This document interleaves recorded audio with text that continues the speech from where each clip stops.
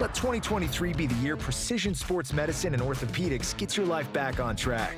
Orthopedic care is better together. Find your provider today. Call 205-512-3885. That's 205-512-3885. Or visit precisionsportsortho.com/2023. You want to look great while supporting your favorite show? You know the place to go is the official Next Round store at nextround.store. Yes, there are .store domains, and we have one. From shirts to hoodies to hats and all kinds of fun stuff, you can rep the Next Round anywhere you go. At the beach, Next Round hats to block out that sun. Up north in the winter, get you a comfy Next Round hoodie. Just need something to put your $20 beer in at a game? Get you a Next Round koozie and throw that thing in your pocket. You never know what stuff Jim's going to make me put in there next. Check it out. It's the Next Round store at nextround.store. The Next Round is so much more than the show you get from 9 to 1 each day. So make sure to head to our official YouTube channel at Next Round Live and subscribe to get all of our latest content. We, of course, have plenty of specialty content and shorts based all around the sports in the heart of the SEC. But we also talk pro sports, gambling, lifestyle and entertainment, and so much more. It's the Next Round YouTube channel where you never know what you're going to find next. Subscribe now to see the latest content and get notifications when we go live. That's at Next Round Live on YouTube. Everything Next Round is on demand now in the podcast section at nextroundlive.com.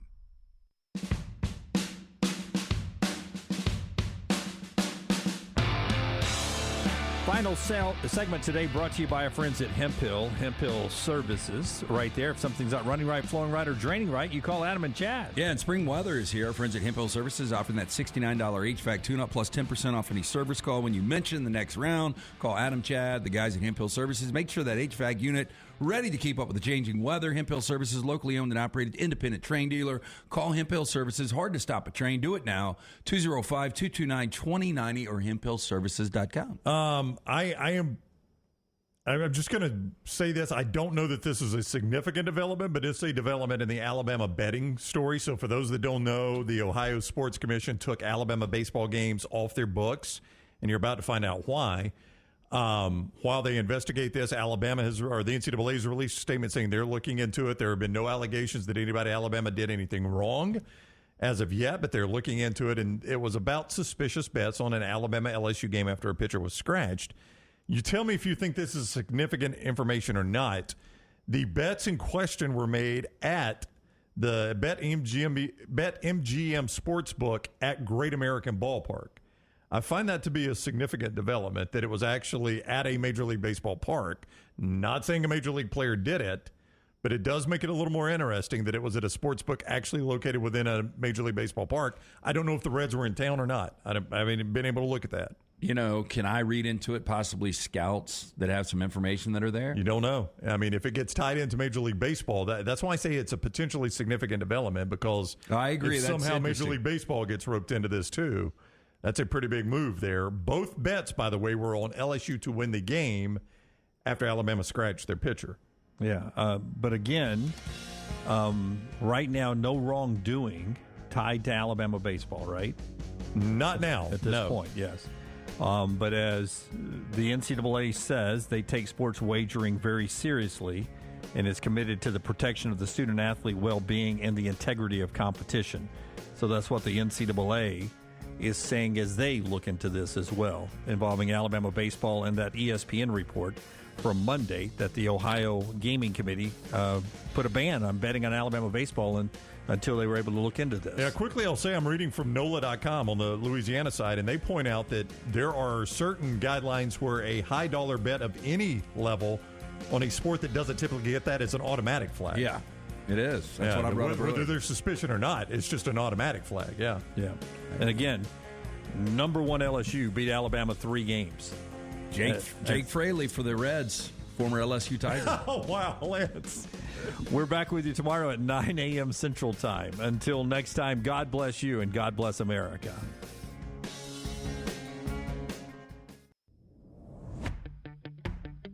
Jim Dunaway, Lance Taylor, Ryan Brown, and Rockstar. Live from the Birmingham Racecourse Casino Studios, the Next Round, presented by Bud Light, is on now. It really was a fun night in the NBA and in hockey. We'll get to that coming up a little bit later on if you like playoffs in the month of May. I still find it hard to believe it's as cool as it is outside here in May. I mean, we're in May. I think this means it's an extended Blackberry winter. I don't want to go deep into, long-range forecasts, but I think the entire month of September into October, we're going to have hot as hell college football Saturdays. See, and I hate that. What I want is hot early, and this is selfishly because I want to be able to get in the pool. And once football starts, I'm not getting in the pool. You know what I'm saying? Now, why do you make this connection? Because the heat wave that we usually get is being delayed a little bit. I mean, we're in the 70s again, early I 70s, agree. 72 today. How do you know it works that way, though? Because I've been on Earth a long time, Brent. I think you're I think anybody that follows weather, let me know right now if you think we're going to have an extended heat wave into football season. Yeah, it's going to be 100 days at least, Brown, of heat. 100 days of heat? Yep. Yeah. So I don't know when it starts, but we're going to have 100 days of heat. Yeah. Now, I'm not talking global warming. Don't try to turn this political because I don't believe that that's what this is. I'm just saying it has not. I mean, I'm out in Arizona. Everyone's talking about it. Our thawing started later this year, blah, blah, blah. Hey, can we talk about the pool situation in Arizona too? Because I've always told you this and you never believe me. So we can circle back to that. We'll get to that later. I hate to admit when I'm wrong. I know, but I think you're wrong on this one, too. Well, let's get to it now. No, I think you're wrong on this, though. I'm not. Make it a poll question out of the bat. It's going to be a hot-ass September. I agree with you. I agree. I mean, I hate that. If you've got early home games on the road, because at home, most of you have really good seats because we only put the crappy visiting fans in the upper decks. But when you go on the road and you get stuck like Alabama fans did in the upper deck in Austin last year, like the last time I went with my Auburn friends to Baton Rouge in the September game, heck, man, we were up. We were closer to God than we were the field. I don't understand how you fans do it on the road. September is going to be hot as heck on football Now, Saturday. most people are agreeing with us, Brown, but Jay Pear over there. Are they meteorologists? Yeah, well, the mini meteorologist husband is saying, I think it's the opposite. If it's already super hot in the spring, then that tells me it's going to be a long, hot summer, including September. All right, so Jay Pear is saying it's the opposite of what I'm saying. I disagree with him. The annual average September temperature for the state of Alabama is 85 degrees. 85 degrees on a football Saturday is perfect to me. Okay. I would take that in December. The 85? average 85 is the perfect. average high for September in the state of Alabama. We have some September games where it's in the 90s. Oh, yeah. The average high for October is 75. I'm willing to bet you those are the exact numbers we'll get this year, too. I'm going to agree with Dunaway here. I think he's onto something. So you think the average September temperature will be what? I think it'll be 88. 88, so up 3. Yeah. What do you think? And I think our averages will be in the high 80s as well. But I'm telling you, football Saturdays will have an extended heat on Saturdays. Give me what our average is right now in May. It feels like we're under that right now, does it not? Yeah, it's touched 40 all 3 days of May. The average high in May is 81 in the state of Alabama. Yeah, we haven't come close to 81 yet. Yeah. Oh, we're also May 3rd. Okay. You say it Okay, like what's the it's average? May 20th. Okay, but what's the average low? 58. Okay, well, we've been hitting in the 40s. Well, again, it is May 3rd. Okay. We've done 3 days. I just don't What's April remember usually? a May in the 40s. I really don't. What's April usually? 74 and 49. Oh, this sort of feels like April. Yep. Oddly, we're only 3 days away. Well, guess what? The high today, I think, is only 70. It is. It is. 72 today. 72. The afternoons are incredible, man. It really is. If the wind would die down a little bit, my golf score would be a lot Okay, so better. you and I agree with that, but I know you have lost a little hope in humanity because of something that I've told you for years and years and years, and you never believed. But it really stands out if you go to an all-inclusive or a resort. Yeah. Okay. Let me. How quickly? If I sent you a picture, Forrester, can you get it onto the television? The television. He's just shaking. Yeah. Okay. I'm sending it to you now, Forrester. I'm gonna send you a picture of the pool where we were, and we'll get to the headlines. TJ Finley did what we all thought TJ Finley is going to do. This is coming, yeah. The way he was talking. We'll give Forrester a chance right here real quickly. I'm about to show you the pool I was at. I am not shirtless in this picture. I'm not in the picture at all. But our friends at Way to Wellness helping me get back into shape in 2023. Hopefully I will go shirtless at LT's pool at some point this summer. if it ever warms up. But if you would like to jumpstart your weight loss, you can do it with our friends at Way to Wellness. Leslie and her board-certified team standing by. I'll probably swing by there this afternoon so that they can slap me on the wrist for gaining 10 pounds on my vacation out in Arizona. But it's they understand there are weekends, weeks, vacations that you're going to get some setbacks in your weight loss journey, trying to just live healthy. Unbelievable people there, and they've got no contract, no sign-up fees, and your first consultation is free. Just go to aplanforme.com. That's the website, aplanforme.com. Leslie and her board-certified team will take care of you. It is Way to Wellness, your journey to healthy living. I get asked all the time, Jim, does it work? It does work. Is it easy? Nothing is easy, but this is the easiest thing I've ever had. And the reason I stick with Way to Wellness, blood pressure, cholesterol. If you have those problems, check out with Leslie and her team and see what they can do for you. Way to Wellness, your journey to healthy living. The website, again, is aplanforme.com. Here's the pool at the resort our last 2 days in Arizona. Artistic, yes, with the shadow of the palm tree sitting right there. Yeah, thank you very much. So that's the pool. We just got to the pool. It's about 10:45 there. So it goes up. My last day in Scottsdale was 101 degrees, by the way. 101, which is why yesterday felt chilly to me. So they're going to have a cold winter. They're going to have some nice football Saturdays. That's right. And their weather's pretty consistent out there. Yeah. 101. And my Uber driver was telling me that was the last, this was the last weekend before before the hot snap comes. Before the snowbirds leave. They leave and they head back north.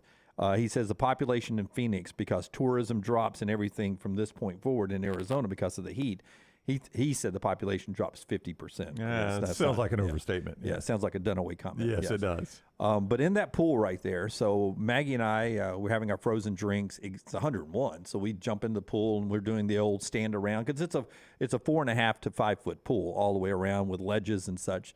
So we're getting in and out of the pool, laying out, getting in, laying out, getting in. What was the basis of conversation that day? Was there any big topic? Well, 2 different weddings were happening on the property. So you had married guys with their wives and single guys back from golf on one side having lunch, and the bridesmaids who were single drunk off their chairs to the left side of the pool, screaming across to them, "Why don't you guys come lay out with us?" Oh, God. Miserable. The single guys over there were, we'll be over there in a second. Hey, Dunaway had sunglasses on and his eyes are cut to the left. Hey, and the married wives. Maggie's mid-sentence. She's like, Jim? The married wives were like watching to see how their husbands were reacting to the drunk bridesmaids. So that's going on. But, at my age, I'm getting out of the pool occasionally, Rockstar, to go number one in the bathroom. Number one, Rockstar. To go pee in the bathroom. He's got to go wee-wee. And then I start noticing that these 2 wedding parties, all in their late 20s, early 30s, nobody's getting out of the pool. Weird. I'm there 2 hours. Bladder is still, man. 2 hours. Shocker. Me and the same other guy who wasn't part of the party either. He had a funny hat on, one of those little Nick Saban-like hats on. We are almost on the same sequence. 3 times in 2 hours I go to take a leak. And I came back the 3rd time and I asked Maggie, I said, have any of those guys on either one of these wedding parties gotten out of the pool? And she said, no. And I was like, dadgummit, LT and Brownie are right. They're peeing in the pool, aren't they? You are in a very small minority that does not do this. Yeah. I do not pee in the pool. And especially those resorts, just be prepared. I'll never forget, we had Young Reed's bachelor party in Vegas. Rockstar, did you come to the pool or not? That's the aquarium day for me. Yeah. But this pool, so they've got 2 different ones. It's a place called Bear. It's a European pool. Yeah. And it's at the Mirage. Well, the pool is half the size of this room, if that. Are you kidding me? And there are so many people in it, and people never get out. Yep. Ever. And so it's basically just a tub of piss. It really is a pain. I got to get out of the pool, then I got to go towel off just a little bit, go get my flip-flops on, walk all the way to the bathroom. I mean, I don't have a problem with going over and squatting on their rocks and just peeing through the bathing It's a suit. pain. I mean, unbelievable. I'll tell you what's worse, I will go to though. my grave not peeing in a pool. I just don't think I you will should tell pee you in a what's pool. worse. You take that stand. Like, we were at Pirates Cove. Remember we were having lunch? Yeah. and walking in those bathrooms barefoot and stepping in other people's piss. I'd rather pee in the pool. Yeah, me too. I will not go in a bathroom barefoot. Yeah. Well, I don't like going in barefoot either. Well, I mean, I don't wear flip-flops. I mean, I grew up in a trailer park, but I'll throw on a pair of Like flip-flops you and don't walk wear in the pool. flip-flops at the pool? I mean, I do sometimes. I just don't like them. I'd rather have just an easy slip-on, slip-off shoe. You need to get those like Rockstar wears, those Hey Dudes. Yeah, I don't like those either. You wouldn't see him dead in those things. Well, I mean, you're just wearing them to the pool. What's it matter? It was still people have to see him. Yeah. People going to see him, make fun of him. Hey, when that pool gate swings open, everybody's like, "What's he wearing?" Yeah. I'll also go to my grave without LT wearing any Hey Dude shoes. Well, I mean, you're just wearing them to the pool. I don't get what just the in the problem name. is. Just in the name. Yeah, it's not that. It's more, I mean, a lot of people are sure wearing them. I just don't personally like them. Yeah. Well, what were you, Crocs? No. What do you wear to the pool? That's what I wear a pair of like easy on, easy off New Balance. How about just some soccer sliders, just some Adidas, Nikes? I mean, I've got some flip flops. I just don't wear them a lot. Our friends at Roback should come up with some sliders. Yeah. Because I'm always looking for something to slide on after the golf shoes, too. Now, I'm more likely to wear them on the beach just because I don't want sand getting in the shoe. Yeah. No. All right. I just don't understand the pool thing. But apparently, You're alone in this one. I hate we're turning it over to you guys. But Well, your I'll tell you, generation. And when you've got any place that's got a swim up bar, nobody's getting out of that thing. It's insane. It was Everybody's insane. pruned. Everybody's pissing. That's right. I was sitting there going to Maggie. I said, I cannot believe that they're freaking right. Freaking right. My man Michael, I'd be so disappointed if LT wore Crocs. He never has. No, I've never had a pair of Crocs on myself. I was just trying to find something you could wear to the pool. My two kids. And Sneakers. They're coming back to. Oh no, they've made a some huge extent. comeback. Yeah. And I think my wife has a pair that she wears out to the pool, too, with the youngsters. Leighton had a pair. Jack never had a pair. And, yeah, the only person I've been closely associated with that had a pair of Crocs was Leighton. Well, let's get out to the headlines now. No surprise what happened yesterday, right? TJ Finley leaving Auburn. He's going as a grad transfer, so he can play immediately wherever he goes. I think his numbers are like 2 touchdowns more than they are interceptions. He started a handful of games You're at a talking couple about of places. career numbers or just at Auburn? His career numbers. I'll tell you. His numbers last year were awful. Yeah, so, I mean, last year he had 1 touchdown pass, 4 interceptions in 53 attempts. and there have been a game here and a game there where you think, God, TJ Finley could make this work at some point. I've never thought that. Yeah, I've never seen that at Auburn. I thought a little bit at freshman at year at LSU. LSU, I saw some flashes. Yeah. And I thought, okay, maybe this can be the guy somewhere. I don't know what TJ Finley's future is, but it's not going to be at Auburn. And I just don't know if you're an Auburn fan, this isn't a big deal, right? Like all you Auburn fans were expecting this to happen, right? We all knew it was coming. I mean, Scott, I'll give Scott credit. He's been saying it for, I don't know what, Scott, 2 months now, basically, that TJ Finley's going?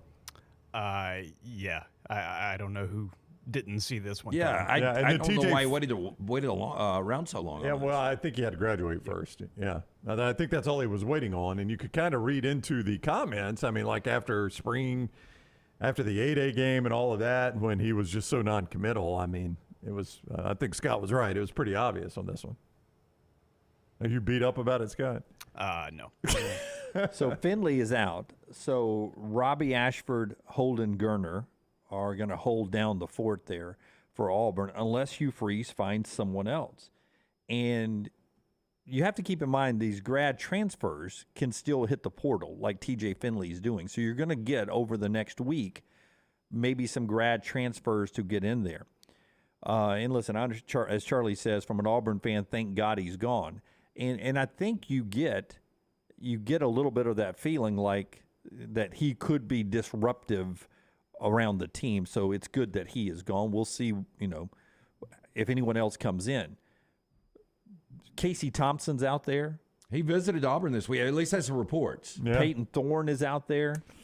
Casey Thompson interests me a lot more than Peyton Thorne. Those are 2 quarterbacks that's in the portal. A couple of other guys. The Oregon State kid has played a lot. But if Auburn's going to go to the portal and it be somebody other than Robbie Ashford or Holden Gerner, I get the feeling it'll either be Casey Thompson or somebody who's yet to still graduate and enter his name into the portal yet. That's where we are in the Auburn quarterback situation. Do you think there's still a move from Hugh Freeze in the future? I do. Well, I think he wants there to be. I can't swear that there is. But I would be a little bit surprised if Auburn doesn't grab somebody out of the portal. Yeah. I would be too. I'd be borderline shocked. And to me, Casey Thompson showed flashes. He's not really what you would call a freeze quarterback. Neither is Peyton Thorne, but I would rather have Peyton Thorne personally than Casey Thompson. Yeah.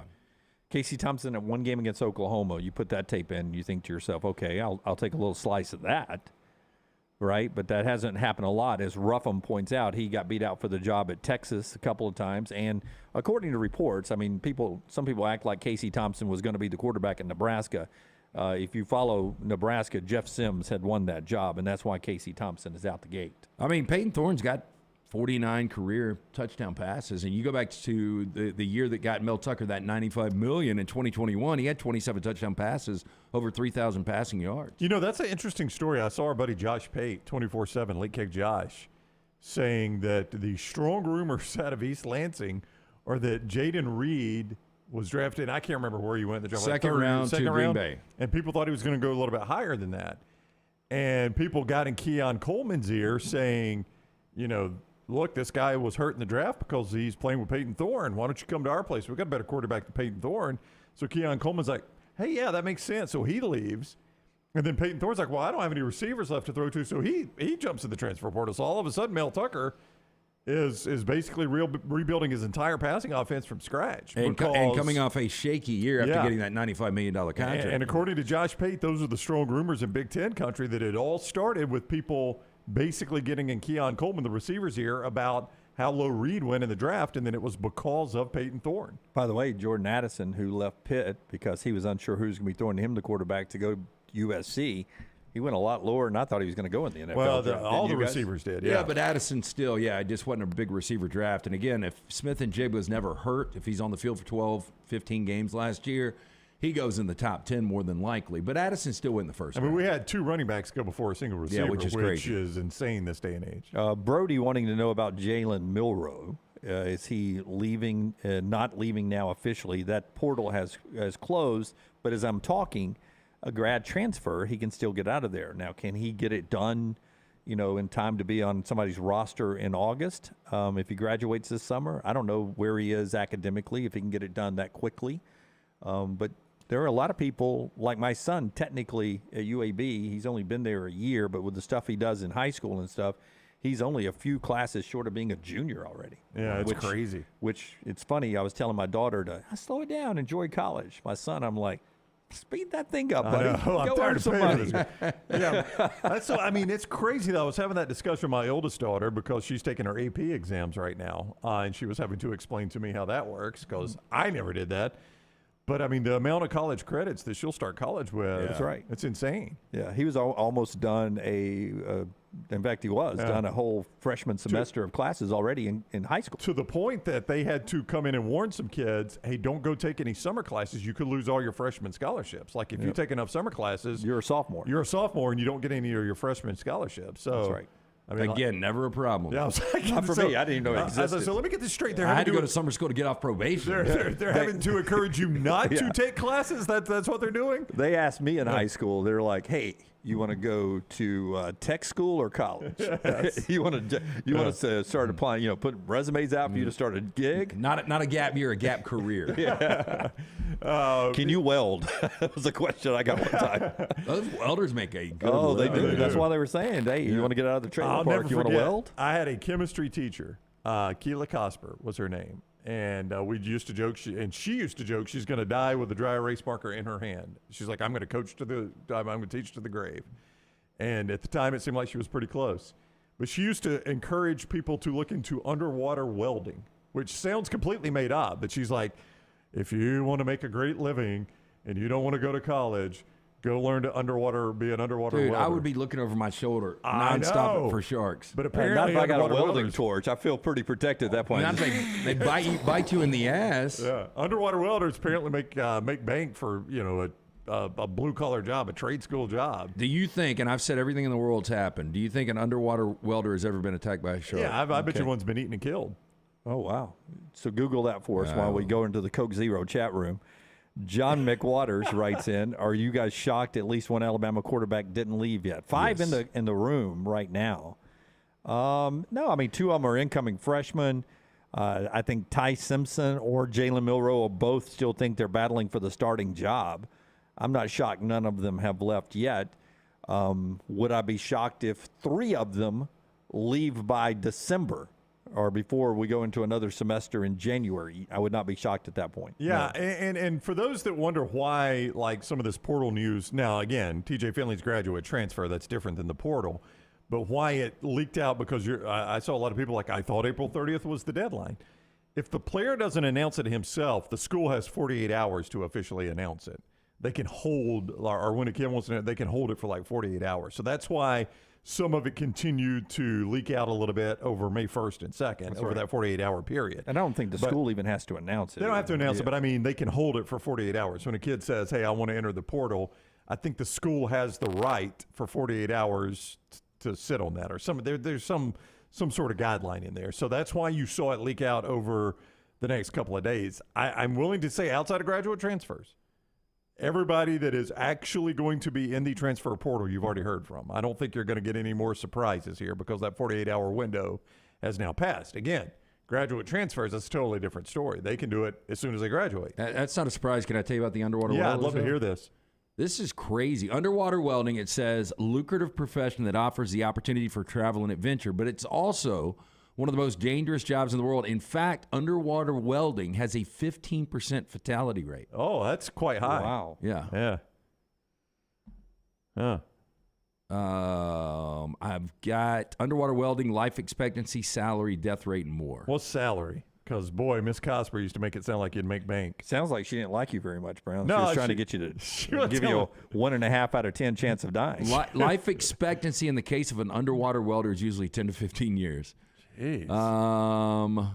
It is a job, cut line, piping. It says what makes it so dangerous, besides the changes in water pressure, drowning, dangerous you're shark underwater. attacks, other marine creatures. Uh-huh. Let me give you a salary. So shark real quick. attacks was one of them. Oh, yeah.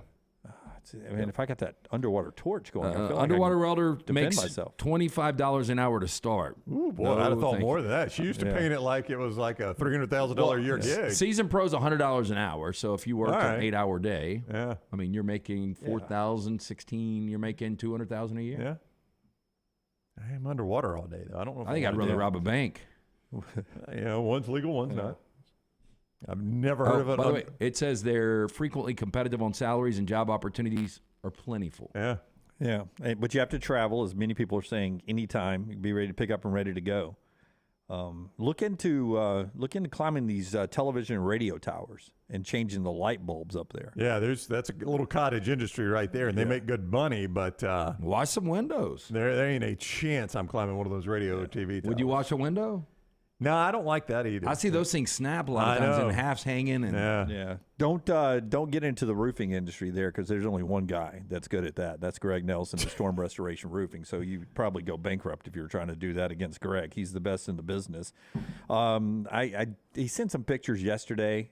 Greg did, and I meant to send him to Forrester. I'll get him out, but he is now a grandfather. I think he said 10 times over. He's got six of one, 4 of the other, and 1 on the way, something like that. Congratulations to Greg Nelson, his beautiful wife, who's now a grandma as well, in Storm Restoration Roofing, the best roofing contractor you'll ever meet. 205-542-3531. Why is it important to get your roof inspected? You don't know what's going on up there, right? You can't see it from the ground, or if you back up and you look up there, you say, oh, it looks fine to me. You don't know that. You don't know if there's been any wind that's loosened any shingles or any other points that's worn with the heat in the summertime, the cold in the winter, the expansion, the shrinking of the changing temperatures that has opened a way for water to leak into your roof. It's going to cause tremendous damage, and it's going to be more expensive down the road. That's why you let Greg Nelson and Storm Restoration Roofing come out and give you a free no-cost roof inspection. 205-542-3531. That's his cell number, 542-3531 for a free no-cost roof inspection. A-plus rated with the Better Business Bureau, locally owned for over 20 years. All the warranties you would want. Insurance companies trust him. And if you've ever got storm damage, call him too. He comes out and helps you there as well. Look him up on Facebook if you don't want to go through the phone. You just want to send him a message there. It's Greg from Pell City and Storm Restoration Roofing. Follow LT on Twitter at @TheLanceTaylor. Hi, this is Wes McClooney, owner of the New Balance Birmingham store. Today I have some tips on how to stay healthy. Number 1, get some cardio. 2, get a proper fitting on your shoes to get the most out of that cardio. Our in-store fit specialist will match your feet with the perfect New Balance shoe so you get the perfect fit. Come see us at the New Balance Birmingham store, located on Highway 280 next to Chick-fil-A.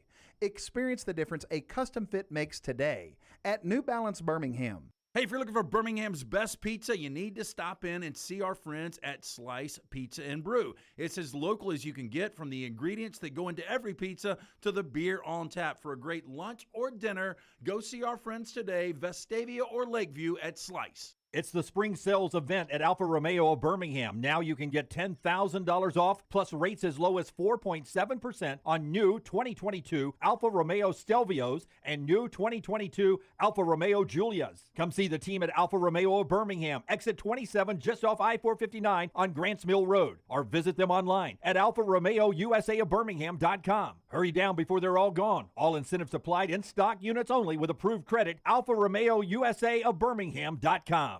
Support the show and grab some great t-shirts and hoodies right now in the Next Round store. Buy the Alabama State Map shirts in your team's favorite colors, the popular Y'all Can Have the Rest, or Next Round flag shirts are also online now.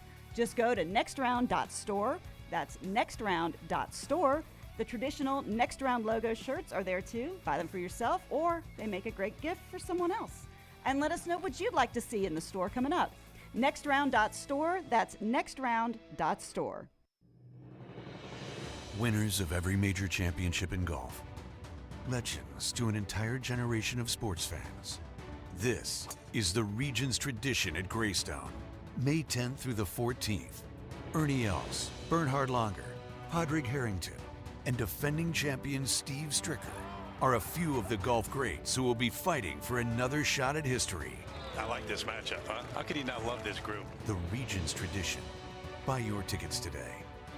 Do you have unexpected medical expenses? You want to update the backyard, or you just want to take that vacation of your dreams? Legacy Community Federal Credit Union offers lifestyle loans that can make all those things happen. The great news is no collateral is required, and they have affordable low rates. See more about Legacy Community Federal Credit Union's lifestyle loans at legacycreditunion.com, or stop by any of the greater Birmingham area branches. Legacy Community Federal Credit Union, proud supporter of UAB and UAB athletics, federally insured by the NCUA. Want more of the Next Round? Download the app or visit nextroundlive.com for the latest podcast, the Mystery Fifth Hour, our Not For All Ages podcast, The Last Call, and the entire Double Down Media podcast family.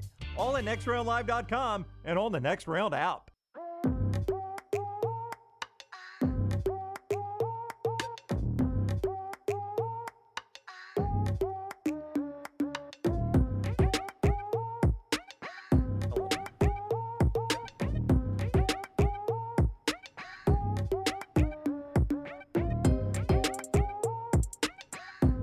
JA in the Coach Zero chat room, I'd go with the tower.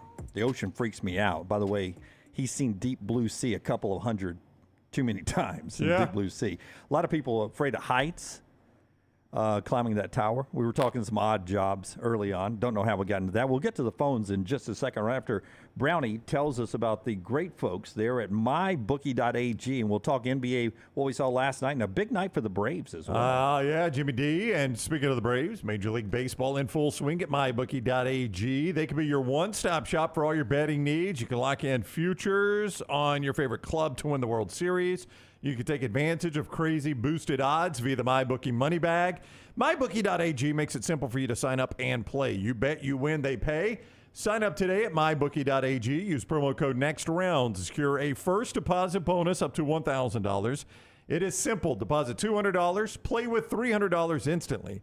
Just use promo code NEXTROUND to claim your bonus. That's MyBookie.ag, promo code NEXTROUND.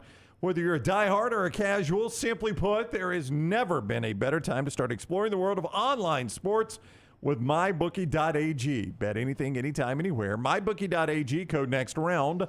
MyBookie.ag, code next round. Stephen is down in Pelham on the JohnsonRVCenter.com phone line, 205-734-0923, 734-0923. Hey, Stephen, how are you, man?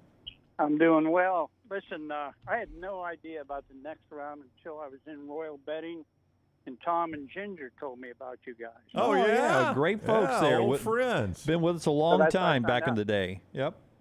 But you may or may not remember when Laurel was with you, I sent a picture of my daughter with Taylor Swift. Uh-huh. Yes. And last December for Christmas, I bought her a ticket for the last Friday night show in Atlanta. It was $911, one ticket, but it was front row on the floor. Wow. My goodness. That ticket was probably worth, what do you think? $5,000 is what that ticket would have gone for if she'd have sold it on the night of the show. Yeah. Yeah, she sent me some great videos and snapshots of Taylor. So close. It was amazing. What a good But dad. anyways, Penn State, what do you folks think they're going to do this year? I really like Penn State a lot. We were talking about them being a possible playoff team yesterday, Stephen. This is I feel like they're going to improve in the quarterback situation. What about you guys? Drew Aller, I can't wait to see this kid play. And you look at the defense that James Franklin has put together. They're going to lose Joey Porter Jr., or they lost him to the draft this past week. But, yeah, I mean, the 1-2 punch they've got in that backfield led by Nick Singleton, I think Penn State's going to be really good this year. Good offensive line coming back. It's tough when you play in the Big Ten with Ohio State and Michigan where they are right now. But a pretty forgivable schedule. Only really one difficult road game. And I feel like this is the year for Penn State. I really do. Boy, I hope. Jim, I hope you get rid of that third ticket. Thank you, Stephen. You're working on it, Jimmy. Yeah. I am. Trust the process. Yeah. Aller, it's interesting because Sean Clifford was a guy that he just won you games, right? He was not flashy. Nobody's going to call Sean Clifford great. Didn't even throw for 3,000 yards last year. Made pretty good decisions, 24 touchdowns, 7 picks, but everybody thinks it is an upgrade to go to Aller. I remember when he came in at the end of the Auburn game watching on CBS and Danielson talking about how excited they are about this kid. Yeah, look, that was in mop-up duty. Their most highly recruited quarterbacks in the history of Penn State. You look, though, I thought Sean Clifford was solid. But the interesting thing is Will Levis couldn't beat out Sean Clifford. There's a reason he transferred to Kentucky. So you had a consistent, I would say, B-, C+ quarterback. Yeah. But Aller's got that opportunity to be more than that. And if you get more than that at the quarterback position with what you've got, and it should open up things with what they've got running the football for Aller. Yeah. There's one of the longest existing state bets we still have out there. The very first one, if you don't remember, back in the day was Notre Dame and the Cubs. Notre Dame and the Cubs. Notre Dame winning a football national championships and Cubs winning the World Series. And I forget which side I was on. I feel like I was with. I think you had Notre Dame. I think I had Notre Dame and you had the Cubs. You won that one. What the longest running state bet that is still out there is Texas A&M. No. It's this one. Franklin, Strong, Sarkisian gets their current school to the college football playoffs. Now, that was Strong at Texas, Sarkisian at USC. How long ago has this been? And James Franklin when he took the job at Penn State. So he's been there a while. So that's been out there. So Franklin's my last surviving coach even have a chance there. Yeah, I think you'll end up winning that because of the expansion of the playoff. If he's still there next year, right? If he doesn't, he is always rumored to be taking the next job. I don't know who wants to hire James Franklin. Well, if he gets into playoffs, a lot of people. Yeah, I don't know. Doesn't it seem like one of those situations where Penn State's like, okay, we've got a pretty good coach. But there again, if I get in the playoffs at Penn State, why leave Penn State? That's exactly right, Brown. That's exactly right. It's right. been a tough bill for him. Now, help me remember, and I apologize for asking this, but they're in divisions this one more year, right? I think so, yes. I think that's right. It's easy to lose track of this. I don't think they're going divisionless until USC and UCLA come in next year. Even though, but check Penn State's schedule. Does it I've have got it Ohio right State here. and Michigan on there? It does. That's why I okay. was asking that, because they are at Ohio State and they host Michigan. Okay. That will be the only game that they will be an underdog. But now next year, At Ohio State. Next year, that schedule right there, you look at that and you're like, okay, we're at Ohio State, but we host Michigan. Even if we lose the regular season at Ohio State and we beat Michigan, we'll play Ohio State again for the conference championship. Yeah. Or we'll still be one of the 12 teams in because we'll be so highly ranked with a wild card. That's what JA is pointing out in the Coke Zero chat room. Penn State's one of the teams that will benefit the most. That's right. From expansion. I agree completely. From number one, from expansion, and number two, from losing divisions in their conference. But here's the truth of it, Lance. If they lose that game to Ohio State, they don't go to their conference championship game in all likelihood. It's an uphill climb for them to get in the playoffs. I still think because of how we respect the Big Ten now. I don't know. You go back to last year with Michigan and Ohio State getting in. If Penn State was to lose that one game in Columbus. But let me give you the rest of that schedule, and you tell me, okay? West Virginia at home. It's a chance. You give me a team you think finishes in the top 25. Okay, but at least West Virginia, they start out every year with that name brand. They do. Yeah, I'm just going to read this. You give me a team you think finishes in the top 25. Okay? West Virginia looks good on the Prudential College scoreboard. That's all I'm telling you. All right. West Virginia. Do you think they'll finish in the top 25? No. Delaware is FCS at Illinois. I think Illinois is going to be much improved this year. Illinois will be interesting. I don't think they will, but they could be a surprise. But Illinois, like West Virginia, looks good in the win column. Iowa at home. Probably top 25. It's going to look good in the win column. Well, Cade McNamara, they're going to get an upgrade at quarterback. Yeah, if we were doing Lance, they are. I know, but think of what you just said. Iowa's getting an upgraded quarterback. That's almost impossible not to do. But still, he finds a way to win 8 games every year. Okay. If we were doing quad 1, quad 2 wins like we do in basketball, quad 3 wins, those are all at least quad 2 wins and borderline quad 1s. I did not know you married James Franklin over the Christmas break. But all right, at Northwestern, UMass. No. At Ohio State, course. yes. But let's say they lose this game. I'm playing them losing this game. Indiana. No. At Maryland. Probably not. Michigan. Yes. Rutgers. No. At Michigan No. State. So there's a chance. They only play 2 ranked teams. And they're going to split that. I mean, that's a tough resume for a one-loss team that didn't even play in their conference championship. If Ohio State ran the table and it was at least a decent game in Columbus, that would help you. Yeah, it would be hard to overlook. Just because the Big Ten has so much credibility. I don't know. I mean, again, when we have these types of discussions, I always say you got to tell me what everybody else has done. You but know a one-loss Penn State not in their conference championship game. But you know how close we were from going from Alabama, Georgia, all SEC playing for the national championship to seeing it last year.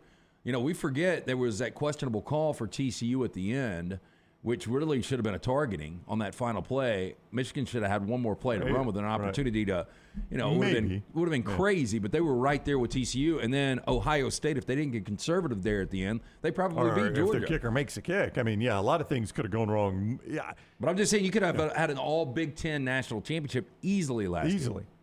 Yeah, I mean, a couple plays go a different way, and it's a better national championship game than what we got. By the way, that's Penn State's thoughts.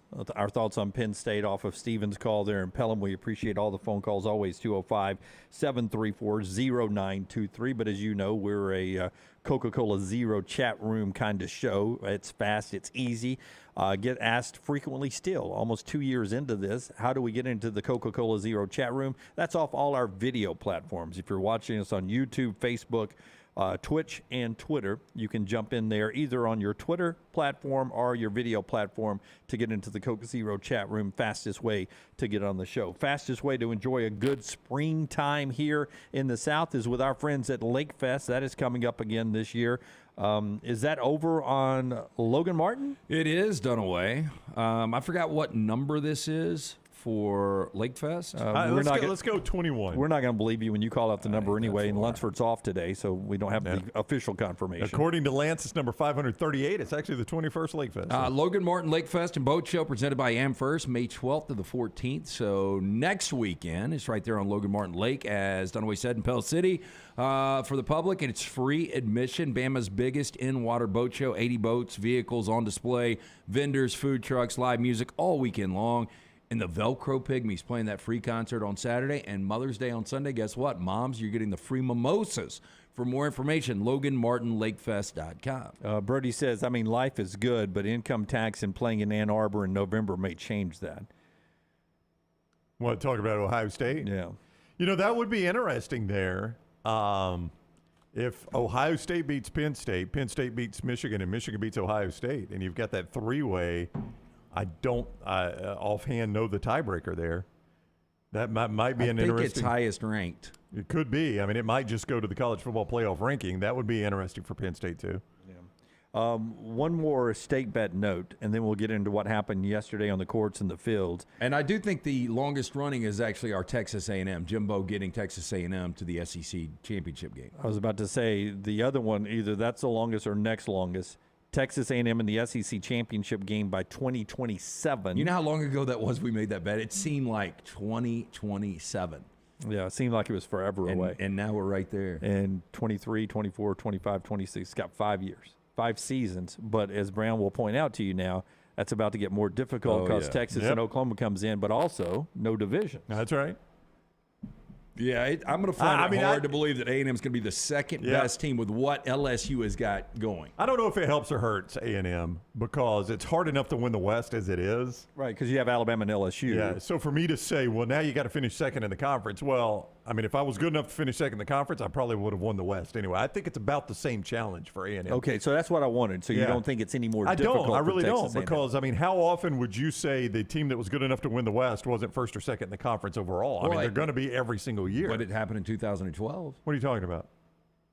For Johnny Manziel and Texas A&M, they were the second best team in the conference, and they didn't get to the conference championship game. But Georgia was a one-loss team, weren't they? I don't think so. Yeah, I guess they were. Yeah, Georgia was a one-loss team. Yeah, because Alabama or Georgia would have played Notre Dame. Yeah, but I still think A&M was a better team. Well, they might have been. I don't know if they were better, but I don't think they were ranked higher going into that conference championship. That's right, because Georgia and Alabama, the winner played Notre Dame for the title. But the way I would see this is Georgia is going to be 1 or 2 for the next decade. As long as Kirby's there. It feels that way, yeah. And, I don't know about Nick Saban in Alabama. It's amazing that everybody's starting to question that program again. It's clearly falling apart. But LSU's not going anywhere. Alabama's not going anywhere. And A&M's been so far away. Yeah. All right, what happened last night? And then a little bit later on, after we talked to Justin Hokanson about the TJ Finley exit and everything else going on with Auburn football, we will jump into Mark Slayball's latest top 25. We've got some NFL power rankings to get to today. And a lot of other things that will make for an enjoyable few hours here on the show that's being brought to you in part by our friends at Regions Tradition. We're out on the golf course next week at the Greystone Country Club here in the Birmingham area. Always fun to get out there Wednesday with the Pro-Am, which brings a lot of sports figures and entertainment folks to town. Well, Lance just mentioned Kirby Smart's team. Kirby Smart will be here. Hugh Freeze will be here. Riley Green will be here. Charles Barkley will be here. Condoleezza Rice. They're among the great group of celebrities that will be playing. Steve Stricker is your defending champion. Ernie Els, Bernard Longer, they're all in the field. It is a major on the Champions Tour, RegentsTradition.com. That Celebrity Pro-Am is Wednesday, the tournament Thursday through Sunday. You can get a $25 good any one-day ticket. Kids 18 and under get in free with a ticketed adult. It is the Regents Tradition. See more, RegentsTradition.com. All right, back in a moment here on TNR. Follow Brownie on Twitter and Instagram at Ryan Brown Live.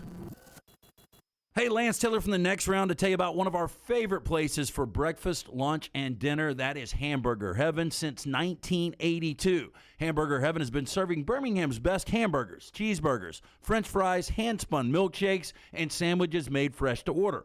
All of their ingredients are fresh and prepared daily. This includes their beef, always fresh, never frozen, hand-pattied each and every day. For breakfast, lunch, or dinner, visit any of the 4 locations, Highway 280, Irondale, Gardendale, and Homewood. Did you tweak your shoulder putting up Christmas decorations? Injure your elbow shooting hoops in the backyard? Or hurt your knees getting up from the couch at halftime? Let 2023 be the year precision sports medicine and orthopedics gets your life back on track. Orthopedic care is better together. Find your provider today. Call 205-512-3885. That's 205-512-3885. Or visit precisionsportsortho.com/2023. Logan Martin Lake Fest and Boat Show is coming up May 12th to the 14th on Logan Martin Lake in Pell City. Presented by AmFirst. Right now, the admission is free to the public. Show up the 12th through the 14th. It's Bama's biggest in-water boat show. 80 boats and vehicles on display. Vendors and food trucks. Live music all weekend long. And how about this? The Velcro Pygmies are having a free concert on Saturday. And Sunday for Mother's Day, it's free mimosas for Mom. For more information, go online. Go to LoganMartinLakeFest.com.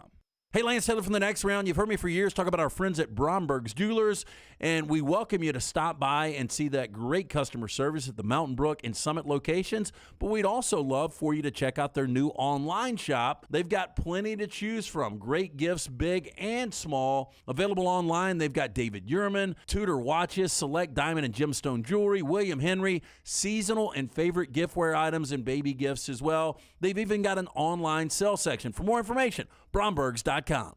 For 50 years, our friends at Wayne's have been doing things around your house that you don't have time to do. Warm weather is coming. You want that lawn looking great. You want mosquitoes not around. Our friends at Wayne's, they can help you out. Right now, they will do $50 off for each of those services to continue to celebrate their 50th anniversary.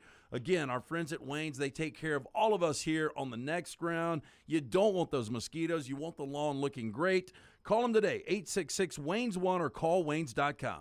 Follow Next Round Live on Twitter, Instagram, Facebook, and YouTube. The social media team at Next Round Live will share the latest interviews and videos from UAB, Alabama, Auburn, and campuses all over the college landscape. You'll also get the latest highlights and news from the Next Round Live Daily Show. Jim, Lance, and Ryan will share their thoughts, and remember, you can always see the old shows on the Next Round Live YouTube channel. Subscribe, like, and don't forget to comment. Turn on the notifications so you don't miss a thing. It's Next Round Live on Twitter, Instagram, Facebook, and YouTube.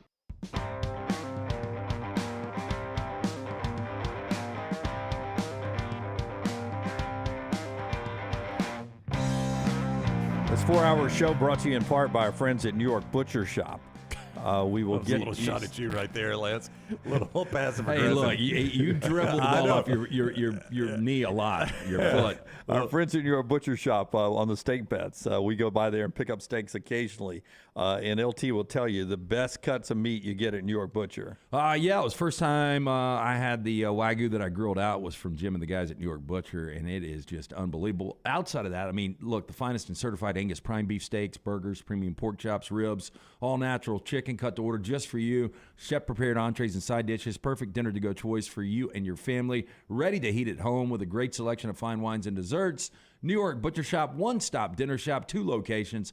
Cabo Heights right down the road here, Highway 119 in Greystone, the New York Butcher Shop, rare quality, well-done service. Listen, I really, and I said this yesterday, this whole gambling with Alabama baseball story that's out there is putting Alabama in a bad light, and I don't know if Alabama really has anything to do with it. So I'm waiting to see the NCAA's looking into it, Alabama's looking into it. What do you know, Brown, from when we talked about it yesterday, the ESPN story? Have you learned anything? I can't wait to talk to Fuhrman about it. If anybody's talking about it in Las Vegas, Fuhrman's with us today at 12 noon. You know, I was texting with Fuhrman, and he was trying to dig into it a little bit, but he said a lot of the same things that we had said on the show from a Vegas perspective, that the assumption I think everybody has is that Alabama scratched their pitcher, and that information got out to somebody before it was announced. And they're trying to, I think, determine maybe how that happened. But, you know, as Fuhrman said, and Lance had already brought this up, the betting limits are so low on college baseball that he said at a place like the bet happened at Great American Ballpark, right? It was the MGM Casino there at Great American Ballpark. And he said it wouldn't take many bets at all. And he may know the number when he comes up with us at noon, to completely halt all betting on that game. Max bets. Like, he was like, the limits are so low that it wouldn't take many max bets at all. that no matter if it was inside information or not, everything is stopping on that game. Like, I would give you an example. Let's say that you said it originated from Great American Ballpark, right? Yeah, that was the report, yes. So there's a bachelor party there, and one guy's like, hey, man, I know this is about to be a scratch, and you've got, 6 of the 10 guys decide to max out on their DraftKings account and put $1,000 each on Alabama. That would 100% raise a red flag. And so that was the reason the betting was stopped, and they've halted all betting. And a lot of people in the industry, and there has been no report of this, I'm just saying the people in the industry, their assumption is they're looking into how that word got out and who it got out to. Now, I find it really interesting that it is a casino at a Major League Baseball park, and I'm sure Major League Baseball has their antenna up on this story too. But I agree with you, Dunaway. Like, if I'm Alabama, I want to clean this mess up because the way the article read was it was an internal Alabama thing is the reason this thing got red flagged. I think the average person on the street sees that story on ESPN.com and thinks Alabama somehow is fixing games. Yeah, that's the way it looks. Yeah, and from what I've read so far or gathered so far, it's nothing like that. But that's the way it reads to the common person. When you see that, if you don't understand the gambling, and we'll wait and see what immediately happens. So at some point, somebody's got to come and clean this up, and we'll see who that ends up. I agree with Pritch Law. It just seems to me like the folks who handle gambling, the casinos, the legalized gambling in the world, didn't get the inside information first, so they felt like they were at a disadvantage in the odds. Yeah, I don't know. That may be the case. I'm not certain. Your concern is, as we said yesterday, and anybody I've talked to about this says this would be the concern, and this is why the NCAA has said they're aware of it. This is why Alabama's looking into it, is that somebody on the team would be, and this could be any team, not just Alabama, but somebody on the team gets behind, and I'm gonna tell you why this is not highly likely, but somebody on the team gets behind. Let's say, Jim Dunaway, you're a reserve outfielder at School X. And you get behind to a bookie 2,000, and you find out our starting pitcher's not going. We're about to throw some noodle arm against LSU, number 1 team in the country. You call that guy up and you're like, hey, I got some hot information if you want to make some bets and wipe me clean. But what everybody has said is the max bet on college baseball is so low that that's even unlikely. Yeah. Because why risk it for, now if this were Super Bowl information and starting, Patrick Mahomes ain't playing the Super Bowl, well, now you got something, right? And I agree with Ross. This is the most the show's talked about college baseball in a 2-day stretch ever. That is correct. He is not wrong about that. That's the world we live in. Basketball last night. Lakers in Golden State Game 1. LeBron, AD, and Austin Reeves were the stars for the Lakers. I watched the very first few minutes of that game, and I thought, why is Austin Reeves even on the court? He's had a tremendous year, I mean, he looked out of place to start with, and the Lakers looked horrible the first 2 minutes of that game. They did. They settled in 117-112. Lakers win and take home court advantage, winning Game 1 at Golden State. Anthony Davis in that game played 44 minutes. He had 30 points and 23 rebounds in that contest. So good. He hit all 8 of his free throws. The Lakers, 25 of 29 from the stripe. And, Golden State now is in an interesting spot here. Now, they came back from the 0-2 hole against Sacramento. They did. But they started on the road in Sacramento for those 2 games. This was starting in the Bay Area, down 0-1. Now I see the Lakers have gone from a minus 145 Golden State favorite to now the Lakers minus 165 favorite. Golden State shot pitifully from the floor last night. Steph was off his game, 10 of 24. I mean, he's going to have to not be the Game 7 Steph you saw against Sacramento, but he's going to have to be better than he was last night. That's right, and that's surprising because the Lakers usually don't play as aggressive on the perimeter as Sacramento did against that defense. They just didn't hit their normal shots last night for Golden State. Jimmy Butler didn't play. Knicks even that series with the Heat 1-1. Tonight, you got one game, Philadelphia and Boston. Sixers up 1-0 on the Celtics back in Boston. They'll try to go up 2-0 with both road wins. Joel Embiid is in, according to reports. He's going to try to go if he doesn't have a setback today. He picked up his first MVP award last night. Yeah, and that's the 5th consecutive foreign player that has won an MVP. And before that, before Giannis won that first win, then I think Giannis won back-to-back, then Jokic won back-to-back, and then Embiid wins that one. There had only been 3 international players that had ever won an MVP. It was Dirk, it was Hakeem Olajuwon, and I've got it right here. Who was the third? Arvydas Sabonis. Steve Nash. Steve Nash Steve from Nash. Steve That's yeah. right. Great Very job, good, Rocky. Rockstar. Canadian. Yeah. Rockstar's here today, everybody. Yeah, back to back. He's Canadian. But Embiid, this is a guy that led the NBA in scoring for the second year in a row, was runner-up the last 2 years, and very deserved. Is it? I mean, this feels. I do this all the time, and I understand I do this in the NBA playoffs. So, By the way, third Brown does this all the time. consecutive season a center has won this. Is this do or die for the Celtics? Yes. It feels like it, doesn't it? You can't go down 0-2 You at can't home. go, 0-2 at home, especially one of those games without Embiid. And I still don't know if Embiid will play tonight. Last night he was doubtful. I did see that questionable now. But if he does play, he's still going to be in a brace, Brown. So even if they lose tonight and Harden has another great night, I'm not going to bury the Celtics yet because I don't think Embiid will be 100% the rest of the playoffs. Celtics are a better team. They are 100%. So that goes at 7 o'clock tonight on TNT. For Joel Embiid, though, he wins the MVP. He's 29. He did not start playing the sport until he was 15. 14 years he's been playing the sport. From that, starting to play, picking up his first basketball at 15, and now winning the NBA MVP at 29. If you ever think to yourself, man, I got to start my kid when he's 5, when he's 6 doing something. You don't have to if your kid's got talent. God gave him something There's no doubt. most kids don't have. Yeah, look, he's got the size, he's got touch, he's got athleticism for that size. He's got range. I mean, he averaged 33 and 10 this year. He's a great player. He is. He's the NBA MVP. Speaking of dads and their kids, great story at The Athletic. Carlos Boozer, remember him? I do. Played at Duke. Yep. He's got twin sons. He's the guy Prince rented his house. You remember that story? I don't know. Yeah, in the Hollywood Hills, and Prince destroyed it, like painted it, put a salon in it, painted it purple. Painted it purple, destroyed it. Yeah. He rented the house and he did all that to it? Yeah. Cameron, Probably still find that story, can you, Rocky? Cameron and Caden are 15-year-old twins of Carlos Boozer. And they're going into their junior year. And they have, everyone's assuming they're both going to go to Duke, like Carlos did. He says, no, they're going to go wherever they want to go. They do want to play together, so they're going to be a tandem pick for somebody. So it's like in Little League when you drafted a twin, you got his brother too. Yeah. That'd be huge. The coach who has seen more of their high school and travel ball games, who do you think it is? Since you ask, it's either going to be Bruce Pearl or Nate Oates. It would be a better story if it was Bruce Pearl or Nate Oates. That's them after winning some medal. Okay. That's the Boozer twins. How big are they? Do you know? Because what he play at, Lance? 6'9". 6'9"? Yeah.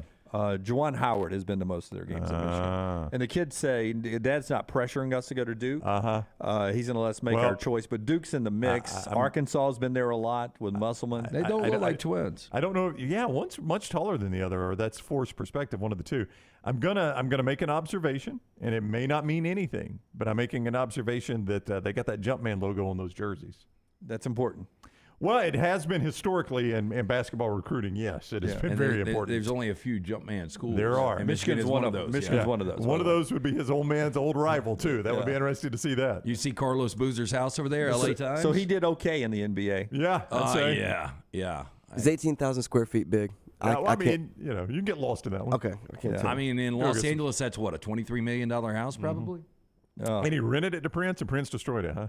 Yeah, Prince. I mean, is there anything on there? I mean, it was pretty an amazing story. Yeah. 18,000 square feet. Do you think he held Prince's Oxygen deposit? tanks. I am not giving your deposit back. No, I don't think he got that. Yeah. Yep.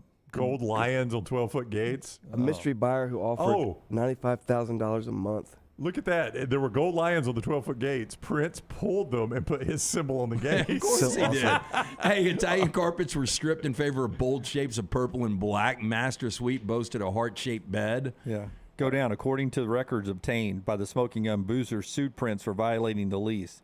But Boozer later claimed the pop star smoothed things out by wiring him $500,000 and promising to return the home to the standard form by the end of the lease. Wow. $500,000. And Boozer said he kept his word. I mean, Yeah. look, I got All no problem right, with there that. you You can come in and you can Yeah. completely change everything up. I just want it like I had it when I get back. That's right. Yeah, And or $500,000. better, or better. Yeah, and $500,000. Or yeah. better. All right, top of the hour, Justin Hokanson joins us on the other side. Speaking of remodeling, Prince didn't do it for Brown's bathroom, but somebody else did. Hey, Prince did it. Yeah, he may as well be. Listen, He's coming to my house today, by the way. Oh, is he really? Yep. My guy Brad Bell. Lance is about to use him. We might get some before. Can we get some before and after photos? You Oh, cool with that? yeah, for sure. Lance looking to use him. I have had so many people reach out about Brad Bell and A-plus tile home remodeling. We had a master bath that, but it's the way it looked when we bought the house. And I know a lot of you look at these photos Scott showing you, you're like, yeah, it's not awful. It wasn't awful. It's just not what we wanted. We wanted it to look different.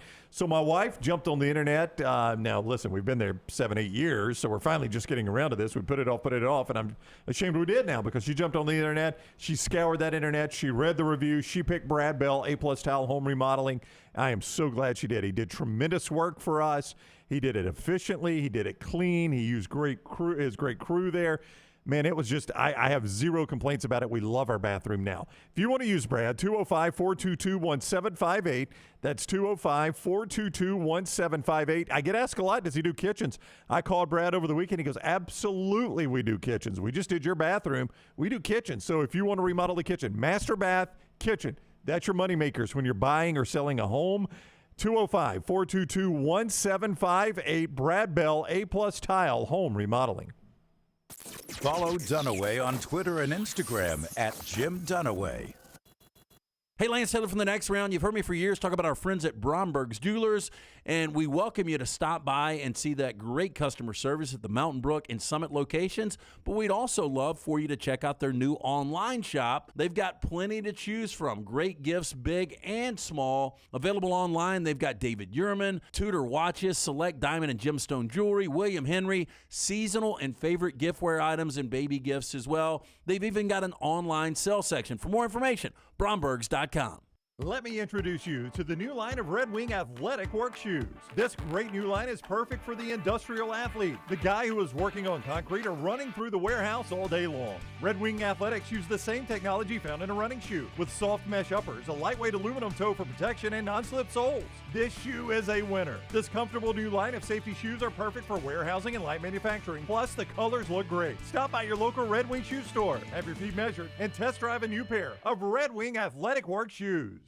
Make sure to start your day at nextroundlive.com. Get caught up on the latest podcasts and videos from the live daily show, plus specialty shows such as the Mystery Fifth Hour. You can also learn more about the whole staff at Double Down Media, find all of our social media feeds, see the latest videos from our YouTube channel and gaming channel, plus find other ways to consume the show like the Next Round mobile app, which you can download direct from the site via your iOS and Android device.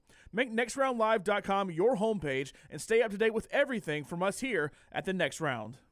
Stop by the New York Butcher Shop and pick up the finest in certified Angus prime beef steaks and burgers, premium pork chops, ribs, and all-natural chicken cut to order just for you. Their chef-prepared entrees and side dishes are the perfect dinner-to-go choice for your family and are ready to heat at home. With a great selection of fine wines and desserts, the New York Butcher Shop is your one-stop dinner shop. 2 locations to serve you, Cahaba Heights and on Highway 119 in Greystone. The New York Butcher Shop, rare quality, well-done service.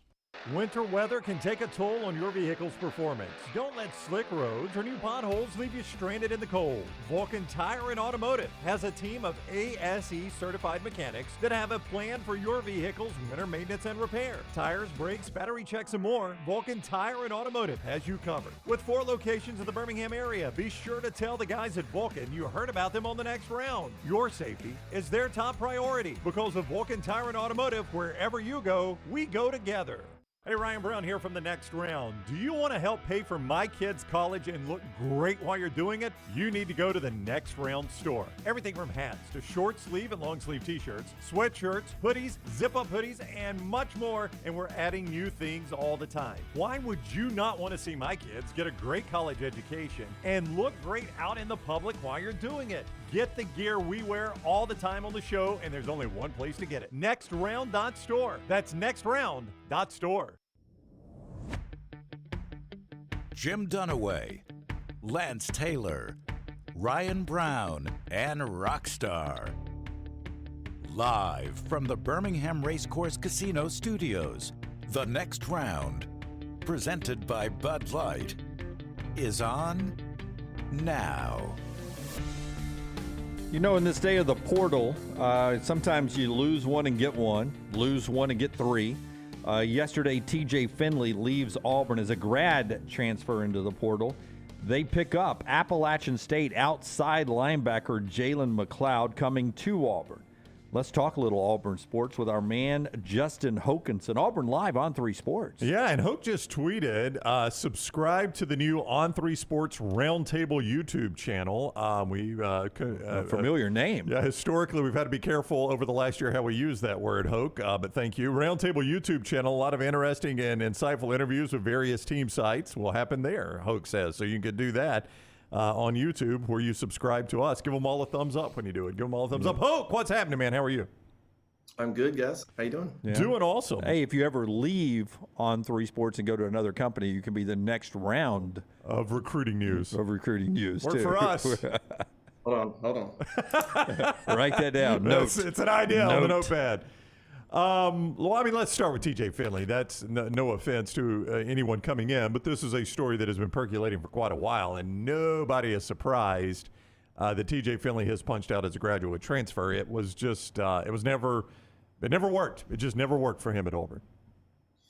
Yeah. I mean, it didn't. I mean, I think that he was brought in initially, just because they needed some competition, and he was there, and he's a guy that was, in the SEC, and he had a big body and a big frame, and you thought there's potential there. And so you bring him in to compete, and it never really panned out. Obviously, he played a little bit back up against Bo, and then last year, won those first 2 games, and then they got blown out, and against Penn State, he got hurt, never got back in again. Actually, he got back in the game at Ole Miss for 1 possession, and he fumbled, and that was it. And then the last 4 games, he didn't even travel with the team. He wasn't even a part of the team. So, no real surprise. We heard a little bit about him possibly transferring after the season in the winter.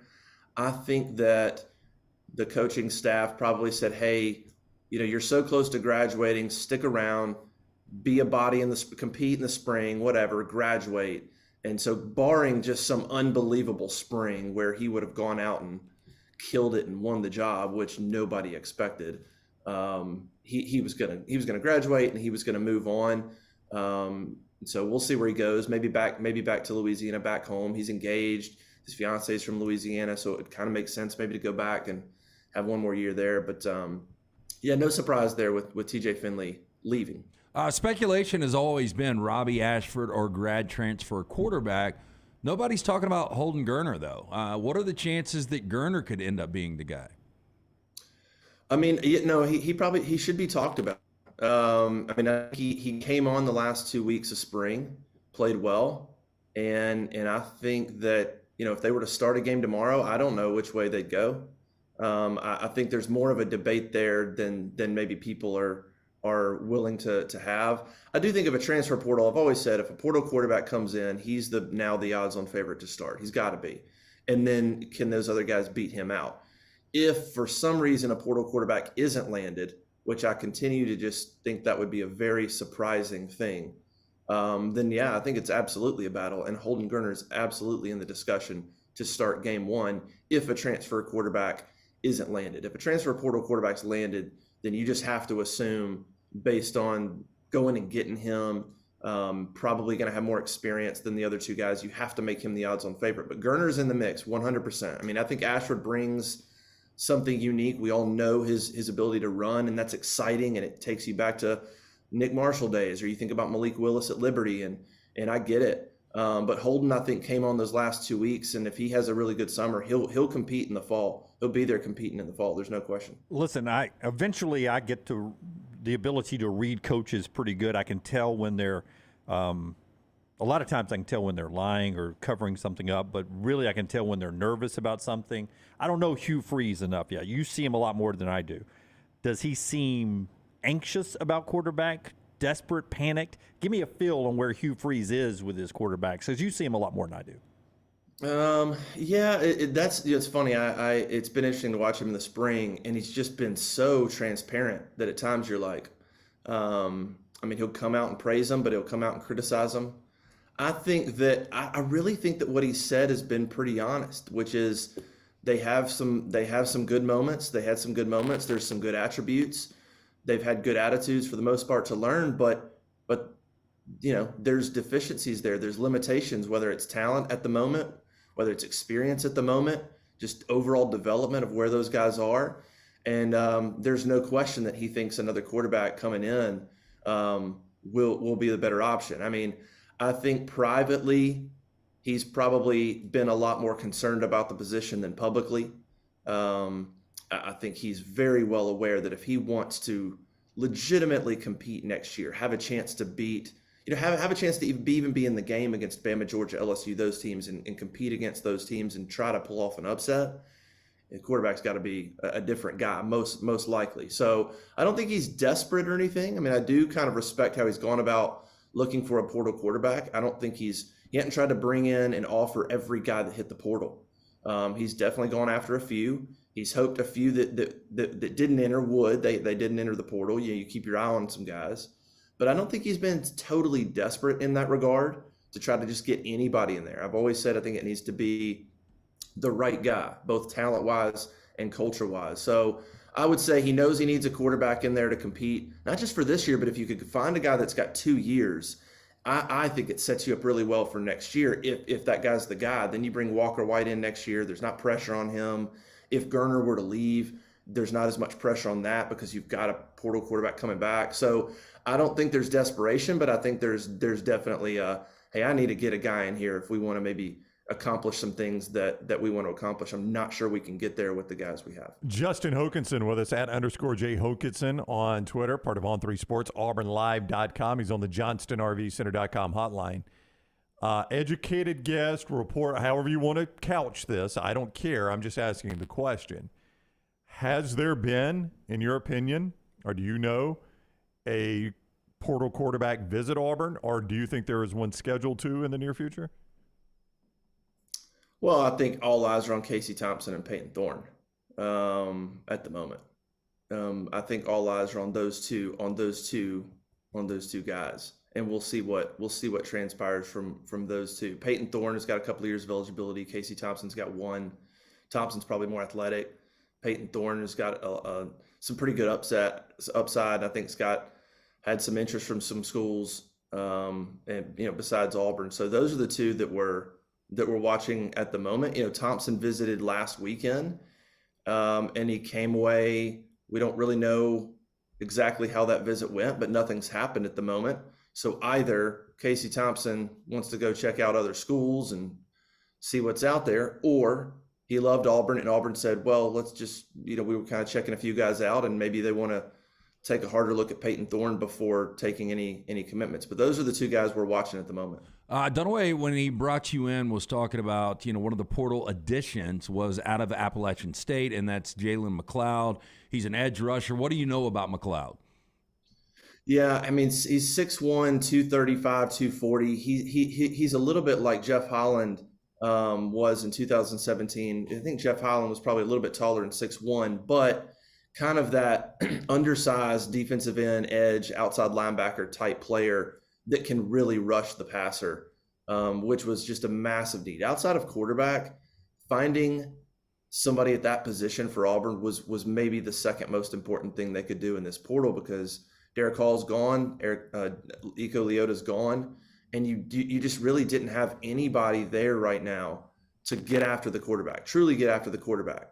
This guy fits that bill. Little undersized, so he's not a true defensive end, but he's that outside linebacker edge guy that you can send off the edge, especially in passing situations, and create havoc. Hopefully, if you're Auburn and you're Ron Roberts and you're trying to create plays in the backfield and wreak havoc, this guy fits that bill. Really well built, hard-working player, and he just fits a need. You got to be able to pressure the quarterback at times, and he can do that.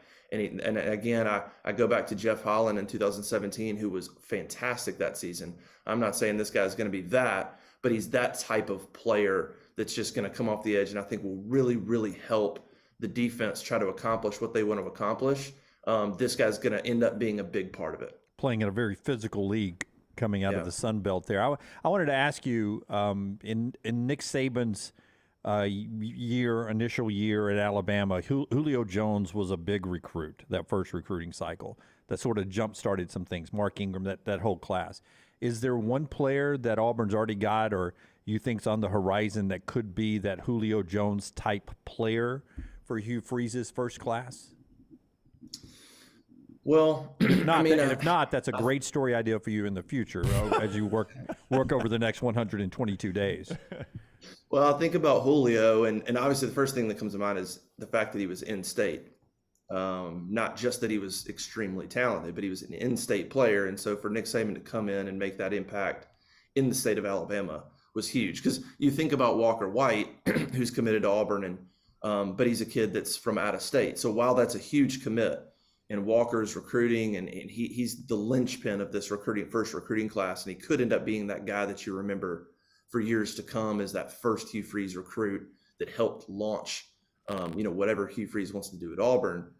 He's not in state, so you'd probably have to look at some kind of in-state player. I mean, Julio was such a legend. I mean, he was just the guy. I don't know if there's a Julio type player in the class, but you think about somebody like Cam Coleman at Phoenix City, who is an extremely talented wide receiver, pretty much coveted by everybody in the country.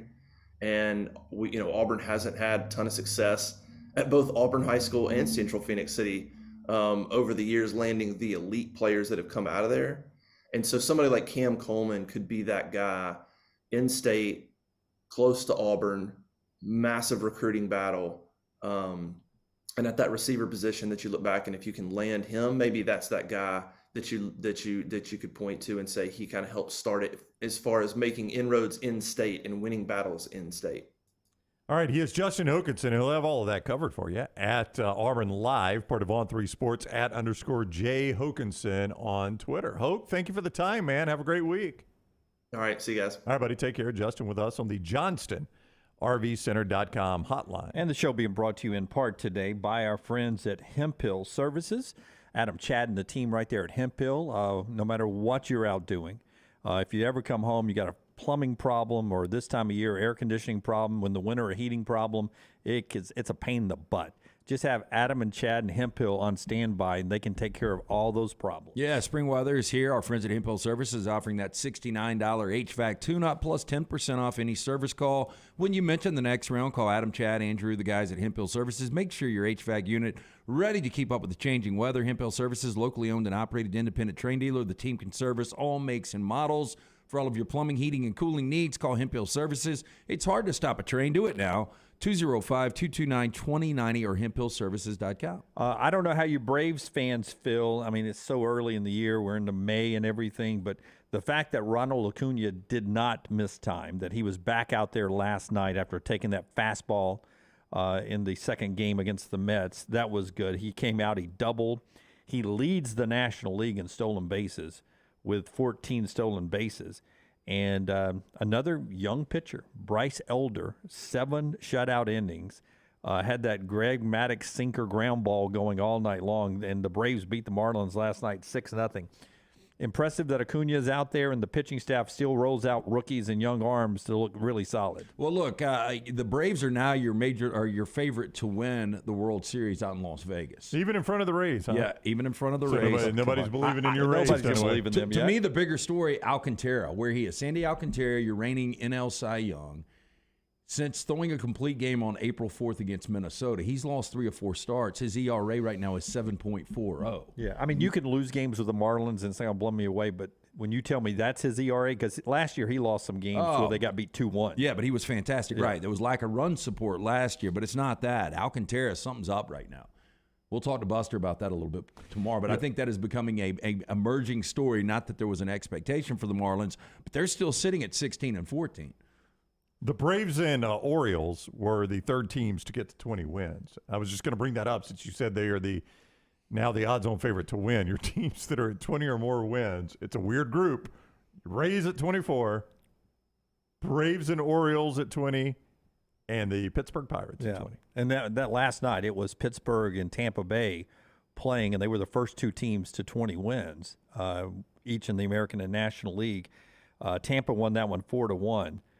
But the win total for Pittsburgh going into the year, I mean, you can say what you will about Tampa's start. Nobody expected that, but they were still projected to win 80-something games. Yeah. 68 in some services. The highest anybody had at projected win totals for Pittsburgh was 72. And it seems like I said on the show, maybe it was opening day or what, I was like, I hate that Pittsburgh is never good because to me they have really cool uniforms. That black and gold just looks good together, and the Pirates you just don't see a lot of Pirates baseball. And then they get off to the start. They're 20-10 now. They lose last night. But I would love to see that franchise, be good for a while. I asked Buster about Pittsburgh last week, and he said he doesn't believe they have staying power because I said the same thing. I mean, when you look at the lineup, it doesn't make any sense where they are right now. But I've always heard that is maybe the most underrated major league city in all of them. It's Pittsburgh. They love their Pirates. I hear it's a great city to visit and watch baseball. It's hard to believe, though, those 21 teams, the Astros aren't there, the Dodgers aren't there, the Mets aren't there. And how about this? The Yankees are in last place in the East, 8.5 back of your Rays right now. Can you guys remember? With Judge on the IL. Since Joe Torre took over to where they are now, to Girardi and where they are with Boone, a time that they've been in dead last in the month of May. It goes back to, and I know you said since Torrey took over, this is going to be before that, but it goes back to when I was a kid, the Mattingly era. Those were not good Yankees teams. But still last place. I don't know that they were ever last place, but that was really, if you go look historically at the Yankees, that's the only era where they weren't very good was when I was a kid in the early to mid-'80s. I mean, because keep in mind, Tampa Bay has been in their division since they became a team in the late 90s. So a lot of that time there, Tampa Bay is going to be in the bottom of that division. This may be the first time they've ever been in last place in May. Is Boone on the hot seat? I mean, are they? Here's aren't you always in New York? That's probably your best division right now in baseball because all 5 teams are above 500 right now. I mean, the Yankees are sitting at 16 and 15, obviously underwhelming and the expectations aren't there right now for Yankees fans. But the Rays are 1, the Orioles are 2. If you would have thought a team was going to ascend, it was going to be the Blue Jays the last couple of years. Yeah. And they're sitting in 3rd place right now, and pretty good record, 18 and 12. But that's just a really difficult division. Yeah, I think I had the Blue Jays in our World Series picks. But I had the Orioles making the playoffs and did not have Tampa Bay making the playoffs. Yankees are in last place. Bryce Harper returned. And in baseball terms, the fastest return from Tommy John surgery was Bryce Harper, who was back 160 days after Tommy John surgery. Now, he was just the designated hitter last night. And he admitted afterwards he was struggling with, this was his first experience with the pitch clock and the batting, he had to use his timeout 3 different times. I think you get 1 timeout each at bat. I have not seen the timeout used the times I've been watching baseball, but he used it at 3 different at bats last night. He was 0 for 4 with 3 strikeouts. Sort of rushed his way back in there for Bryce Harper. But 160 days after Tommy John, he was the DH. I'm guessing that's a little bit different than coming back to be a pitcher after Tommy John. Obviously. A little bit different, yeah. I mean, you're not stressing the arm the same way a pitcher is, but that still is a heck of a recovery. Yeah, so that was baseball last night. Braves back at it at 5:40 tonight, but Bryce Elder was that pitcher last evening, the rookie from Texas. Decatur, Texas is where he played high school ball and went to play for UT, University of Texas, there, the Longhorns, and following in Roger Clemens' footsteps all the way up to the bigs now, and looking good there for the Atlanta Braves last night. All right, when we come back, we go back to football. Interesting Super Bowl number I'll tell you about. And we'll walk down memory lane with television as well when we come back. Show being brought to you in part by our friends at Legacy Credit Union, legacycreditunion.com. Listen, if you are a fan of your money, and who's not, right? Let our friends at Legacy Credit Union take care of your money. They do it in a variety of different ways at legacycreditunion.com. You can check that out. But how about something as simple as everyday checking? Do you ever get just sick and tired of how crappy your checking system is with your financial provider? It's time to switch over to Legacy and let them handle your everyday checking. No monthly fees, no minimum balance. You get paid 2 days early with your direct deposit.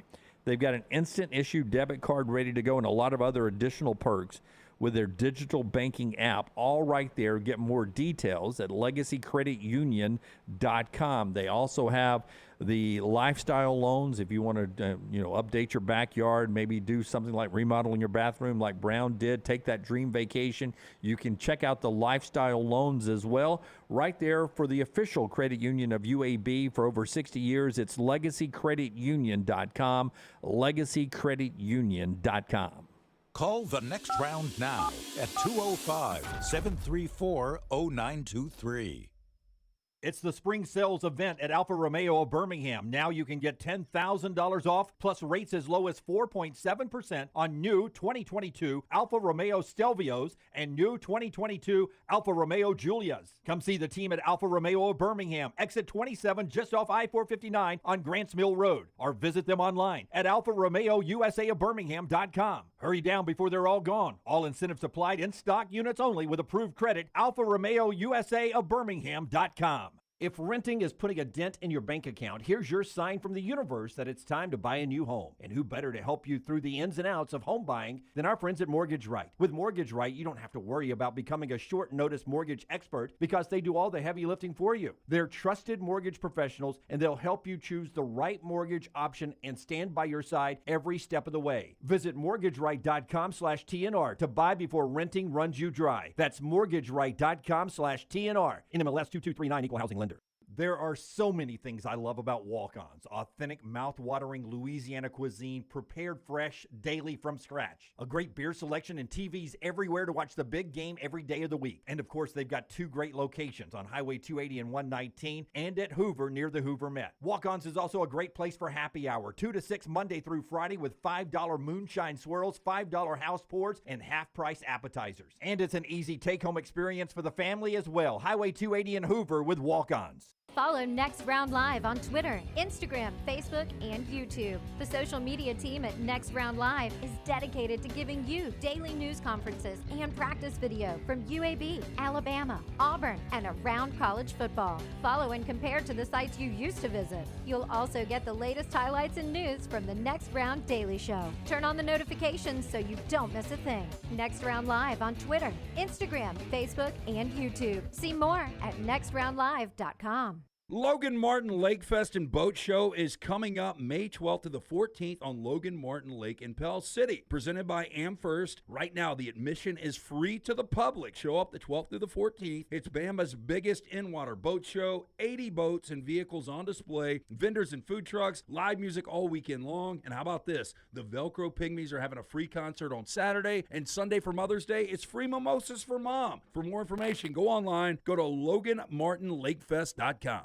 Spring is finally here. Now's the time to hit those trails and sidewalks you've been missing in a fresh pair of perfectly fit New Balance running or walking shoes from the New Balance Birmingham store.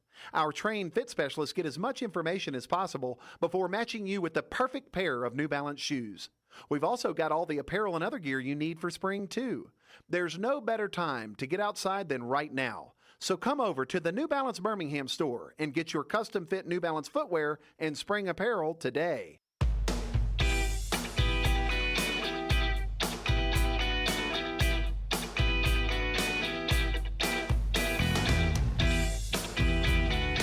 So we told you Braves 540 tonight back in Miami.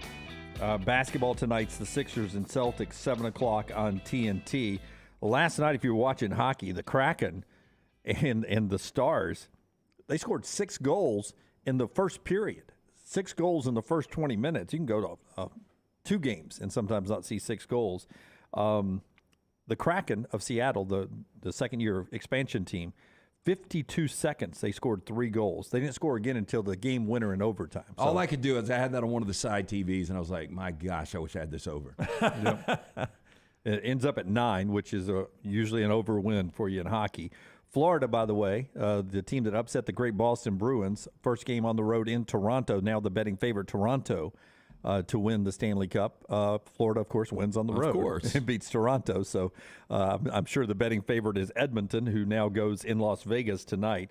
Jersey and Carolina tonight as well. Those games are on ESPN. Vulcan Tire and Automotive giving you that What's On Tonight update. Yeah, our friends at Vulcan Tire and Automotive want to remind you, if you're heading out of town, a dead battery's not going to get you there. Before your next road trip, you need to stop by, see our friends at Vulcan Tire and Automotive. Their team will keep you on the road no matter what the weather is.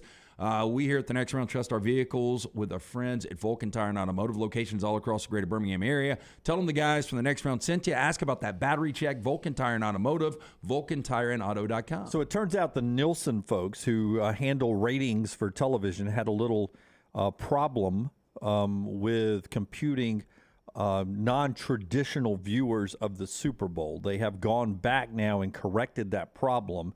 And the Fox broadcast on all the over-the-air, the streaming, everything, picked up 2.1 million viewers, and it has now become... So they missed by 2 million? Yeah. That's a pretty big miss. It has now become the most watched television program in history. 115.1 million viewers. And passing other Super Bowls. So I did a little research for you guys. Well, I'm glad Nielsen's not tracking our asteroids in the solar system. So just real quick, so this was basically, they screwed up streaming. Is what they all screwed the up. streaming and other Okay. things. They've tried to work with their algorithms and everything to be able to, figure that stuff out. I like we always say algorithms, but we don't really know. Exactly. It's the algorithms. Yeah, 115.1 million. So it's the most watched program ever, passing the 2015 Super Bowl at 114.4 million. 22 of the top 30 watched television events of all time have been Super Bowls. Right. 22 of the top 30. Now, still to this date, the most watched, but it's considered breaking news, not a show, is the Apollo moon landing in 1969. Which you had three networks, and they were all showing it at the same time, right? I think everyone watched that. I mean, it was your only option. 125 to 150 million viewers is what it averaged in the U.S. So that is still number one.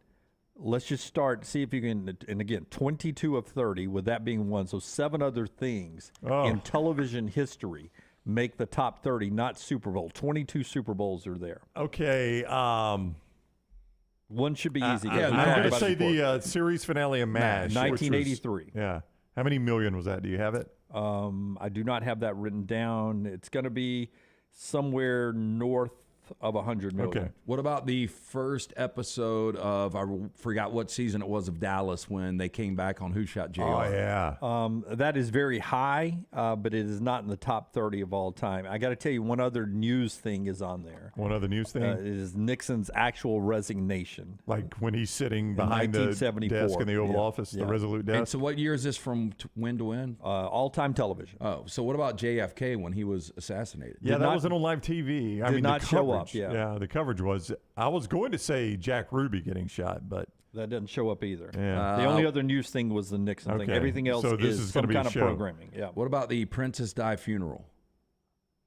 That's probably news. I think that didn't show up either. Yeah. And Seinfeld finale. As you say that, there's another news item that's on here as well. Oh, you just found it? As I go to it. You said Seinfeld finale? Doesn't make I think there are too many options by then, Rockstar. That's going to be your problem, because I was thinking Friends finale as well, but I think you got too many options by the time those hit. Richard is close. It's not the O.J. verdict. It's the Jeep chase. The O.J. chase is one of the top 30 most watched television things of all time. I watched it. Did you guys watch it? I did, and I tell you how I can remember it. Lance. Rocky, you watch it?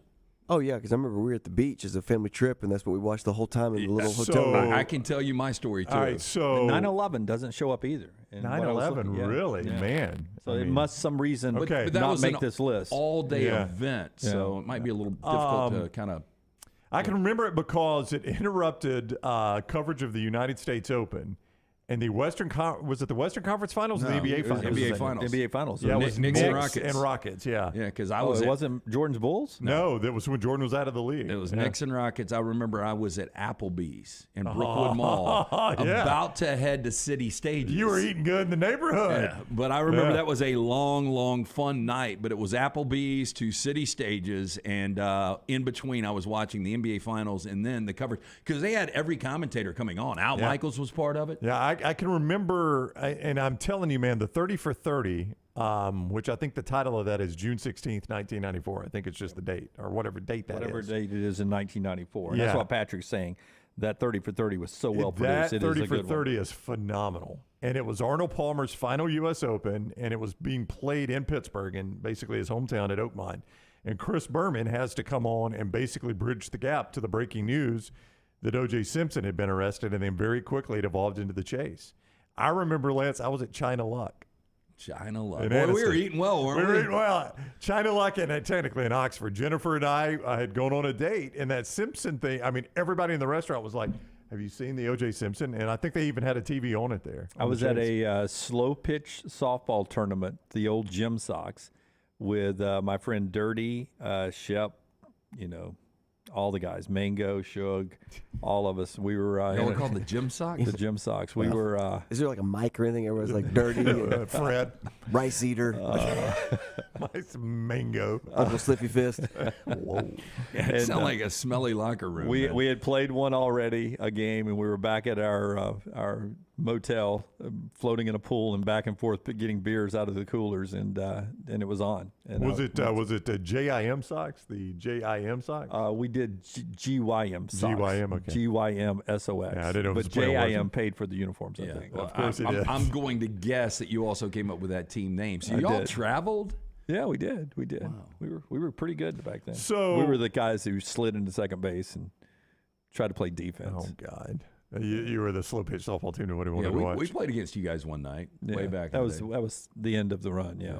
All right. What was the other news story? OJ was the other news. The others that make the list. The Spinks and Ali fight in 1978 was on there. Wow. What? I mean, now everything's pay-per-view. Yeah, but I think that was I think it was, if I remember correctly, afternoon Wide World of Sports. Oh, an afternoon fight. I think it was. Why was Ali and Spinks such a big deal? Just because it was Muhammad Ali? Yeah. And I think it was Spinks was an up-and-coming guy. Yeah. And I think it was an over-the-air fight that just drew big numbers back then. Wow, that's a crazy big audience, though, for a fight. How far has boxing fallen that fight drew those kinds of numbers? 77, the final episodes, I think is part 7 of Roots is on there. How about that? I saw it was a good series. Was it? Who was in it? Dude from Good Times. Oh, John Amos? Yeah. Reading Rainbow. Yeah. John Amos was in it? And Star Trek. Yeah. Lavelle Burton. Lavelle Burton. Yeah. How about that? 1983, The Day After was a November special event. It. Was that like a nuclear attack? It was. It was a nuclear attack because everybody was worried about World War III because we were in the middle of the Cold War. And so if Russia attacked us, what would be the day after? It was on NBC, yeah. And it drew that kind of audience. Oh, everybody I know watched it. The day after. And what was the mood the next day after everybody watched it? Like, this shit could really happen. I mean, it was kind of freaky. Yeah. Yeah, I remember that. It says, I'm looking at the Wikipedia, aired November 20, 1983, as you said. ABC is what this says. Okay. 100 million people, nearly 39 million households, 46 rating, 62 share nationally.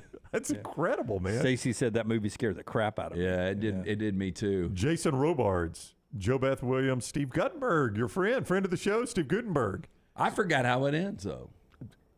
I know how it begins. No, that's how it begins. That's how our day ended yesterday, right? It did. It says it required a disclaimer at the end that the film is fictional. Yeah. Well, that's because of the old Orson Welles' War of the Worlds. Here's apparently what the disclaimer said. Pull it up, Rockstar, the screen. This is fictional. The real-life outcome of a nuclear war would be much worse than the events portrayed on screen. It would be much worse. That's what they What's said. it called again? The Day After. Yeah. The Day After, 1983 television show. And one other thing makes the top 30, other than Super Bowls. 22 of them are Super Bowls. It was the opening of Disney in 1955. That was on live TV? It was on live TV, on apparently NBC. And my gosh, 80 to 100 million people watch that? It's holding in at number 30, the opening of Disney. Yeah.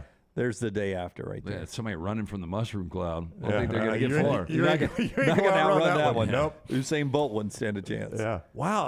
I've never heard of the day after. So it was that big a deal, huh? It was that big of a deal. I really don't remember much about it, though. I don't either. Did it show like us returning fire? They fired on us and we fired back at them? I think more there might have been the beginning where there was the back and forth conflict, and I think it pretty quickly escalated to just the home front, the aftermath, literally the day after people walking out. Is that the fallout, the literal fallout? Is that the one where it has like a reporter? They're at the news desk and a reporter in New York, and then all of a sudden there's a big white flash and they're gone at that point. Well, it's Middle America. I forgot where it's supposed to. Kansas City, it says, yeah. John Lithgow was in it. Look at that. He's had a great career. Probably started right there. No, World According to Garp was before then. Oh, He was really? nominated for an Academy Award for that, yeah. So they were able to get that kind of actor on there. Well, I mean, network television specials like that used to be huge. Apparently so. So instead of, obviously there was no Netflix, really HBO and the cable subscriptions were just coming into the fold. Look how that was billed. They told us it would be impossible for us to make this movie. They told us it would be impossible for you to watch it. We hope nothing is impossible. The day after, beyond imagining. Yeah, well, we hope the day after is impossible. We really never want that to happen. This looks like you're looking at a running shower. It really does. Instead of a rocket taking off. But, I guess all that stuff could still happen now, but for some reason we don't live in the same fear that we did in 1983. Well, because I think we're in fear of everything else. Well, I think also, we track the nukes a little better than we did back then, right? I mean, everybody knows. But Nielsen just missed the ratings on the Super Bowl by 2.1 million. You going to trust our computers to shoot those things out of the sky? I mean, I don't know that those two things need to be compared, Jim.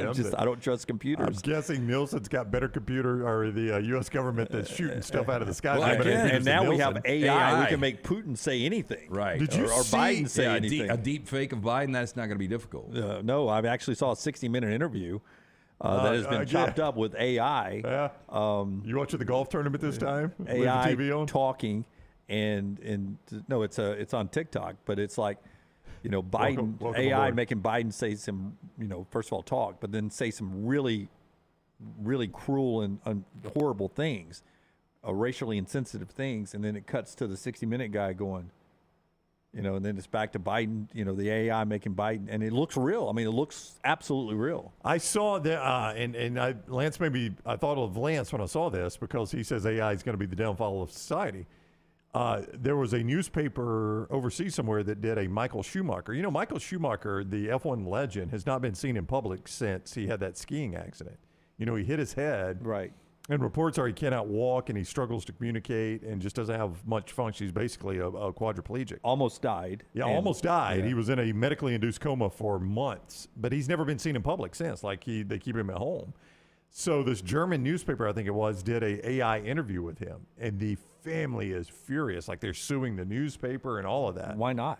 Well, yeah. there's apparently, I was talking to somebody yesterday, one of our friends, and they said that 45 million jobs over the next 5 years will be taken because of AI. Well, the guy who created AI left Google, and he is warning us now. That was a big news story earlier this week.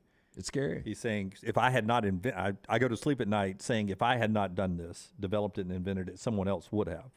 But I have left now to come tell you guys it's dangerous. Yeah, and tell that's us what Jeff's now. saying. The father of AI that just quit Google said AI could quickly lead to the destruction of the human race. Yep. Oh, we're all going to go somehow. I'm not saying this is the best way to go. But. Yeah, I didn't think that would be the way. I thought it would be a virus. I talked about it, an epidemic. Yeah. I don't think we really came close a couple of years ago, but we did have a panic. We did have a panic. But I think eventually that is probably the safest call on the way we go. AI? Somewhere. No. Virus? Virus. And then AI. Poll question? Somewhere in high Virus, school. AI, or meteor. One of my kids were doing some kind of a story on fears in the 80s when they were in high school. They were writing some paper. And we were talking. They were talking to me one night because you're supposed to ask your parents what it was like to live in the 80s or 90s, depending how old your parents were. And I was telling them, we were scared of the Russians bombing us and us bombing the Russians. Yeah. And then AIDS, because you remember that magazine cover was the 80s too, where it first introduced AIDS to the world. Oh, I had a friend that got married because of AIDS, and I bet you guys will know who I'm talking about. Like he was so scared to bang anybody else. He was Yeah. like, I've got to get in this monogamous lifetime relationship or I'm going to get AIDS and die. Yep, that's what happens. I mean, my gosh. Well, there was a lot of hyperbole in the way we were taught about AIDS when I was in middle school. Oh yeah, like you touch somebody with AIDS, Yeah, you're gonna die. I mean, they taught it so poorly. They had you absolutely no. He took a lot of cuts. You got his swings in. Yeah.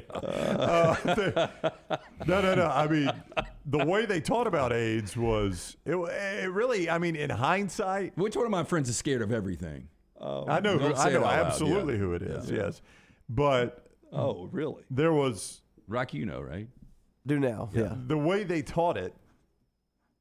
You know who it is. Yeah. Let me see. Well, I mean, if it's right, you know. Yeah. I mean, that's 100% who I thought it was. But literally, he's I mean, but and by the way, he's divorced now. The way they taught it though is reprehensible, honestly. Yeah. I mean, in hindsight, and maybe the science we just didn't know, but the way they taught it, at least to me growing up, there were a lot of lies. I mean, they scared you. Well, to what was the death. kid's name? Jeffrey White, that was ostracized, alienated. It was his last name was White. Ryan White, I think. Yeah, it Ryan was. White. You're right. Yeah. And they wouldn't let him come to school. Yeah. I mean, it was awful. Yeah, I mean, they basically taught it like heterosexual sex is playing with a loaded gun. But I and remember that's really just not true. Yeah, when I was a junior or senior in high school, there was I had a little fear with that. Yeah. No, it was as Brown was saying, they just any sex you felt like you were rolling the dice back in the day. Because I remember them coming in and they were talking like abstain, like don't have sex with a condom, and they tried to say basically. I forgot how they compared it, but they used an analogy of a train, by the way, which we'll get to in a little bit, and then the size of a schnauzer. Yeah. And they were like, the AIDS virus is the schnauzer that gets through, and I forgot exactly how they did, but they said just because you use a condom, it doesn't mean you're not going to get AIDS. They scared you to death. I mean, they literally scared you to death, and they were either lying or the science was bad because what they taught us turned out not to be true. Would you be shocked if they were lying? Not at all. Yeah. Would you be shocked if the science was bad? Not at all. Yeah. I think both of them. Would you be shocked if the people doing the reporting had investments in Trojan condoms? All right. When we come back, we'll jump back into some of the sports headlines, including a big move again in the NFL and again involving Aaron Rodgers and a couple of other things going on in the world of college football. And a big basketball commitment, all still to come on the show, and Todd Fuhrman from Vegas. The show that's being brought to you, boy, we need a drink after that segment. Our friends at Redmond Vodka can serve it up for you. Redmond Vodka, officially distilled right here in Birmingham, Alabama. Yeah, again, locally owned and operated. Charles Barkley, one of the great faces behind Redmond Vodka. Their aim, clarity, and taste, color, and smell. It's vodka perfection. They make it gluten-free. It provides that smooth finish, no harsh aftertaste, 8 times distilled, available at your local package, ABC stores, also in 22 states. Ask for it by name. It is Redmond Vodka. Follow Sean Lunsford on Twitter @JLuntz. The month of March means many of you start your outdoor season in the Deep South. That means you're outside grilling, playing in the yard, and having a great time with your family. If you want that yard to look good and not be swatting mosquitoes the entire time you are in it, you need my friends at Wayne's. Ryan Brown here from the next round. Wayne's is celebrating their 50th anniversary, and that means you get $50 off each of your new services at Wayne's. The lawn care, the termite control, and the mosquito treatments, all $50 off. Call 866-WAYNES1 or visit callwaynes.com. Follow Next Round Live on Twitter, Instagram, Facebook, and YouTube. The social media team at Next Round Live is dedicated to giving you daily news conferences and practice video from UAB, Alabama, Auburn, and around college football. Follow and compare to the sites you used to visit. You'll also get the latest highlights and news from the Next Round Daily Show. Turn on the notifications so you don't miss a thing. Follow Next Round Live on Twitter, Instagram, Facebook, and YouTube. See more at nextroundlive.com.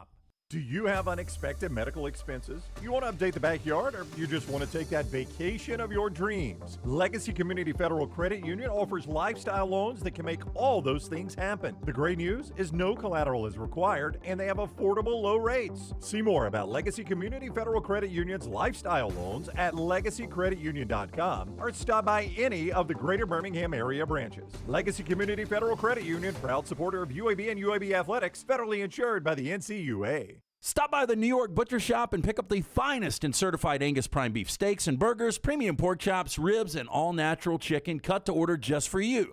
Their chef-prepared entrees and side dishes are the perfect dinner-to-go choice for your family and are ready to heat at home. With a great selection of fine wines and desserts, the New York Butcher Shop is your one-stop dinner shop. 2 locations to serve you, Cahaba Heights and on Highway 119 in Greystone. The New York Butcher Shop, rare quality, well-done service.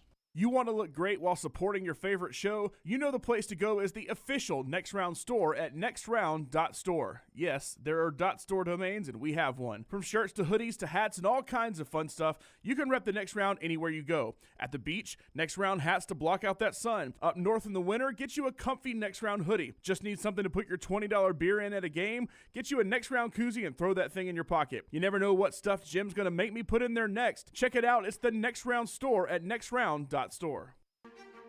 The Regions tradition returns to Greystone May 10th through the 14th. You can see golf legends compete, the Celebrity Pro-Am, and enjoy the biggest lawn party in Alabama. But it's so much more. It's about giving back to our community. The Regions tradition is proud to support Children's of Alabama as our primary beneficiary. In 31 years, the tournament has raised over $21 million for local charities. The Regions tradition, a great time for a great cause.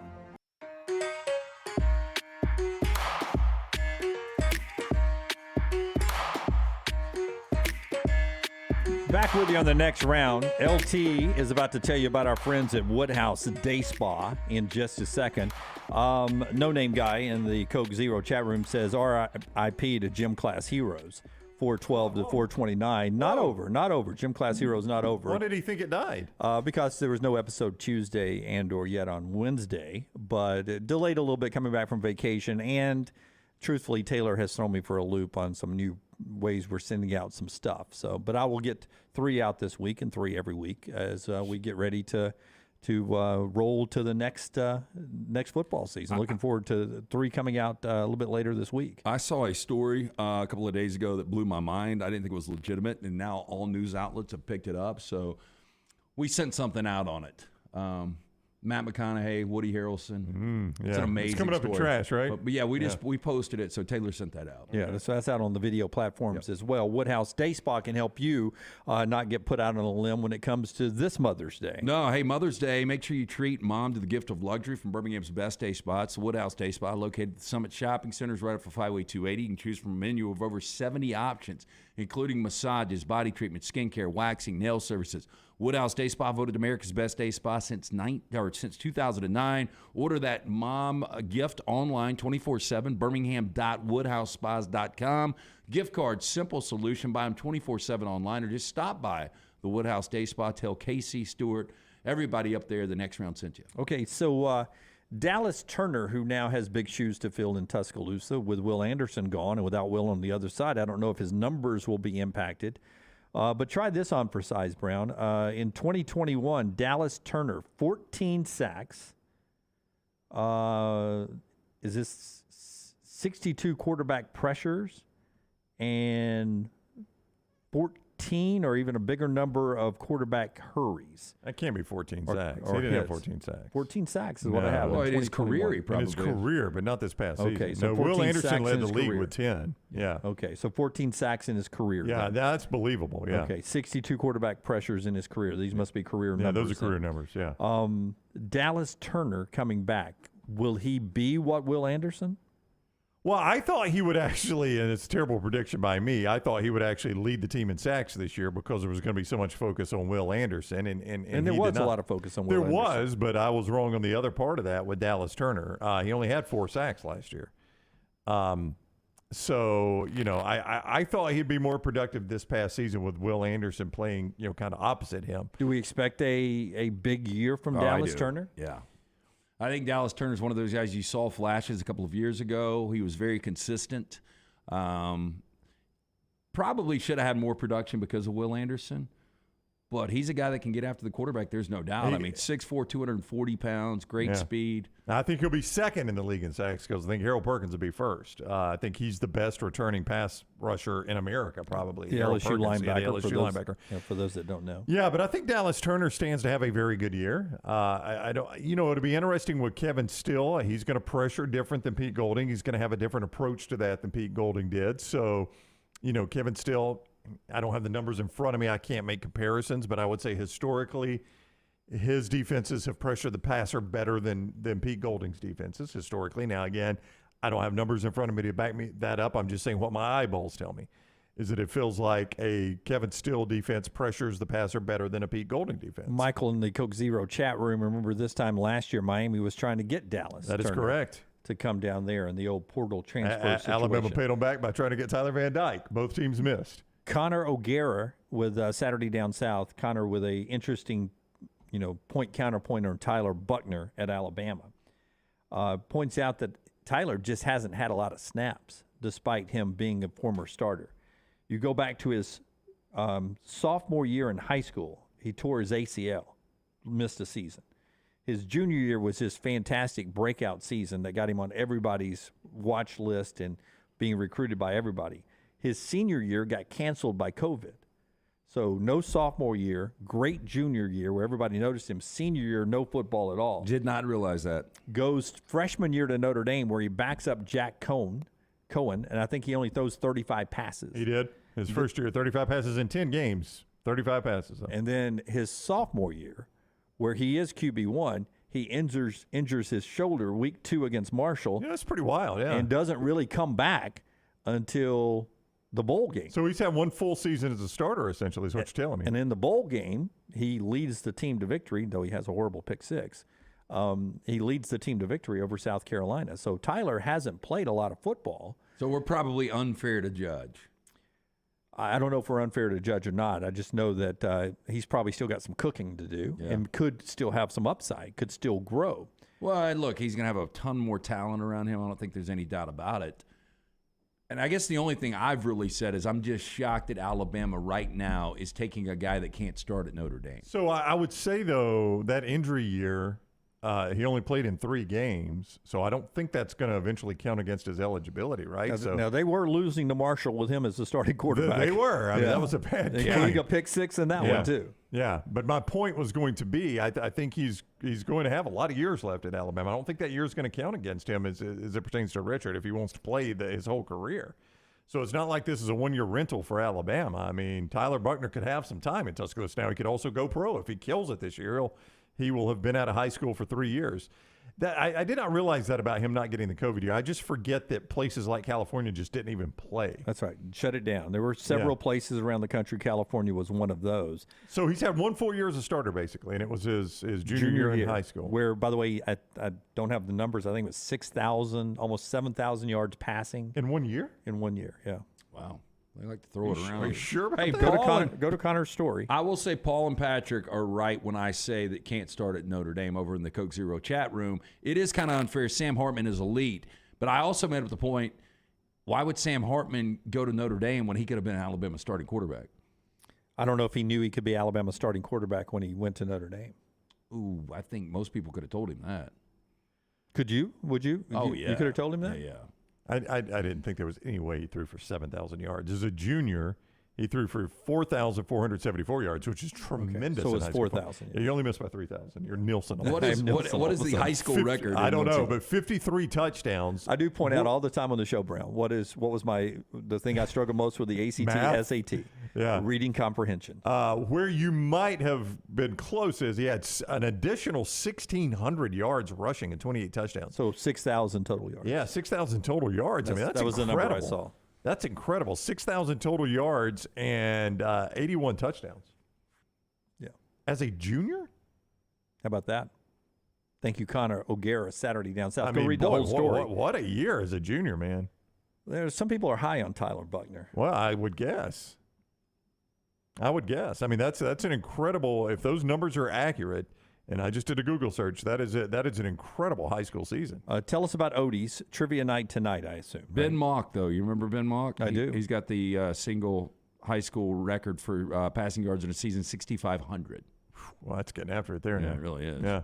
Odie's will get it out after it tonight with trivia, right? Yeah, Rockstar tonight is Wednesday. That means That's trivia there, Lance. Odie's team Are you trivia. gonna sing You it gonna or be there? I we hope can I get only to sing, hope. man. I hope there's a bunch of birthdays tonight. Yeah. So hopefully, yeah, that's one of the things that we've got this wheel. And so, like, at the end of each round during trivia, somebody from a different team comes up. They spin the wheel, different categories. One is Name That Tune, and Rockstar will pick up the guitar. He'll play for us. A lot of fun. Get there early. Enjoy the great food from Rodney Davis, the delicious burgers, wings, sandwiches, including the Diablo sandwich, ice-cold beer buckets full of Bud Light. We'll start a little after 8 o'clock. It's Birmingham Institution at Odie's Tavern, Crestline Village. Sounds like you should sing a little Crash Test Dummies tonight.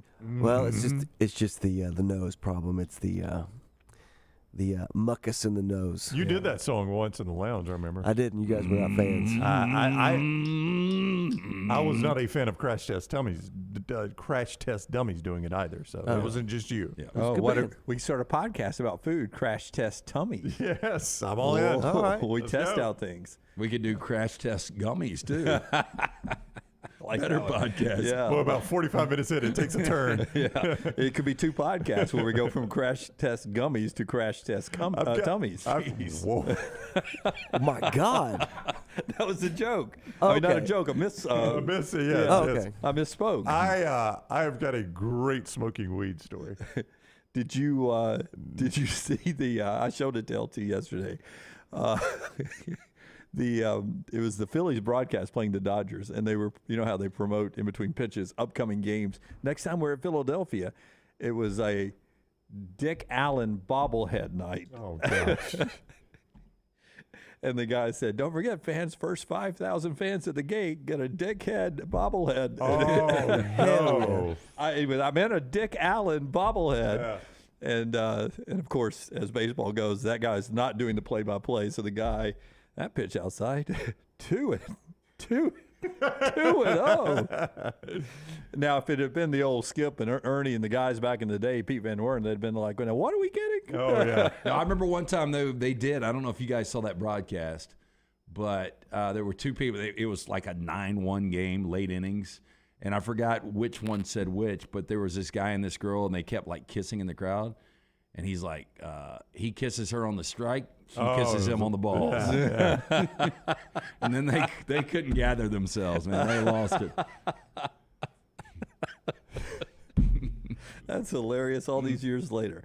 All right, Gutter Cap bringing you the show. When we come back, we will jump into some rankings that are out there, both some NFL and some college football power rankings. We'll get to that, all still coming up on the show. And as LT wants, we're going to talk about our trip to Breakout yesterday. That's all coming up, brought to you by our friends at Gutter Cap. Yeah, call my good friend Chris Stewart. He's been in business over 20 years here in Birmingham. Look, it's a dirty, dangerous job. It's cleaning the gutters. Leave the dangerous ladder in the garage. Let the experts come out. They'll clean the gutters one final time. It's a patented aluminum cover system. Fits over most existing gutters. It will keep all debris out. Cap it, don't snap it. Call 823-2212 for that absolutely free estimate or online, guttercapbirmingham.com. Follow The Next Round on Twitter, Instagram, and Facebook at Next Round Live.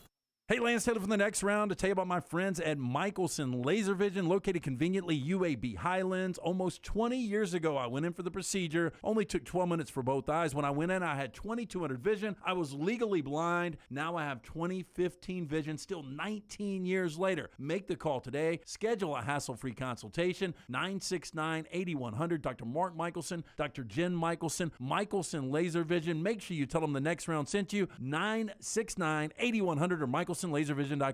The Double Down Media podcast family is live and full of content for all ages. The Mystery Fifth Hour gives the Next Round host a chance to talk about everything but sports. Pour a glass of Bama and bourbon, our weekly college football conversation, while sipping on some of the most interesting pours in the bourbon world. And in our Not For All Ages podcast, The Last Call, LT takes off the gloves for in-depth conversations with stars like Taylor Hicks, presented by Redmont Vodka. Find these podcasts and more by searching The Next Round on Apple, Spotify, and on our website, nextroundlive.com.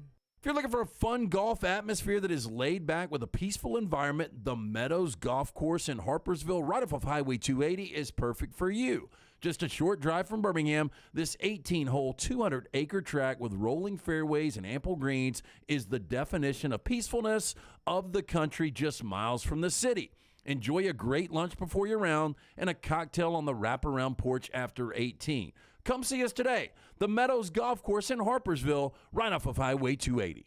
Hey, Lance Taylor from the Next Round to tell you about our friends at Gutter Cap. Gutter Cap's that patented aluminum cover system that fits over most existing gutters to keep out debris and eliminate that gutter cleaning. It's backed with a lifetime warranty, almost 20-year service record right here in Birmingham. Stay off that dangerous ladder forever. 45% off the retail price now if you call guttercapbirmingham.com. Call my good friend Chris Stewart now, 205-823-2212. Cap it, don't snap it. It's Gutter Cap. This is for the men who never settle, the ones who believe only quitters end a game in a tie, the type of guys who choose the bar with the biggest TVs to overcompensate for theirs at home. This is the Lodge mentality. This is Twin Peaks. Start your day online with our website, nextroundlive.com, for the latest videos, podcasts, and college football stories. It's also a great way to stream the show or shop in the Next Round store. Stay connected by visiting nextroundlive.com. Be there as your champion Stallions defend their title. Get your tickets now for this weekend's home game. We can't wait to have you for the USFL. Seats start at $10, so bring the whole family for kickoff at Protective Stadium as Coach Skip Holtz and the Stallions are running it back in Birmingham. Doesn't get much more exciting than that. Don't miss out on the hottest ticket in town. Touchdown, Birmingham! Buy your Stallions tickets today at theusfl.com. Jim Dunaway, Lance Taylor, Ryan Brown, and Rockstar. Live from the Birmingham Racecourse Casino Studios, The Next Round, presented by Bud Light, is on now. All right, this hour brought to you by our friends at Champy's. Third hour every day brought to you by Champy's Chicken, Highway 119 in Alabaster, Sterling, and all the folks there. I'll tell you more about Champy's in a second, but first, a guy that Brownie and all of us really fell in love with on the show this year, UAB fans, had a big day yesterday making his announcement. He got his master's degree. Jelly Walker did. Look, there you go. There's Jelly last night. Fantastic. I mean, the phrase student athlete gets thrown around a lot, and it's normally kind of laughable. But when you see a guy get a master's degree and be as good a player as Jelly was, that's a pretty good combo there, man. So congratulations to all the graduates. The new APR numbers came out yesterday, and Alabama, Auburn, UAB all doing really well, graduating, the Samfords, Jack States, Alabama State, Alabama A&M. So congratulations as we start to wind down during an academic year. We talk so much about the athletes and what they do playing the sports. But you still student athletes, as Brown said first, so congratulations to all of you doing what Jelly did and getting a degree, a master's degree, which is really how all this started and was designed before it became such a big, big business. Champy's Chicken's a great business, destination lunch right there, Highway 119 in Alabaster. We had lunch up here earlier this week on my return from vacation, celebrating that with Sterling and his crew down there. They brought the Southern fried chicken, all the wonderful sides that go with that. They're unbelievable potato salad, the coleslaw, the beans, the baked beans that are so good, chicken wings that Forrester loves, the hand-cut chicken fingers that Rockstar loves, the unbelievable caramel cake came up here that Brown loves, the tamales that LT and I love. You can get those Mississippi Delta recipe tamales and so much more at Champy's world-famous fried chicken, Highway 119 in Alabaster, open for lunch and dinner right now. Okay, we're after the NFL draft, some trades. Randall Cobb is now on his way to the Jets to reunite with Aaron Rodgers there. I want you, LT, and you, Brown, to write down the teams you consider to be the 10 best teams in the National Football League going into next year. No particular order. You can if you want to, but just the teams you think are the 10 best teams. And we've got a new power rating that is out from The Athletic.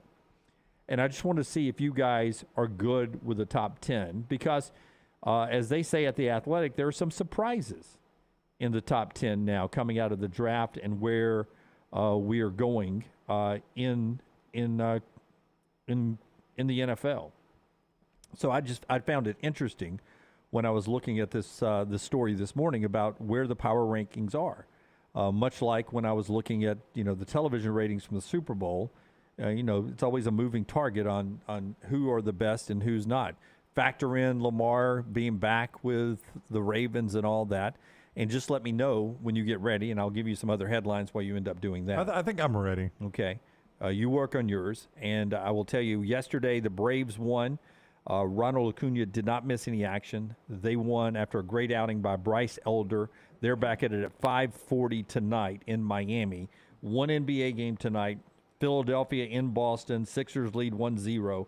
7 o'clock on TNT. Joel Embiid wins the MVP. He's expected to give it a go tonight unless he has a setback. That's going tonight. TJ Finley leaves Auburn as a grad transfer.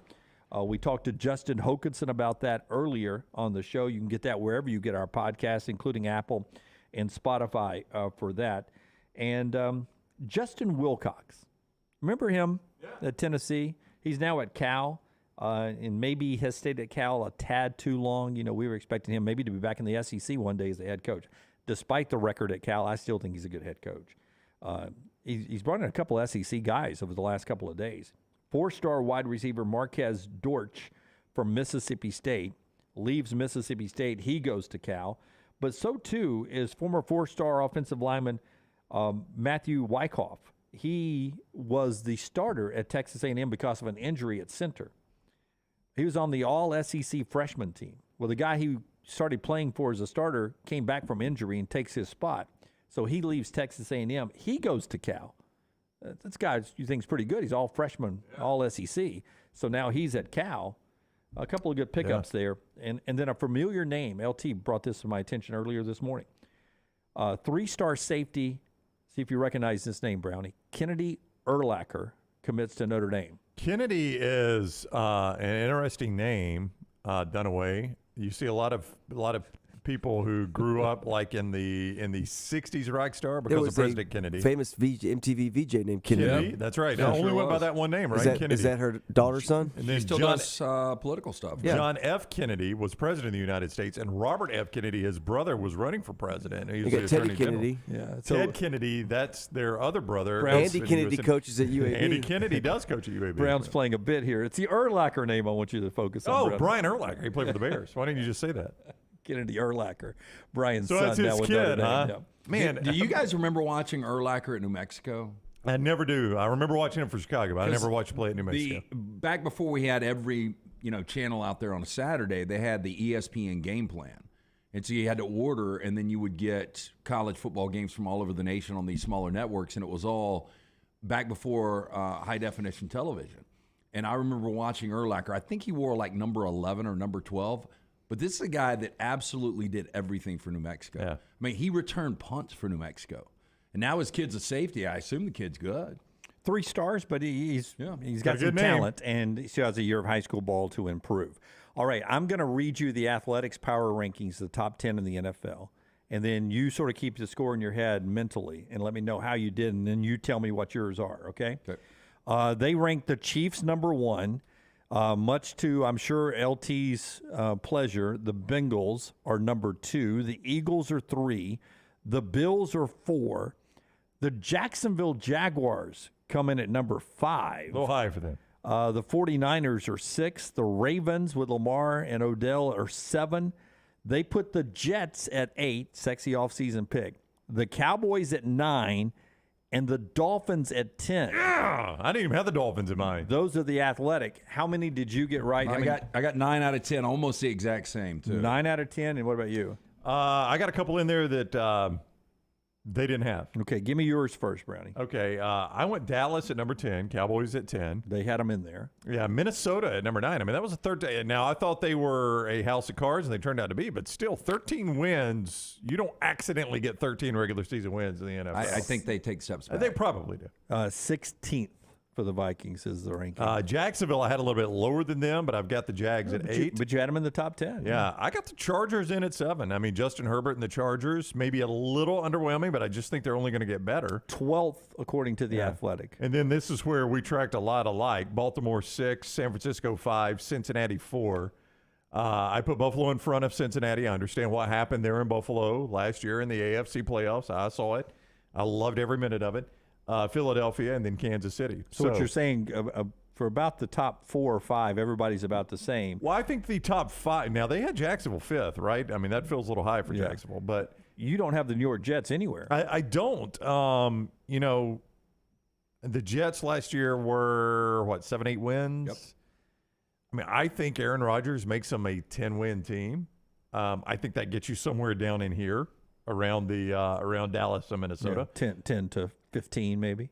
Yeah, in the 10 to 15 range. Yeah. I mean, the Jets would have been my next under consideration. Yeah, absolutely. All right, so give me yours, LT. Do you have the Jets in yours? Yeah. Okay. I had KC 1 like they did. I had Philadelphia number 2. They had them 3. I had Cincy 3. They had them 2. I had Buffalo 4 like they did. I had San Fran 5. They had them 6.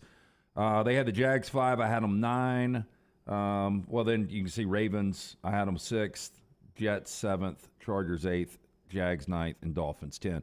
So the only one that I had in there that they didn't have was the Chargers. You know, it's interesting. They had them 12th, so you were very close. Of everybody so far, I'm the one that left my favorite team, the Dolphins, out. And I do think Miami. That is with a healthy Tua. That's right, and that's why I didn't put them in there. You just don't know if Tua's going to be healthy. But Miami's absolutely a Super Bowl contender if Tua. I told somebody the other day, it was Reed, actually. He was texting when Miami drafted A-Chain from Texas A&M how much he loved that pick. Oh, just and I said, I do too. Space, I mean, that's all Miami does on offense, get a bunch of fast guys. Yep. And I love the pick too. And I said, honest to goodness, Lance, you tell me if you think I'm crazy. Adding Jalen Ramsey defensively, Vic Fangio calling the defense. If Tua makes 15 of 17 starts, I think they're a Super Bowl contender.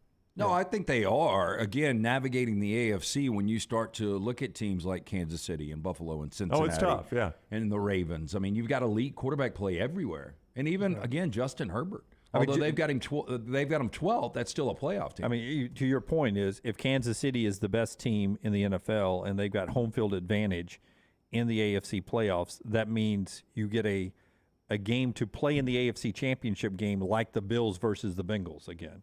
I mean, that's how good that side of the bracket is.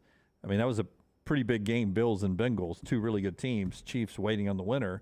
It's a tough gauntlet to get there. Now, Jacksonville, who's an AFC team, ranked too high according to everybody. And Nick says, no way in hell the Jags are better than the 49ers. And then Tommy says people are forgetting that Jacksonville signed Calvin Ridley this offseason that will upgrade that offense pretty well. Well, I mean, Tommy's assuming we get the same Calvin Ridley we got in Atlanta. This is a guy that has not played basically in 2 years. Yeah, but I think that would be an A receiver. You don't even need that, all right? If he just comes back and he can be. I think he would be your A, though, when you start to look at what they've got on that roster. If he plays like he did in Atlanta, no doubt, but. Because, Zay Jones, Christian Kirk, again, Evan Ingram was kind of the go-to, ETN in the backfield. They've got a really good team. That's why I had them at 9th, and I think Trevor Lawrence is just going to continue to get better. Well, he threw up on his shoes in the playoffs. The first half. In the first half. I mean, he was he had 3 first-half interceptions, if I remember Yeah, but they correctly. won the first-round game. They did against the divisional round. They basically won a playoff game against Tennessee in the win to get in game. I mean, they essentially won 2 playoff games last year. But in the game he threw up on his shoes, didn't they come back and win that game? No. That was at Kansas City, right? Yeah. No, wait a minute. No, they did. He had that bad first half. That's right. They came back and won beat the Chargers. Yep. Came back and beat the Chargers. Yeah, I think he ended up with 4 interceptions in that game, and still they somehow beat the Chargers. That's right, because he had a really good second half. Yeah. Well, and ironically, Justin Herbert, I think, threw up on his shoes in the second half. Yeah, that was a weird game. It was 31-30 was the final. That was a great game. I think it Trevor was. Lawrence, 4 touchdowns, 4 interceptions. Yeah, he had 4 picks, and I think 3 of them in the first half. Yeah. So, yeah, while he did throw up those in his shoes in the first half, he was much better, obviously, in the second half. Yeah. That's how you come back and win. So Jacksonville will be fun to watch because you always have those teams, and it is a mathematical fact that if you were a playoff team the year before, it's usually about a 50-50 chance you're not a playoff team the next year, right? It's almost a 50% turnover in the National Football League. Where do they have the Rams, by the way? I will tell you. No, it's got to be in the bottom 5. I was thinking about this. So, if for whatever reason the offensive line comes together, you've still got Cooper Kupp coming back. You've got Cam Akers coming back. Tyler Higbee is an underrated tight end. You've got Matt Stafford, who, when healthy, is an elite quarterback. So you've talked yourself into believing that. And you hadn't even done your defense yet. Well, look, they lost a lot. When you lose Leonard Floyd, when you lose Taylor Rapp, when you lose Jalen Ramsey, I mean, there's a lot that they did lose. Well, they've got the Seahawks 11. I don't know if the I was Seahawks close to putting the Seahawks in the top 10. Really? That feels high to me. Don't think they can. I just repeat don't that. know that Geno Smith's going to give you that year again. That's right. I still think he's got a lot around him. He really doesn't have to do a lot. Chargers are 12, Lions are 13, Steelers are 14. 15's the Giants. Some love for the Giants over there. Paul, the Giants will be a top 10. Can Daniel Jones back up what he did last year? Vikings are 16. The Browns are 17. The Saints are 18. The Patriots are 19. Boy, who did you think? Would you have believed me 5 years ago if I told you the Patriots in a power ranking would be 19th? Well, Jim, it breaks my heart to see. No, I would have, just based on the fact that Belichick, Brady are getting older. You would have said Belichick probably retire. Yeah. The surprising part is Belichick still coaching them, and they're that. If you want to know how far Aaron Rodgers leaving has changed the Packers, they're 20th. The Falcons are 21. The Raiders are 22. The Rams are 23, ahead of the Panthers, who are 24. I mean, I think that could be a playoff team with their division. Broncos are 25. Bears are 26. I think underrated. I do too. Commanders are 27. Colts are 28. I think underrated. The Titans are 29. Texans are 30. Tampa Bay 31, and the Cardinals 32. I do think you're going to have the worst team in football. Tampa Bay? Mm-hmm. I agree. I think we will too. When that's will, good for you, actually. When will the Cardinals get Kyler Murray back? End of the season. Let's see if it mentions this here. Because I mean, they're not dead last if Kyler Murray is healthy and playing. But I just didn't know how many games they anticipate him missing. I think we've got the schedule drop a week from tomorrow. I think that's right. Yeah, May 11th. Yeah. And again, they go. It's worth the loss if you have Caleb Williams in an Arizona jersey in 2024. And everyone keeps saying this that covers the NFL, and you guys keep bringing it up. Kyler Murray has a long-time contract, so I guess you have to signed the contract. You got to trade him off and have someone that wants Kyler Murray and wants to inherit one of the bigger contracts in the NFL. Yeah, you can draft Caleb Williams all you want, but if you're having to trade a quarterback that's got that kind of hit on your salary cap, I don't know how you build a team around it. Caleb Williams better be phenomenal, because Kyler Murray was close to the highest paid quarterback in the NFL, wasn't he? Oh, yeah. When he got that deal. He was one of the highest, is what they said. Yeah, now there have been deals since then with Jalen Hurts and Lamar Jackson that will eclipse that. He might have scratched top 3. Caleb Williams, I think, is a can't miss, but again, you never know. Coming up in trash, what we did yesterday afternoon before we get to trash, also an amazing side-by-side photograph if you watched the NBA game last night. We'll get to that. Coming up in our next segment as well, as well as trash. Our friends at Precision Sports bringing you the show today. Precision Sports getting you back in the game. Joel Embiid going to try to get back in the game tonight. Remember the number, 205-512-3885. The website, precisionsportsortho.com/2023. Maybe you tweaked that shoulder, putting something in the attic, hurt the knee getting up from the couch at halftime. Let this be the year. Precision Sports Medicine and Orthopedics gets your life back on track. Orthopedic care better together. Find your provider today. Again, call 205-512-3885 or visit precisionsportsortho.com/2023. Take the next round anywhere you go with official Next Round gear. Buy yours today at nextround.store. Have you had a pipe burst, a washing machine overflow? Maybe your toilet or bathtub has overflowed upstairs and now you have water coming through your ceiling? No problem. The specialists at Dry Tech are here to help. What's important is you act immediately when water damage occurs. Failing to do so can cause mold, rot, and mildew issues. Long-term exposure to those toxins can cause many health issues down the road. So act fast. When trouble strikes, call Dry Tech 205-637-0143. That's Dry Tech at 205-637-0143. Winners of every major championship in golf. Legends to an entire generation of sports fans. This is the region's tradition at Greystone. May 10th through the 14th. Ernie Els, Bernhard Langer, Padraig Harrington, and defending champion Steve Stricker are a few of the golf greats who will be fighting for another shot at history. I like this matchup, huh? How could he not love this group? The region's tradition. Buy your tickets today. The month of March means many of you start your outdoor season in the Deep South. That means you're outside grilling, playing in the yard, and having a great time with your family. If you want that yard to look good and not be swatting mosquitoes the entire time you are in it, you need my friends at Wayne's. Ryan Brown here from the next round. Wayne's is celebrating their 50th anniversary, and that means you get $50 off each of your new services at Wayne's. The lawn care, the termite control, and the mosquito treatments, all $50 off. Call 866-WAYNES1 or visit callwaynes.com. The next round is so much more than the show you get from 9 to 1 each day. So make sure to head to our official YouTube channel at Next Round Live and subscribe to get all of our latest content. We, of course, have plenty of specialty content and shorts based all around the sports in the heart of the SEC. But we also talk pro sports, gambling, lifestyle and entertainment, and so much more. It's the Next Round YouTube channel where you never know what you're going to find next. Subscribe now to see the latest content and get notifications when we go live. That's at Next Round Live on YouTube.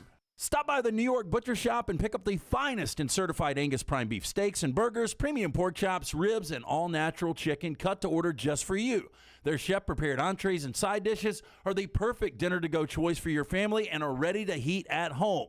With a great selection of fine wines and desserts, the New York Butcher Shop is your one-stop dinner shop. 2 locations to serve you, Cahaba Heights and on Highway 119 in Greystone. The New York Butcher Shop, rare quality, well-done service.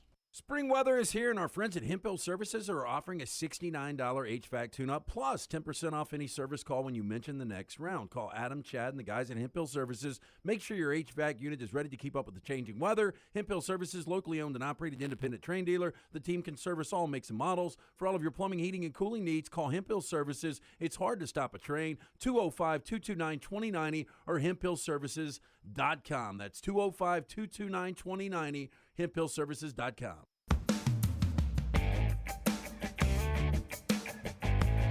If you're watching the broadcast last night, Lakers and Warriors, it's gonna be a tough series, man. I fought hard, could not see the end of that game. Yeah.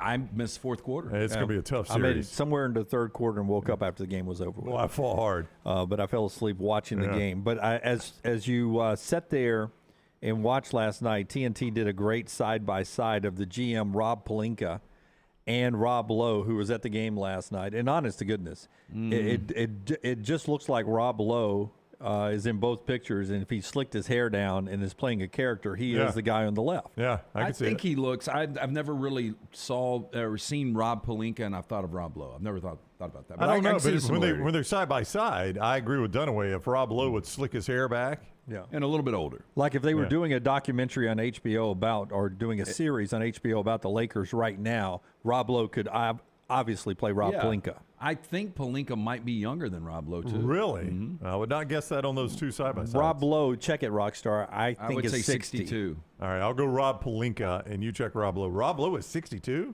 I think he's 60. And Daniel was right. Rob Lowe is 59. 59, soon to be 60. And Rob Pelinka was born in 69, so that makes him what? Oh, he's younger. Yeah. That makes him 53. Yeah. Yes. God, Rob Pelinka's 6'6". I didn't know he's that tall. Daniel, a West Wing fan, Sam Seaborn, Orange County native. That's exactly right. You tried to wake up the Democratic Party there in Orange County on the series. Never saw an episode of that. I heard it was good. Oh, I've watched it multiple times. Wing. Yeah. You guys would hate it. You don't know that. Kelly Aaron with an Sorkin eye can write. Yeah, right. Kelly with an eye. Rob Lowe is still so hot. Why did she give it an ugh? Or is that a ugh? That's I want out of my job and I want to go on a picnic with Rob Lowe is what that is. Picnic. Sounds like she was watching that thing Rockstar played for us yesterday in Trash. That Tuskaevsky? Yeah. Oh. She enjoyed that concert. Were y'all watching halftime? I'll have what she's having. No. Oh, you didn't see Charles try to beat Kenny Smith to the telestrator wall? He beat him a couple of weeks ago. Yeah, it was funny, though, the way they were showing it, because Charles is like, Kenny would turn his head, Charles would turn his chair just a little bit so he could get the jump on him, and Charles is smiling at Ernie, just waiting for Ernie to throw it to it. You know how they do it, and then they come back and they'll do the slow motion a little bit later. That is such a fun show to watch. It's a great show that others others try to duplicate. Time. And real quickly, after LT tells us about Lake Fest, we'll show you what we did yesterday. But Lake Fest is coming up, a great opportunity for you to get out with the community, LT, and enjoy a little family time and maybe wake up some memories with our friends at Velcro Pygmies. Yeah, hey, Logan Martin Lake Fest and Boat Show presented by AmFirst coming up not this weekend but the next, May 12th through the 14th on Logan Martin Lake in Pell City. It's free admission to the public.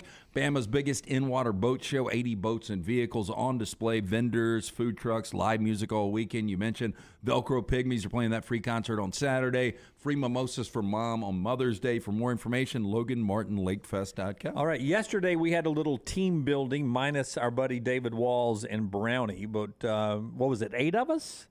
We went to Breakout, and LT's daughter, Layton, works at Breakout. She there. does, yep. And she was our, what you would call a host, I guess. And all 8 of us were in the same room. We did the runaway train, and Rockstar is holding our time there. Rockstar, what does the time say? It doesn't have a time on there. It says so close. Oh. That insinuates that we did not break out. I talked to Layton this morning, and she said, well, she told us this yesterday, that we were the worst team she's ever seen in that one particular room. And Brown, she told me today, I said, did you ever do the runaway training? She's like, yeah, I did it when I came in for training with 2 other people that worked there. And I said, did you figure it out? And she's like, yeah, I figured it out. Yeah, Forrester, you had a theory on why we were so bad yesterday. What was your theory? I think we had a few too many people in the room. I think maybe half half the size. That is a big number there. I agree with that. I think the other problem was Lil T. I don't think she put the combinations in right. Oh, the content queen messed it up. I worried about that. She caused us to blow up. Yeah. Well, it's good content. I mean, we blow did up. find out about 20 minutes after the fact that we had the right numbers for that combination. Lunsford was there, and I thought Lunsford would lead us to victory. I really did. Yeah. Well, he was talking big. He said, look, I've done 2 of these rooms. He was like, I'll be 3 for 3 after today. Well, in fact, Dunaway he thought it was going to be group versus group. He'd already paired off teams, and he said literally, as long as I'm on Lunsford's team, I'm okay. We'll win easily. Yeah. So you had a lot of faith in Lunsford. Yeah, it did not work. And, and I'm getting the feeling from Forrester, I had too big of a part in our breakout yesterday, which is why we failed. Scott, would you agree? Rockstar, you were there too. I would agree. Well, the thing is, the best is like somebody would do a math problem and say like, try 4120 and don't know, would you go 4120 41. Well, I was keeping up of all the combinations we tried. So we got Dunaway on the grease board because he's got the neatest handwriting. You've got the best penmanship. But at the same time, once having him on the grease board, we couldn't have our phones. It made him do some of the math. No. Reed was doing all the math. Okay. And he's doing it upside down and backwards. So I blame Reed, and he'll get this in 5 seconds in his office. But I'm not sure Reed's math was always But perfect. I will tell you, I came up with the first 2 clues. I was like, the Rockstar talked about the bottle of cab, and I was like, it's going to be what year this cab came out, which was the first combination. Oh, look at you, yeah. And then I said it's going to be the total receipt for the second, which we finally came up with. Taylor put it in wrong. 20 minutes later, we find out. So just real quick, I came up with the combination to the safe, and I said, this is the combination to the safe, and everybody goes, no, don't do it, because we only have 3 guesses. That's right. 10 minutes went by. 10 minutes. And then Layton said, hey, y'all need to listen to Sean. And I was like, can I do that? And I'll give you that, but it's like immediately you wanted to. She's like, do not use this more than 3 times, or basically you've got to shut it down and come in the room. So you immediately wanted to go to it. That's the only thing that scared me. So why did the content queen get picked to put the combo in? Why did she get picked? Well, she said she was focused and she had really good eyes. You know, when you look at numbers that small up close, when you're old like us, it's difficult to do. And she I was see a setting, lot of, all I see out of this team building is a lot of finger pointing, Rockstar. I don't know that we built the team. Not me, man. It's on me, man. It was on me. I'm sure it was my math. My fault, math. guys. My fault, guys. Let's do. I think they need to come up with the passcode that you actually put in, right? Instead, because those combo locks, you got to have it exactly right, or but that's part of the pressure too to get it right. Though a bomb was ticking, wasn't it, Rockstar? It was, and it went off. Yeah, but Brown, I mean, that clock's ticking down, and we finally get into where the train. You can stop the train, and as soon as we open the door, we all think we got 3 minutes left. We've done this, and Layton over the speaker goes, congratulations, you're halfway through now. There's a whole sequence of things. And then when she came in and showed us what was left, we were like, we needed another 3 hours. We would have never finished it. Never finished it. Let's hit trash, Rockstar. I have you on camera, and I have you. I'm not threatening you. I'm going to go over and cut that. Is this your plant? I have no incentive to give you any positive politeness at all, do I? You were nothing but rude and belligerent. Have a good day, ma'am. Oh, you son of a bitch! Yes, you too. Thank you. LT's Trash is presented by Mortgage Right. Mortgages done the right way. Hey, let the experts at Mortgage Right help get your financial house in order. Their team of experts can make sure you're prepared for anything 2023 may bring, including freeing up the cash for things you need to get done. With locations in Birmingham and Leeds, Mortgage Right offers a variety of loan products, fast and free pre-approvals, reliable hands assistance that will help you take advantage of all available home buying and refinance options. With Mortgage Right, no middleman. You can trust that their files will never leave their office. Take control today. Visit Mortgage Right at their locations, Highway 280 in Birmingham, Parkway Drive in Leeds. You can apply online, mortgageright.com/TNR. Call 205-815-9200. NMLS 2239, Equal Housing Lender. This is a story that Lil T just posted about, that I was talking about earlier in the show. Woody Harrelson says, quote, "It's very much true. He is Matt McConaughey's brother." Yeah, I see the resemblance, Rockstar. They're both men. I see a resemblance, so I really do. No, you don't. I really do. I don't see any resemblance whatsoever. Yeah, None. I see the nose, the jaw, the mannerisms. There's some, but I never thought of it until you told me this story this morning. Well, okay, so Woody Harrelson, 61, earlier this month, called on Matt McConaughey, 53, to get a DNA test after backing up the belief that they could be biological brothers. He's now doubled down on the claim, saying he's convinced of the fact due to similarities in their personalities. Now, Woody told a new issue of Esquire magazine, quote, "Well, it's very much true. I learned from Ma Mac, Matthew's mother, that she did have a relationship with my father for a short period of time that coincided with the time that her father and mother were on a sabbatical and with the time of Matthew's, let's say, origination."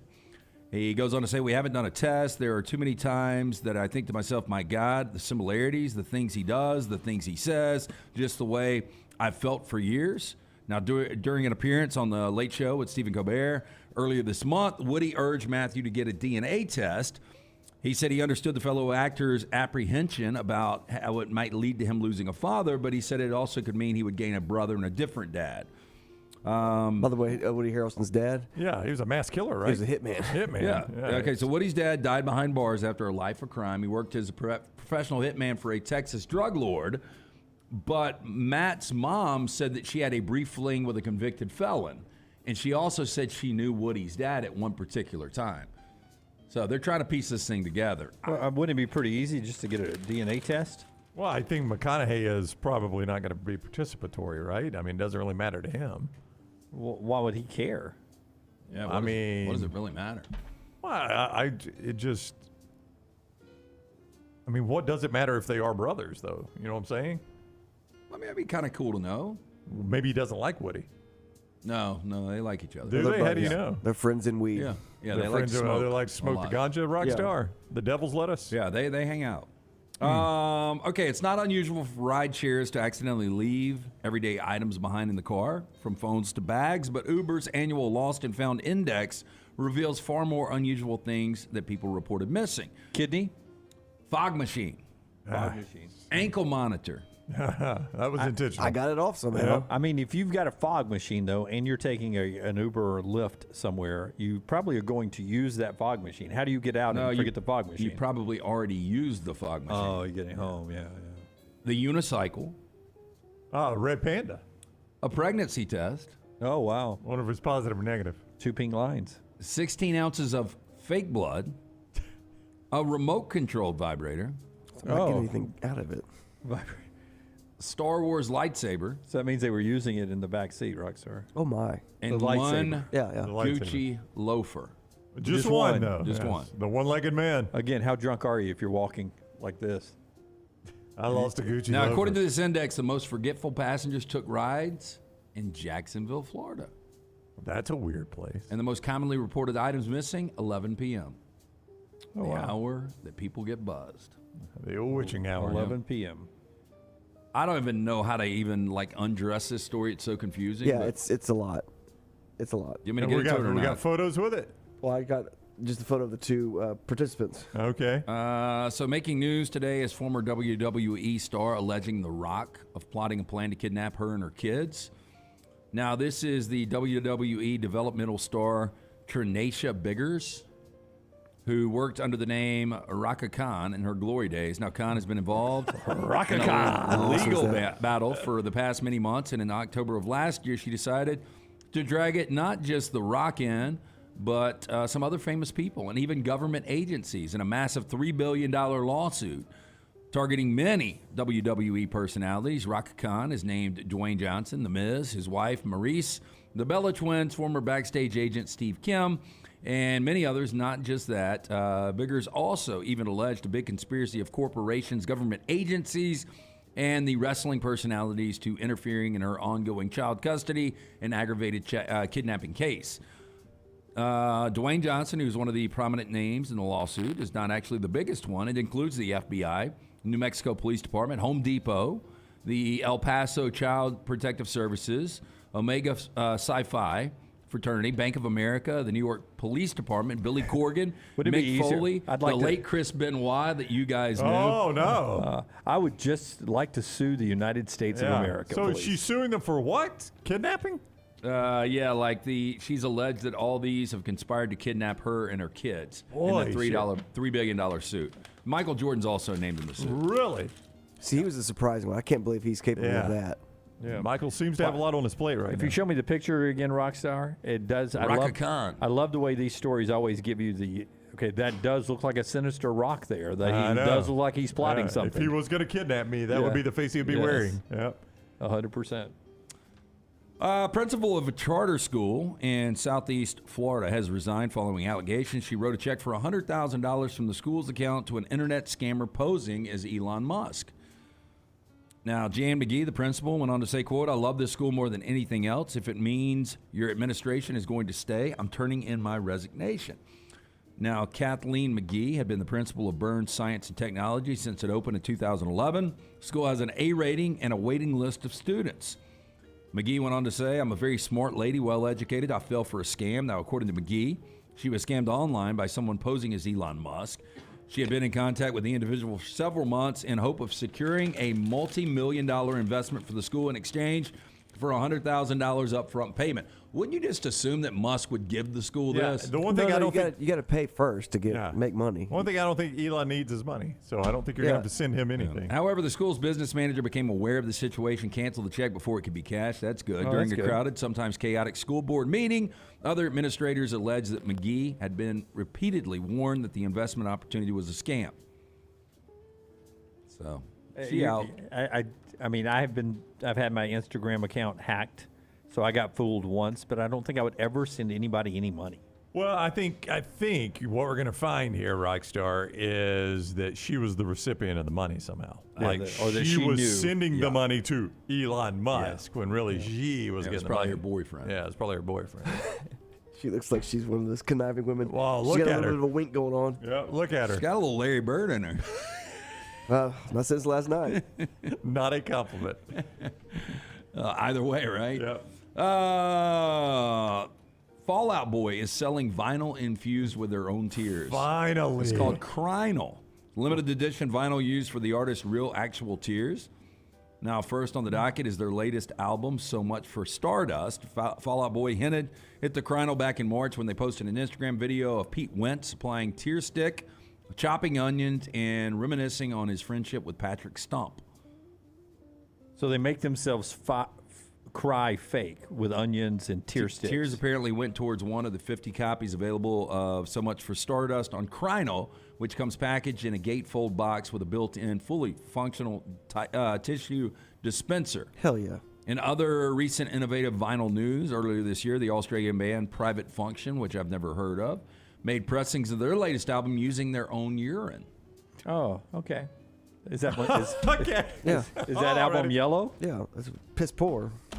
When we first started, I've got a weird memory of Fall Out Boy. When we first started doing mornings before the pandemic, when we were still driving to studio, and I was having to drive, in the morning before the sun came up, nobody else on 280, very tired, not really, it's mornings. I'm not a morning person. Sugar We're Going Down, that Fall Out Boy song, whatever XM station I was listening to on the way in, it seemed like it played every morning. And I came to associate that song, which I otherwise didn't dislike, with being out way too early in the morning and going to work, and I started to hate that song. Didn't Fall Out Boy do the memories that we had to listen to for the college football playoffs? Centuries. Yeah, centuries. The century. 2014, I think, right? I don't know. That's all I ever played. There was one of the Fall Out Boys was the year Alabama lost to Ohio State Very sad, in the semifinals, and I'll always remember Alabama losing to Ohio State because of that song. They did Thanks for the Memories, too. That's what you were talking about. Yeah, look, it had nothing to do with Lane Kiffin's play calling in that game, right? It was all and the Fallout. Alabama's It was all the inability Fallout to Boys. tackle Zeke Elliott. Zeke Elliott was pretty good. Okay, so rules of engagement, important wedding debates resolved here. This is part of the Say Yes to the Mess pop-up slate series on the unsettled state of the American wedding in 2023. You guys tell me if you agree with these. No more engagement parties.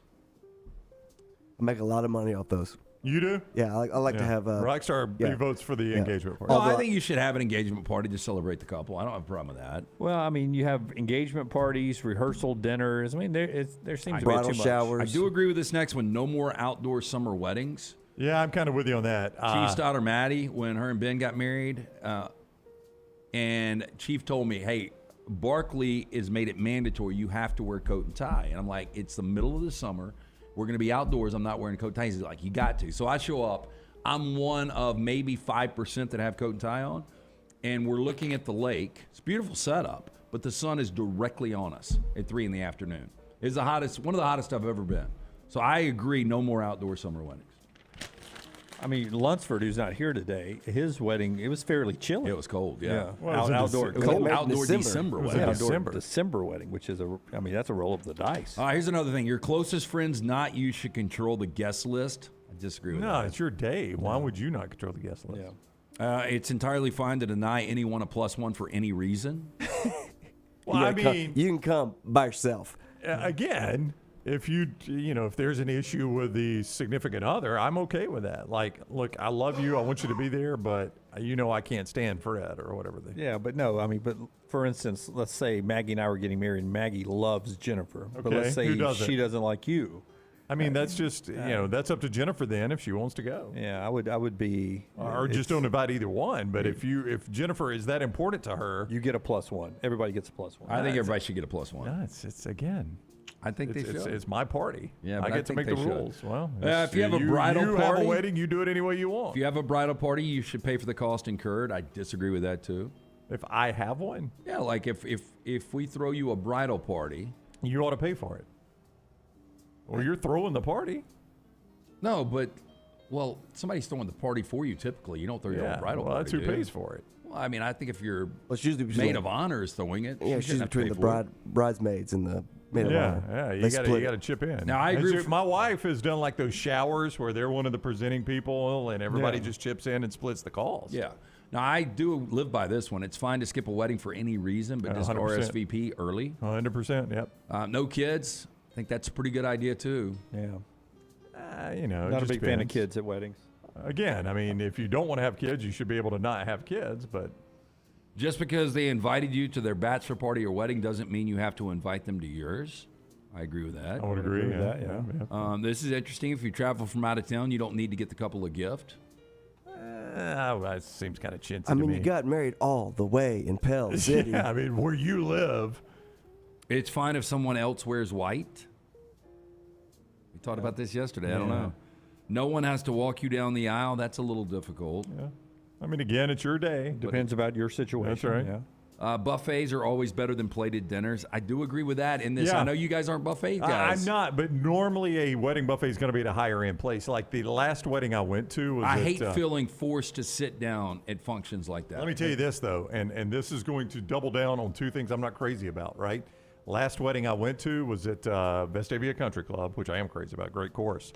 But the bride had a breakfast buffet. It was a night wedding, but it was breakfast for dinner. Oh, that's good. And I'm not a big breakfast guy. I really don't like breakfast at dinner, and I don't like buffets. 3 things. That one was really good. Yeah, really good. But I would rather, if you're feeding like 150 people, your plated meal cannot be like it is at a restaurant, right? It's not as good. It's 150 preparation. It's not as hot as it needs to be, blah, blah, blah, blah, blah. In that situation, I'm okay with buffets. And, that's a controlled setting. It's not the masses. Yeah. Speeches must be pre-written. I disagree with that. I mean, if somebody's got notes, I don't think it should have to be pre-written. Yeah. I like the spontaneity and But people they off the should cuff. have notes at least. The rambling it can suck. All the dances, first dance, mother-in-law or mother-son, father-daughter should be 2 minutes or less. I agree with that. It's very awkward. It is a little awkward, but there again, it's their day. If they want a 4-minute dance, they should have a 4-minute dance. Yeah, I went to one not long ago. The father-daughter dance was I mean, it drug out too long. Yeah. Oh, I had to do a father-daughter dance too. I had to sing Black Water by the Doobie Brothers. Blackwater? Yeah. Father-daughter dance. Oh, Blackwater, keep on rolling. Mississippi moon, gonna keep on shining on me. It's a terrible song. Did you get all the way to Did you get all the way to that part? Yep, me and Carrie Adams. We had to do that. Wow. It was just us acoustic doing that song. What a weird father-daughter dance Yeah, song. it was a dry wedding too. Did people have shoes on? It wasn't a very big, well-attended wedding. I'll say that, but it was very awkward. Did you do the high part like honky-tonk? I can't remember. I think we just ended up doing the both things simultaneous. Maggie's father-daughter's dance was Fat Bottom Girls. Queen. Was it I'm really? kidding. Oh, No, my. It was a joke. Oh, my. It was a joke. Oh, dear. I just heard that song yesterday, and I was like, what a stupid song. It is a stupid song. Especially for Queen. Oh, it's a good song. Brian May wrote that one, man. That's a terrible Hey, there must be real food at the after party. One of the best weddings I ever went to was in Philadelphia, and boy, they did it right, man. And so we got bused to a bar afterwards, and Came in a little hot. we got bused to a bar, and then they had like gourmet pizza at the bar waiting on us. Oh, fantastic! Yeah, and it was on the Delaware River. I mean, it was amazing. I was trying to hit Rockstar. I'm starting to hear some of these weddings though are costing between $250,000 and $500,000. Hey, I can tell you whose will not. Anna Kate Brown's. Yeah. yeah. If you Yeah, want to go Leighton ahead Grace and write, Taylor's will if not. you want to go ahead and write that one down. Sorry, Leighton. Sorry, Anna Kate. Yeah. I'm just worried about Taylor Swift tickets. That's trash. Brought to you by our friends at Mortgage Right. Yeah, buying a home, major milestone in life, getting it right comes down to the right advice at the right time. That's why we're proud to partner with the friends at Mortgage Right who do mortgages the right way, locally owned and operated. Mortgage Right standing by to help you today. Visit the locations, Highway 280 in Birmingham or Parkway Drive in Leeds. You can apply online, mortgageright.com/TNR. Or call 205-815-9200, NMLS 2239, Equal Housing Lender. Call the next round now at 205-734-0923. Have you had a pipe burst, a washing machine overflow? Maybe your toilet or bathtub has overflowed upstairs and now you have water coming through your ceiling? No problem. The specialists at Dry Tech are here to help. What's important is you act immediately when water damage occurs. Failing to do so can cause mold, rot, and mildew issues. Long-term exposure to those toxins can cause many health issues down the road. So act fast. When trouble strikes, call Dry Tech 205-637-0143. That's Dry Tech at 205-637-0143. Stop by the New York Butcher Shop and pick up the finest in certified Angus prime beef steaks and burgers, premium pork chops, ribs, and all-natural chicken cut to order just for you. Their chef-prepared entrees and side dishes are the perfect dinner-to-go choice for your family and are ready to heat at home. With a great selection of fine wines and desserts, the New York Butcher Shop is your one-stop dinner shop. 2 locations to serve you, Cahaba Heights and on Highway 119 in Greystone. The New York Butcher Shop, rare quality, well-done service. Be there as your champion Stallions defend their title. Get your tickets now for this weekend's home game. We can't wait to have you for the USFL. Seats start at $10, so bring the whole family for kickoff at Protective Stadium as Coach Skip Holtz and the Stallions are running it back in Birmingham. Doesn't get much more exciting than that. Don't miss out on the hottest ticket in town. Touchdown, Birmingham! Buy your Stallions tickets today at theusfl.com. It's the spring sales event at Alfa Romeo of Birmingham. Now you can get $10,000 off plus rates as low as 4.7% on new 2022 Alfa Romeo Stelvios and new 2022 Alfa Romeo Giulias. Come see the team at Alfa Romeo of Birmingham, exit 27 just off I-459 on Grants Mill Road, or visit them online at alfaromeousa of Birmingham.com. Hurry down before they're all gone. All incentives applied in stock units only with approved credit. Alfa Romeo USA of Birmingham.com. There's still time before the weather changes to do something new in 2022. Ocean City, Maryland, and our friends at Residence Inn by Marriott, Ocean City is ready to welcome you. Kayak from Bayside Beach, swim in the Atlantic, dine at Bayview Bar and Grill, local golf packages, great restaurants, and a lot more. See everything online at residencenoc.com. Check them out on Instagram and Facebook. It's time to do something different. Residence Inn by Marriott, Ocean City, Maryland. Spring is here, and that means it's time to prepare for moving season. Let Holly Mack Wilson guide you and help get your home prepared to sell. Whether you are looking for the perfect home or need to sell yours, Holly Mack Wilson can do it all and can do it anywhere in Alabama. Call Holly Mack Wilson today, 205-901-9446, or visit her website, hollymachomes.com. Holly Mack Wilson, your home prep expert. Holly Mack Wilson, a trusted anywhere in Alabama Keller Williams realtor you can always depend on.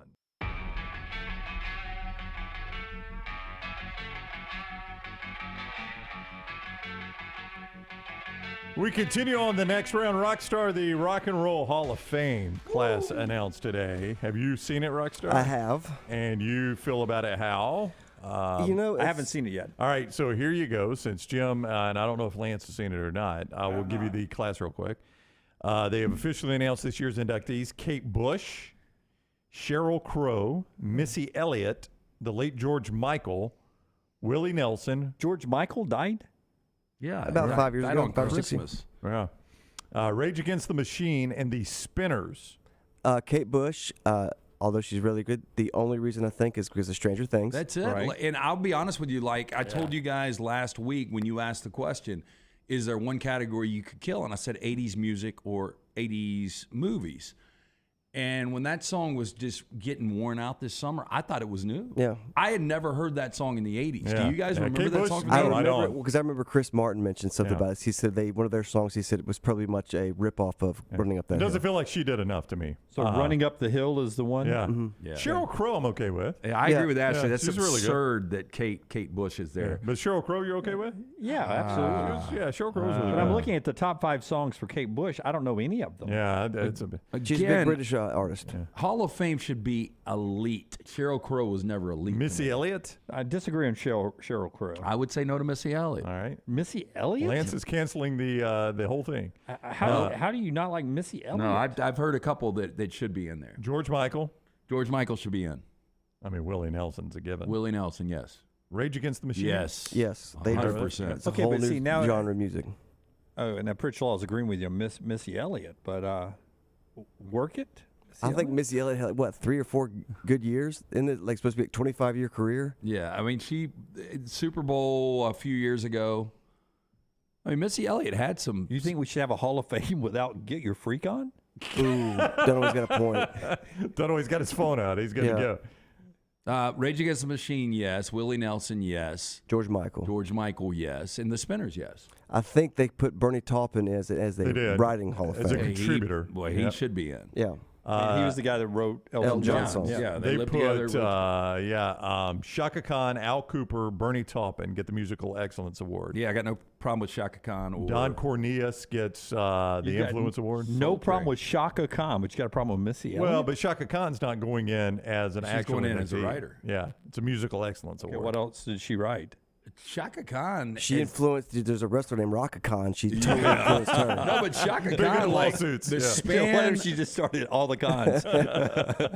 She started sort of rock. I guarantee you were dancing to I Feel For You, or I Feel, is it What I Feel For You? Yeah. And the, what was it called? The place down the street from us at our old place? Tony Jitterbugs. Jitterbugs, yeah. Is But that no, Shaka Khan, I mean, her longevity. I mean, she's 70s, 80s, 90s, into the 2000s. And she Now- wrote a ton of shit. Now I'm like That's what it said right here. Yeah, that's what it said about Shaka Khan. Yeah. We want to welcome Shaka Khan, who wrote a ton of shit. Hey, y'all. Thank you so much. Are you doing the introduction speech? I could. Yeah, how is Iron Maiden still not in? I agree with Brooks. I was a big Iron Maiden fan as a kid. Run to the Hills, one of the great videos. I'm Every Woman, Ain't Nobody, Through the Fire, I Feel For You, Like Sugars, her 5 songs. I've heard of 2 of those, maybe 3. But you're telling me she influenced other people or wrote other songs for other people? Because if she wrote those, that ain't enough. Writer, performer, she did a lot of stuff. Yeah.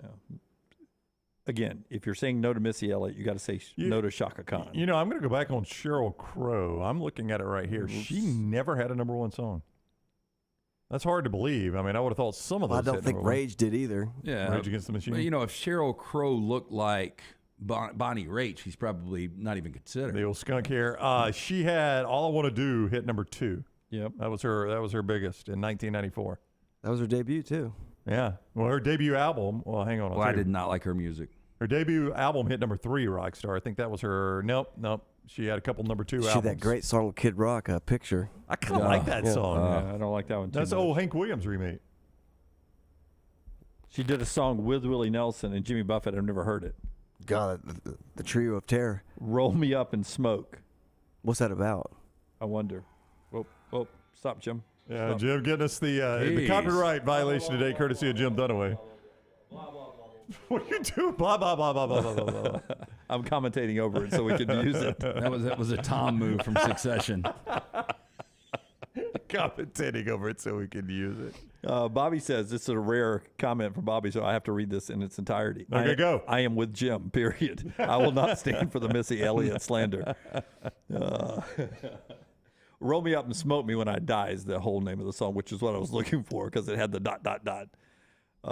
Scott's right, though. Sheryl Crow's cover of Sweet Child of Mine does suck. I mean, That's awful. Well, yeah. You know, she's kind of to a much lower level of success, she's kind of the Jimmy Buffett of women. Like, she had a good look to her, but she was just one of these that you would see at every kind of bar. I mean, she wasn't like overly musically talented. I thought she was really good in the Little Fair genre I'll of tell you that this, group. Taylor Honeycutt, who you've performed with, is 10 times better than Sheryl Crow. It's all relative. She is, but it's just like because she's a woman and she plays guitar and bass and writes and like she's a talented.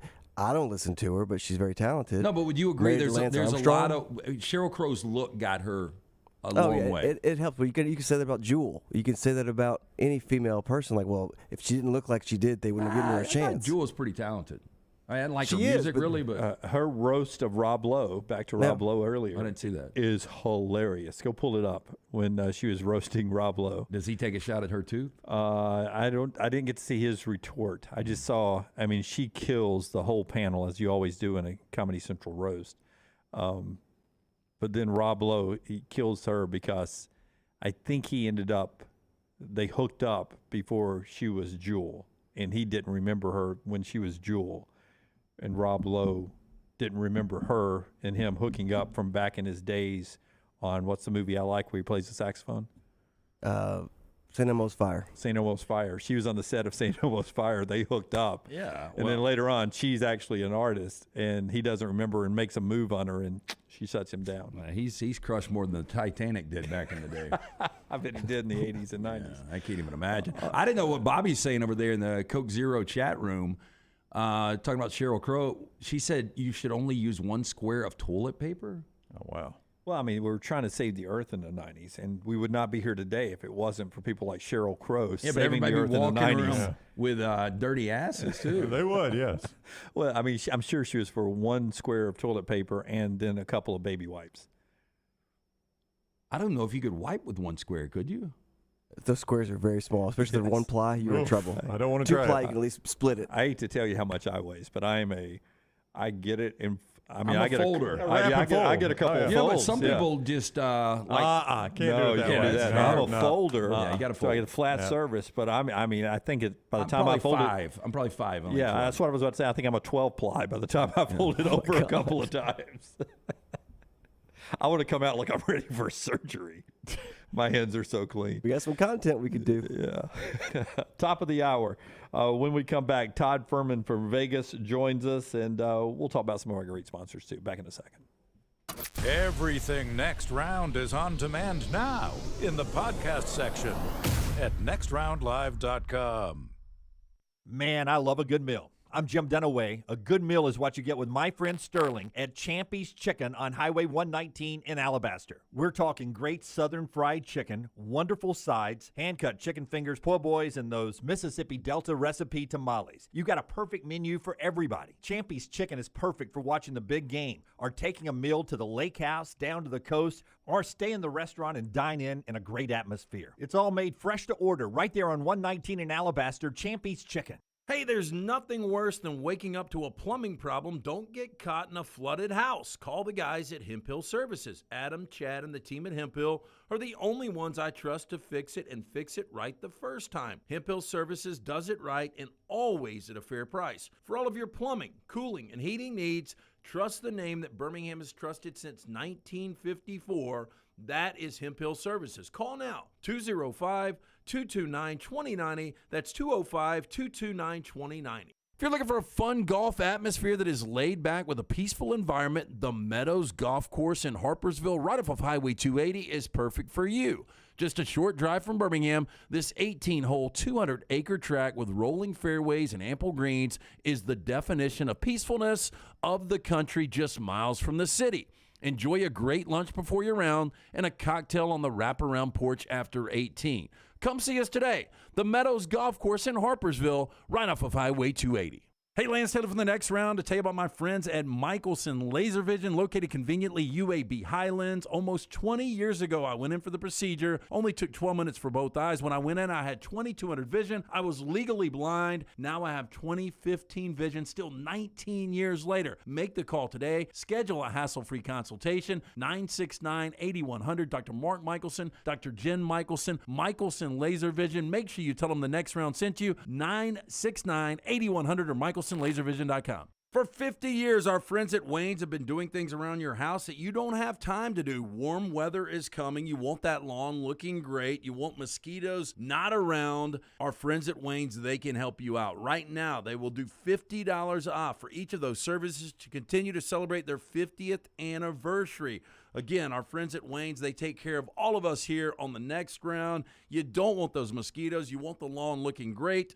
Call them today, 866-WAYNES1 or call Waynes.com. Hey, Ryan Brown here from the next round. Do you want to help pay for my kids' college and look great while you're doing it? You need to go to the Next Round store. Everything from hats to short sleeve and long sleeve t-shirts, sweatshirts, hoodies, zip-up hoodies, and much more. And we're adding new things all the time. Why would you not want to see my kids get a great college education and look great out in the public while you're doing it? Get the gear we wear all the time on the show, and there's only one place to get it. NextRound.store. That's NextRound.store. Jim Dunaway, Lance Taylor, Ryan Brown, and Rockstar. Live from the Birmingham Racecourse Casino Studios, the next round, presented by Bud Light, is on now. Pritch Law, just watched Jewel roasting Rob Lowe. I'm never getting that 2 minutes back. No, Pritch Law, it's the roasting of the other people that was the best part. Actually, Rob Lowe was not that funny. One of the best I ever saw was Blake Griffin. I don't even know whose roast it was, but he kills the Kardashians. Yeah. I mean, destroys them. It was some of the best stuff, and his delivery was incredible. So good. I love a good roast, and I assume people write most of that for those people, right? Yeah. Yes. Nobody writes the well, stuff for them. I remember Clay Travis had a roast. It was probably 5 years ago, and I remember Verno. I wasn't able to go, and I was supposed to be part of the roast, but I remember giving Verno some really good material, and I can't believe he used it. I mean, it's stuff that I can't even say like on the air. I can't believe he used it. All right, we'll talk to Todd Fuhrman right now after LT tells us about our friends at Lakefest one more time as we get ready for a big weekend coming up a week from this weekend. Yeah, Logan Martin Lakefest, presented by AmFirst, is coming up the 12th through the 14th. Make sure you get out there because it's free admission right there in Pell City. It's Bama's biggest in-water boat show, 80 boats, vehicles on display, vendors, food trucks, live music all weekend long. Free Velcro Pygmies concert on Saturday. Free mimosas for the moms on Mother's Day on Sunday. For more information, go online. Go to LoganMartinLakefest.com. All right, Todd Fuhrman is BetTheBoardPodcast.com, at Todd Fuhrman on Twitter, the former odds maker at Caesars Palace, and he is with us now on the JohnstonRVCenter.com. Caesars.com hotline. What is up, Fuhrman? How are you? I'm doing well this morning, gentlemen. How are you boys holding up? Doing fantastic. Thank you. I understand there aren't a whole lot of details about this Alabama baseball story. First of all, can you just tell us your observation of it, what you might know as you look at this story?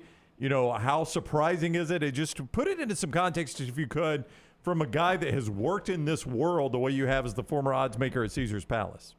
So first things first, there are a lot of securities and safeguards put in place to try and protect against match fixing and anything nefarious or what we define in the business as irregular betting patterns. So typically, if we took bets that raised some red flags during my time at Caesars, we had a direct line to the Gaming Control Board. They would look into it and try and figure out if the line history suggested that there were some irregularities. They'll ultimately dig into game logs, and they try and figure out, from a mathematical standpoint, how improbable a potential outcome could be that would have an impact on a match-fixing scandal. So when you have all of those tools at your disposal, you obviously want to do everything you can to try and protect these outcomes. Now, this story for me, and again, I don't have any more details that have been made public. I'm trying to follow along with everybody else.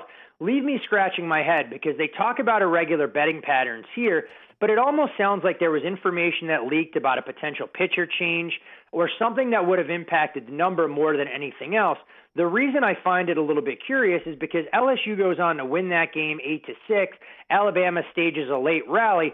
So unless you're talking about a backdoor cover where it was a 2.5 on the run line or something along those lines, the outcome itself doesn't raise any red flags. But I think from an overarching standpoint, begs the bigger question is, where is this information coming from? What does the level of transparency look like? But guys, this is what I do on a day in, day out basis. My job as a sports bettor is to try and get information that's not generally available to the public and be able to bet into the markets before that's out there. No greater illustration than what we saw yesterday with the Miami Heat. Nobody knew Jimmy Butler's status. You try and get that injury information and get your bet down before you know he's going to be ruled out. Julius Randle and Jalen Brunson are going to be upgraded. So I'm very curious to see what unfolds here, but I also think there's one disturbing situation that's starting to emerge in a lot of these jurisdictions.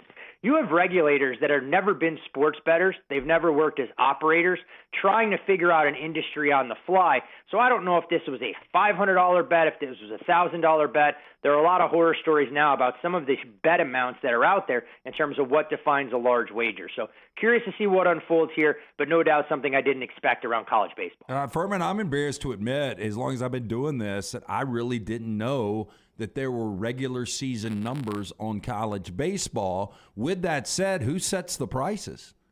They have just actually started, LT. Last year, you started to see more and more books as they look to try and expand their betting menus, get into regular season college baseball, starting with some of the highest profile conferences, obviously the SEC being front and center, and you're starting to see it more widely available as they incorporate the Big Ten, the ACC, and other leagues.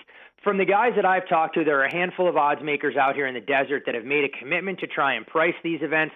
But look, let's not sugarcoat it. These aren't going to be the most efficient markets. There's a steep learning curve that comes with all of it. And oftentimes trying to get information around college baseball, specifically starting pitchers, where you can't list who the starter's going to be, is going to impact these numbers a ton.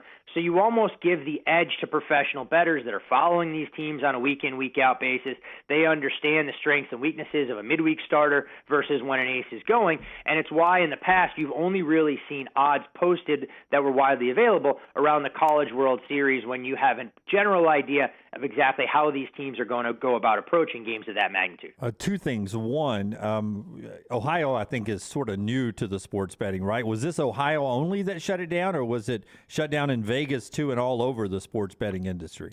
That's the thing that for me leaves me scratching my head, that it was only Ohio that reported irregular betting. So if something truly nefarious and underhanded was going on here, if you're trying to orchestrate a match-fixing scandal and doing it through regulated books, you're going to try and take advantage of a lot of these states that are out there. Now, I know we have historical precedent and we've had isolated incidents. If we go back to Toledo and the Scooter McDougal situation, we had Brian Johnson at San Diego, where it doesn't necessarily hit the sports books of Nevada the same way the Arizona State point shaving scandal did years ago with Benny Silman. So there's a lot of things here that I feel it's misinformation above all else. And for me, obviously working in this space, I oftentimes want there to be more information. Transparency is key, and make sure that the people that are raising these red flags know some of the language. But even the articles that are out there that I was reading this morning to follow up on some of the ancillary information, the AP's reporting of it would confuse people that didn't know gambling terminology more so than it would help. And, if a $500 bet is triggering some of these things because we know the risk threshold is declined, I think this may be much ado about nothing, but I'm very curious to see what comes out because I don't want to comment on something that obviously is an evolving story. Well, that's what I wanted to get to is if I am the University of Alabama, okay, athletics, and it's been a hell of a year in the media, right? You've had some bad headlines. This makes it look like Alabama baseball is on the cusp of some point-shaving, game-fixing glacier. And from everything I've been hearing and reading, and listening to you, that doesn't sound like that's the case. But it's Alabama that's mentioned. It's from the outside looking in, it looks like it's an Alabama problem. As a professional, what do you think of that? Well, and that's the whole thing here. I think, there becomes a lot of collateral damage in this kind of situation because you look at the machinations of what unfolded here. It was Alabama that staged a 5-run rally late in the game, and typically you don't get an underdog that's tanking in these kind of spots.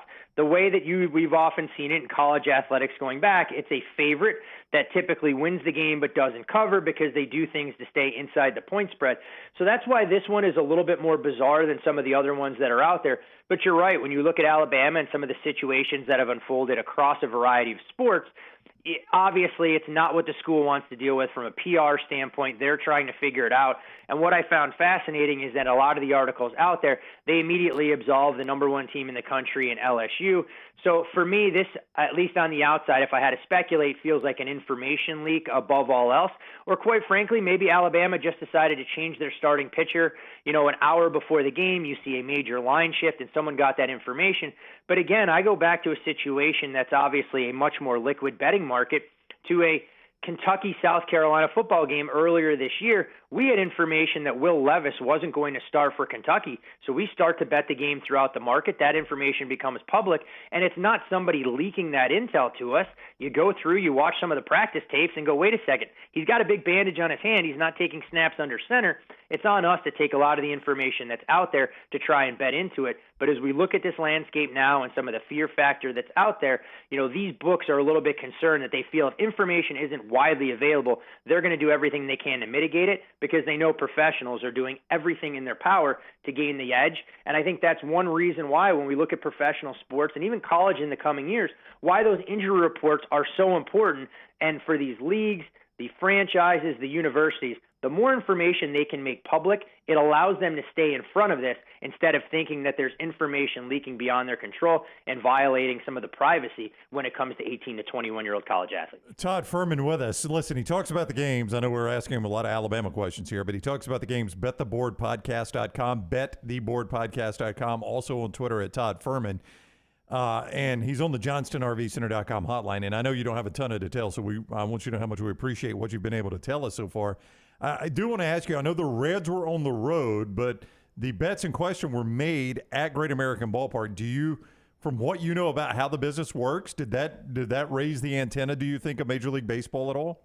It may have, but I think when you look at a lot of the sports books, whether it's in the state of Ohio or Arizona, there's a Caesars book attached to Chase One Field. There's a number of sports books that work in conjunction with a lot of the bigger sports stadiums out there that you never know if it's a scout or somebody getting information. I think that's what you would want to try and shore up, the chain of information, and make sure there weren't people around Major League Baseball that played a role in all of this. And it's something that, look, every state, every school is going to have to deal with as they try and figure out, how information gets disseminated. And the scary part about it, because I never want to just try and say, hey, look, there's nothing to see here, but you wonder if a player in and around in, an athletic department gets himself into a little bit of trouble, and as a result, somebody comes to him and said, hey, look, I'll waive your potential debt if you give me a piece of information that's actionable. And look, having been a college athlete myself, albeit there weren't numbers posted on Division III hockey, it was a sensitive subject when I was betting games for Division I programs, back in college myself, And look, the NCAA has a strong policy on it, and I joke about it now, but it was a serious matter where my coach goes, hey, look, you have to make a choice between your wagering on college athletics and your commitment to our D3 program. The reality of it is I think I chose wisely because at 5'9", 150 pounds, I wasn't going to the NHL, made a career out of sports betting, but you do want to constantly pay attention to who these individuals are working with, where the bets are coming from, and it is a complex issue that I think more and more information that's out there is better for all parties. The biggest problem I have, guys, and it's why I've been critical of a lot of these states, you just have people making wholesale decisions that don't know how these things work. And instead of coming to talk to experts, you have regulators that may come from a manufacturing side trying to understand sports betting. And we're seeing some of that unfold in the state of Tennessee, not to go on a tangent, where they're trying to raise hold and the tax rates and everything else that are different. All you do is you create a business model that steers more and more people into the offshore markets. If the NHL had the volume and handle of the NFL, I would just think sports books would rack up, because we were talking the other day after the Bruins got upset in Game 7 by Florida, who goes on and wins Game 1 against now the favorite, or was the favorite, the Toronto Maple Leafs, how unpredictable the Stanley Cup playoffs are. I mean, books, for whatever the handle is, they've got to rake up, right? The single best postseason for a lot of the books out there, especially from a recreational bettor standpoint, because you mentioned those games on Sunday, LT, and we know what recreational bettors were doing. They were walking to the window. They were parlaying both home teams at -$2 to get them down to around even money, whereas if you've been blindly betting the underdogs, at least through the first round plus, including the two big dogs that we saw cash last night, you'd be profiting quite handsomely. And it's why I think, a lot of bettors, when it comes to moneyline sports, especially the professionals, may go in going, you know what, we may not win Game 1, but if we can get a split on the road and you're taking a plus 180 dog, that's a healthy profit to try and glean. But to your point, you're not seeing as nearly the betting handle on the NHL that you'll get on let alone the NBA before you get to the NFL and other sports. But it does make for some exciting viewing on a night-in, night-out basis, but can be one of the more daunting sports to try and crack if you're a recreational bettor that doesn't follow it on a nightly basis. I would imagine the biggest buzz in Vegas right now is Lakers-Warriors, though, right? Yep, it will be all the buzz. And, of course, we see last night a number that kind of opened at 4, got as high as 5, and you saw some late money coming on the Lakers. An interesting trend that's emerged, to keep in mind going forward. Teams that play Game 7 and then follow up with Game 1 at home have actually been a losing proposition from a straight-up and ATS standpoint. With the Warriors' loss the last 24 times we've seen that, the team playing at home is now 11-13 straight up and just 7-16-1 ATS. So if we get a Game 7 where a team has to come back and play a home game in Game 1, maybe a good fade spot going forward this postseason and in the future. So on series price, what did the Lakers Game 1 win and the 76ers Game 1 win do to those two series? Lakers now have gone from right around a plus 165 underdog where that series opened, and they've shifted into a 160 favorite. That number would obviously move if the Warriors end up winning Game 2, but not a ton, because the Lakers have gone on the road up into San Francisco and done what they needed to steal home court advantage back. The Celtics 76ers, we've seen a seismic shift there as well. Celtics opened that series as a $3 favorite. Now, of course, that was without Joel Embiid being factored in, and you saw that number at 10. That number now down to that minus 155 range. And for tonight's game, you've seen the price go from Boston at 9.5 point favorite where it opened. We're now down to 7.5. But I think this is probably an excellent opportunity to buy low on the Celtics, knowing their season hangs in the balance. Because if you lose the first two games at home in the NBA, not exactly a recipe for success, as the road team has won 84% of the series when they've been able to accomplish that feat. All right, he is Todd Fuhrman, bettheboardpodcast.com, bettheboardpodcast.com for talk about all the games. We ate up so much time talking about the Alabama baseball situation. So many games out there that he talks about, though, at bettheboardpodcast.com and at Todd Fuhrman on Twitter. Fuhrman, we appreciate the information, man. That was very helpful, I think, to a lot of people in our audience on that. So thank you for the time, as always. Always a pleasure, guys. And as I continue to get more information and things that leak down to me, I'll be happy to share. And, fingers crossed there's nothing going on here. But at least on the surface, as things stand right now, I don't see any red flags from my experience. But, of course, as situations change and more information breaks, you never want to say it's much ado about nothing. Yep. Fantastic. Thank you, Fuhrman. Have a great week. Thanks, gentlemen. You guys as well. All right, buddy. See you. Todd Fuhrman with us on the JohnstonRVCenter.com hotline. Okay, here's what we're going to do the remainder of the show coming up before Brownie tells us about our friends there. Actually, it's LT is going to tell us about our friends there at Bromberg's. We're gonna talk a little college football rankings. Taylor has taken our Mark Schlabach top 25 post-spring, and we'll jump into that a little bit. LT has some thoughts. We'll get to 4 downs. And then last week, did you guys get into Barrett Sallee's most pressure coaches under the most pressure? We did not. We'll talk about that, because that's not just who's on the hot seat. Who's got a lot of pressure on them to do a certain amount this year. We talked about James Franklin earlier in the show at Penn State. I wonder if there's pressure on James to get it done this year. There seems to be an opportunity for Penn State. All that still to come this hour on the show that's being brought to you by the great folks at Bromberg's. Hey, Bromberg's wants to remind you the Big Diamond Sale is beginning next week, May 8th through the 13th. It's at both locations of Bromberg's. That is Mountain Brook, the Summit, Brombergs.com for more information. If you ever wanted to buy a diamond from Bromberg's, now is the time to buy. Don't miss the lowest prices of the year. We want to invite you out to the stores to view the expansive selection of beautiful jewelry. Their expert sales associates are happy to help with you, help you find that perfect piece. Enjoy savings up to 50% off diamond jewelry and loose stones just in time for Mother's Day. If you wait until the last minute to get something for Mom, the best gifts come from Bromberg. Show her how much you care with a new piece of diamond jewelry wrapped in that signature silver gift box. Again, 2 locations, Diamond Spell, next week, 8th to the 13th, Summit and Mountain Brook. Appreciate the fine folks at Coca-Cola bottling here locally. In the Coke Zero chat room, will sports betting cause college coaches to have to be transparent about injuries and give a weekly injury report that is accurate? Nick Saban, I think, has always tried to approach the NFL model of, listing as questionable, doubtful, and doing that.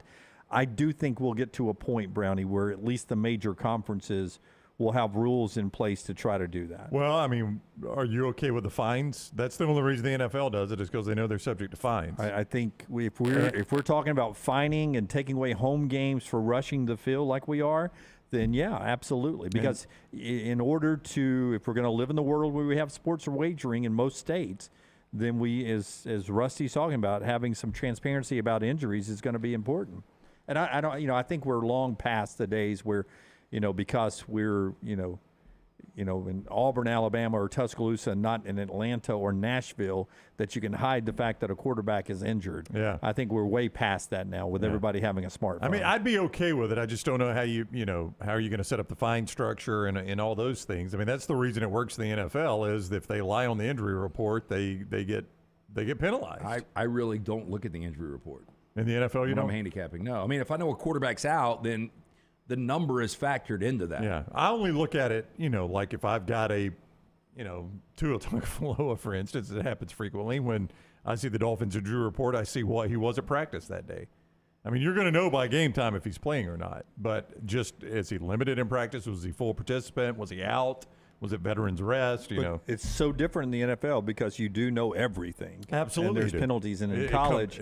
Every single day. I mean, in season, I look at it every day. The Dolphins release the injury report from practice. Our friends at Bud Light, easy to drink, easy to enjoy, bringing you part of the show as well. When we come back, we'll talk more college football. Stay with us.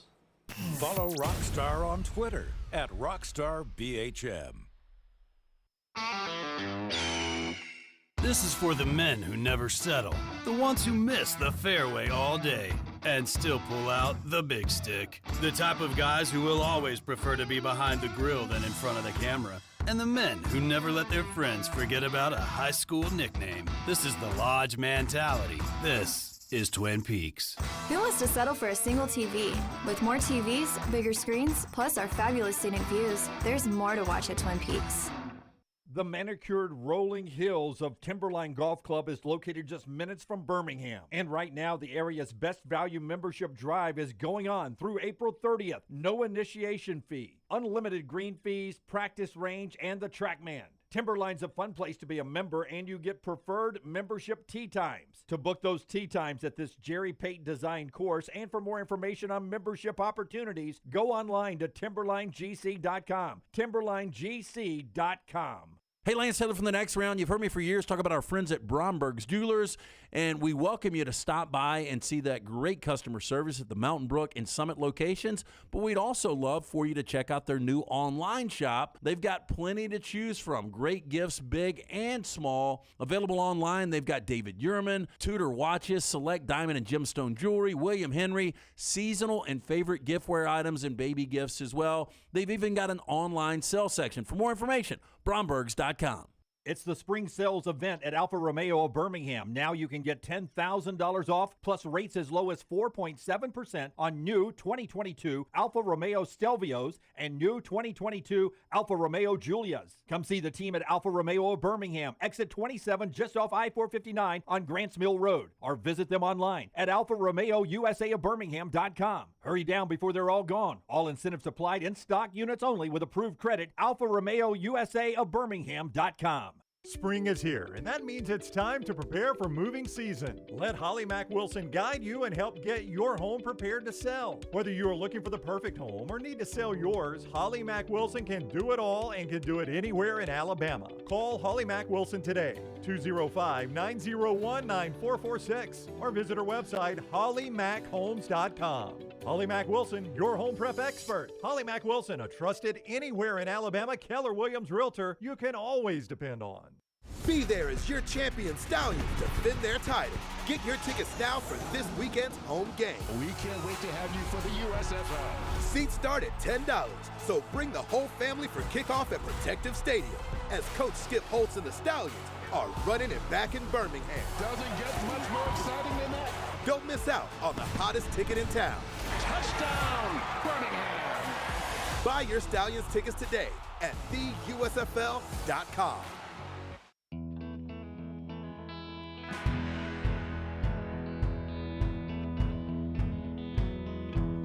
Total weirdo. We appreciate yes. Hot mic. No, well, you don't know what I'm talking about. Total weirdo, though. Yeah. I'd be careful. I agree. Part of the show today being brought to you by a friend who is not a total weirdo. That's our man, Dr. B, who's just a fantastic scientist, a fantastic doctor, who has changed the way LT looks. Man, do that. Look at that matted hair. Oh, my gosh. Only a scientist could do that. Yeah. We're close to a color job, though. Little salt and pepper. Wow. Oh, my God. Yeah. That's what happens when you get older, man. The hair starts to gray a little bit. I've been told that maybe my dyeing of my hair from my 20s on may have helped it fall out faster. Yeah, possibly did. Is that when you started dyeing your hair? I had this little gray patch right here. Like John Henson? In college, just on the right side. I forgot about John Henson. He did. It was right here back when I had hair. It was on the right side, and it just was about the size of a quarter. So I just started, coloring the hair even when I had hair. Yeah. I mean, 22 is too old to have a little anyway, gray patch. I'm not worried about the color of the hair. I'm worried about the thickness of the hair, and that's why I went to see Dr. B in the first time. Dr. Beckenstein is the guy everyone said I needed to see when I started to thin out a little bit. And as of last week, I went to see Dr. B, got my second analysis.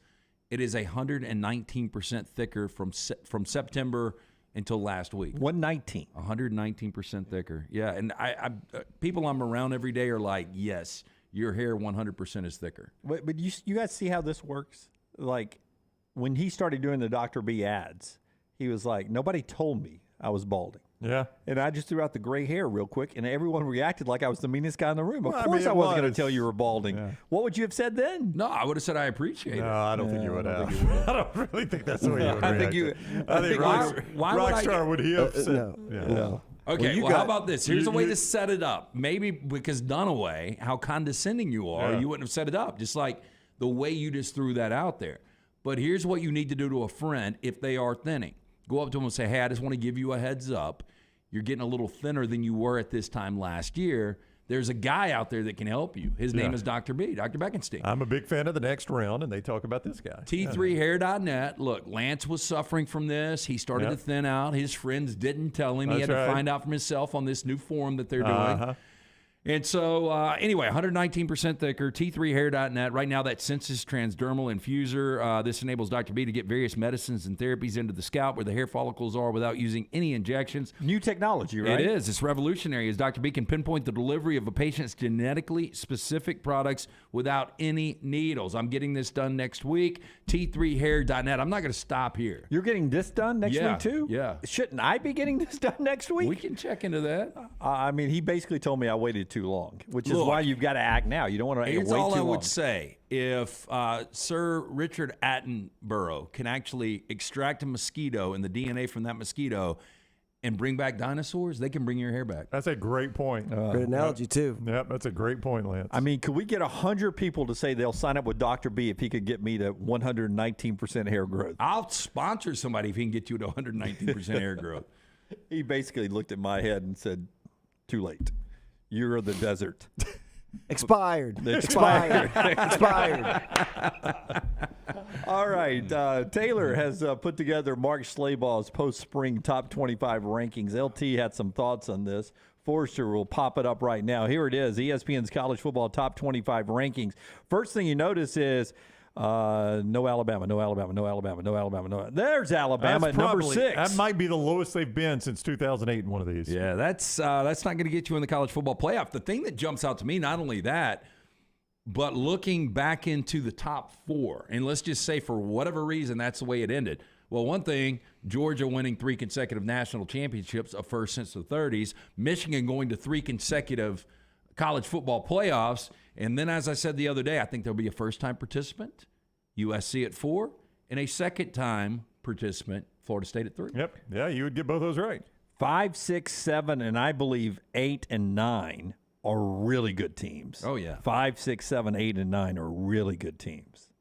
No, I don't disagree with you. Interesting you don't say 10 and you think Texas is going to be really good. I do. I think Texas will win the Big 12. For those just listening and not watching, 5 is Ohio State, 6 Alabama, 7 LSU, 8 Penn State, 9 Clemson. Those are the teams you say are really good teams, and then you stop before you get to Texas. And Texas is number 10, and I think they are, as the graphic shows, the best team in the Big 12, but it just feels like the Big 12 likely will be like some people thought the Big 12 was going to be last year, except TCU dodged the landmines and kept winning a lot of close games. I think that could be a 2-loss Big 12 champion, Texas. Do the Big 12 after Texas leaves. What's their highest-ranked team? TCU at 16. Yeah. Do you guys realize the last time Texas won the Big 12? Was it Colt McCoy? No, they won 1 year after they've won it once since they played Alabama for the championship, right? They actually clinched their Big 12 championship the last time before we ever did a show together. So the last Big 12 championship they won was when they played Alabama in the national championship. Yeah. Are you serious? We killed Texas. Yeah, so I am not going to, as much as I think they're, especially on the offensive side of the ball, as much talent as they've got, I'm not going to buy it until I see it. I'm not going to believe that their last year going out, they're actually going to win a Big 12 championship. Coca-Cola Zero chat room. Goose says, Texas is back? ? That's what people love to say. I don't know. I'm not buying it just yet, though. If Quinn Ewers is anything like he was early against Alabama, now the problem was when he came back from that injury, he wasn't like that consistently. But Xavier Worthy's as good as the receivers you're going to find in America. Yeah, if you had Urban Meyer or Nick Saban taking this team over, then with this roster, I would buy it. LT's neighbor, I'm starting to love the conversation around Alabama this offseason. Oh yeah, it's going to be the little engine that could by the end of the year, isn't it? I really wonder if they will be in the top 4. Preseason, yeah. I mean, you're starting to what Georgia players said everyone was saying about them last year after they won the championship.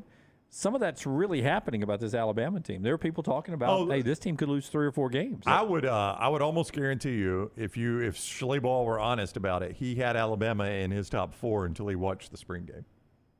This is post-spring game. That's what he said. Post-portal and spring games. Yeah. Give me the graphic again. I think when he saw that quarterback situation in Tuscaloosa, and he's obviously not buying Tyler Buckner, I think he probably tapped the brakes on the tire. I got to tap the brakes on Florida State, too. Yeah, well, I think that's a bit high. I agree. A lot of people talking about that over there. I've got more confidence in FSU, says Smuff. I don't get all the FSU hype, says Eddie. Schedule-wise, FSU has an easier schedule, as Rusty points out. I can believe USC just based on last year and how dynamic the offense will be with Caleb Williams. And again, the defense can't be any worse. For the rest of Slayball's top 25, you can get it all at ESPN.com, but you look at that graphic there, just a tip of the cap to our Taylor Korn, who throws that together. She builds the best graphics in the world. That looks fantastic. Tennessee 11, Washington 12, Notre Dame 13, 14 is Utah, 15 is Oregon. Yeah, but Washington being 12 is the second highest ranked Pac-12 team on there. Big 12 and Pac-12 don't fare too well in this. But 16 is TCU, but here comes Oregon State, Brown, 17. There's Kansas State, 18. Tulane, 19. I don't think Tulane will match what they did last year. next year. I don't either, but Pratt stuck around. Now, he could be a graduate transfer. I don't know his situation, but he never hit the portal like a lot of people thought he might. Ty Spears was such a big part of that offense last year. Texas Tech is 20. That seems to be a little Schleybaugh overhyped there for me. North Carolina's 21. Ole Miss is 22. UTSA's got everybody back except their great receiver, but they got the quarterback back. So that keeps them 23. Some reason I feel like UTSA will take a step back. 24 is Kentucky. I like that. Wisconsin is 25 there, and that's Mark Schlabaugh's top 25. Anybody missing from that you think? Because there's Kansas State. That's usually one you point out, LT, 18. Kansas State's there. I'm going to disagree with you on one. I don't think Texas Tech is too high at 20. I like Joe McGuire and the job he's doing there. I think they can be a top 20 team. You know what's not interesting, but if I'm a Texas A&M fan right now, Texas San Antonio, Texas Tech, TCU, Texas, and we are paying Jimbo Fisher all this, and we can't even crack the top 25. You know, it didn't jump out to me. I've gotten so accustomed to it, it didn't really jump out to me until you pointed it out that he's not even in Schlabaugh's top 25. Yeah. And Ole Miss is. I mean, he thinks Ole Miss is going to be better. And I kind of agree. Chris says Oregon State's going to miss linebacker Omar. Don't call me the Wire Spites. Don't call me the Wire. Wasn't there Omar character? Omar Little. Thank you. No BYU for Patrick in that list there. BYU transitioning to that Big 12. Yeah, new quarterback, too. Yeah. Florida beats Utah in week 1 and creeps in again. That'd be a big upset. I don't see that happening. Back it up, Terry. Big upset. Back it up. That's Thursday night. All right. We'll get to 4 downs right here now, brought to you today by our friends at Michelson Laser Vision. Michelson Laser Vision. Getting you so you can see maybe the future of college football. Yeah, hey, look, if you wear the contacts or eyeglasses, you have nothing to lose by calling 969-8100. Ask for Amy. Tell her the next round sent you. She's going to hook you up with a hassle-free consultation to find out if LASIK is right for you. I had the 2200 vision. I went in more than 2 decades ago. I still have 2015 vision better than 2020. If you wear glasses or contacts, you're wasting money each and every year. Call the best, Dr. Mark Michelson, Dr. Jen Michelson, 969-8100, or online, michelsonlaservision.com. First down. Okay, so let's focus on the New York Jets. I had them in my top 10. They were in a power ranking top 10 earlier today. I think they're going to be really good this year. More touchdowns this season, though. They just re-signed former teammate Randall Cobb. I'm going to say the combination of Randall Cobb and Alan Lazard, former teammates, or Garrett Wilson, all by himself. I'll take Cobb and Lazard. I'm just going to go with the comfort factor for Aaron Rodgers there. Me too, and the combination right there. I guarantee you, this will take a minute, and I'm sure Wilson will get there, but I guarantee you right now at the line of scrimmage, Aaron Rodgers can look at Randall Cobb, and Cobb knows exactly what he's thinking. And probably the same with Lazard. Yeah, probably after the last 4 years. Yeah. Garrett Wilson's one of those guys that could break out and have 12 to 15 touchdowns. It's a lot in the NFL, but I could see it. I think he's that dynamic. Second down. I love all these Ohio State receivers. Yeah, they do. But you give me a combination of two guys he's familiar throwing with. I think that really is good. Okay, which 0-1 home team has a better chance of coming back and winning their series, the Celtics or the Warriors? I still think both of them, to be honest with you. It's hard to say the Celtics just because they lost to 76ers without Embiid. Once they get Embiid back, but then I look at Golden State and I'm like, I think the Lakers might just be the better team. Yeah, well, I think the Celtics are the better team. That's why I would go with the Celtics. I could see both. Yeah, but I think at this point the Lakers end up winning that series. But the Celtics are the best team. It's more evenly matched. But I still think the Warriors come back and win it. Yeah, I'm gonna say Celtics are more likely to come back. You want to go stake on that? There we go. You got plenty to play with. What would be the bet? Give me the bet. The Warriors win the series. The Lakers win the series. And if neither one of them do. Then the world has gone to hell. I mean, if neither one of them do, we don't have to worry AI about is taking over quickly. I will take the Warriors on a comeback, but I can't give them away because we've been going over things that are going to equal up here pretty soon. Pretty soon, it's going to take forever. I think we've got some rise ups that you have coming up here. Third down. Caleb Williams to go number 1 overall in next year's NFL draft, or take the field? Well, I take the field just because you possibly get a team that does not need quarterback drafting first. Possibly. I mean, the Bears, don't forget the Bears were there this year, and they weren't going to draft quarterback. Now, they did trade out, but look what Carolina had to give up to trade there. I mean, trading out of the first pick is not the easiest thing to do because teams have to give up a lot to get there. So I'd take the field. I would take the field as well for all those reasons. That price may be going down because if you have so many young quarterbacks, maybe the price of trading up to number one isn't going to be what it was in the past. We have so many young quarterbacks that are the league's about to be full of young quarterbacks, right? We're letting them play earlier. We're going to have so many quarterbacks who are under 30, but I'm going to go field. Well, and you're starting to maneuver around that rookie contract and giving extensions or not giving extensions, giving one-year deals like the Packers just gave Jordan Love. But then the other side of that, too, is, Tampa could get the first pick and fall in love with Drake May. Just as easy as they could fall in love with Caleb Williams. Caleb Williams could get hurt. Caleb Williams could really have a bad year. Yeah, you just don't know. I agree with you guys. I take the field. 4th down. Eric Church, 47 years old today. Ultimately better career, Church or Lincoln Riley? You know my answer. It's like Eric Lincoln Church. Riley. Yeah, it's Eric Church. Eric Church is I really good. don't think it's close. Oh, wow. So Lincoln Riley wins a couple of national championships, ends up going to the NFL, coaches the NFL? I got to see Lincoln do either of one of those first. Eric Church is fantastic, and I love him. But I don't know if he's wildly considered a top 10 guy, an uber success by country music standards. Well, I think he's the biggest act in country music right now. No, Morgan Wallen.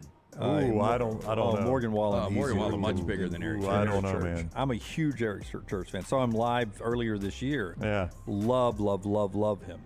But Lincoln, it's hard to compare, but Lincoln Riley could. Lincoln Riley could end up being a top 10 coach of all time. That's not going to be Eric Church. He's still young. He could end up, winning 4 national championships. He could. I've not seen any indication that he's going to. Yeah.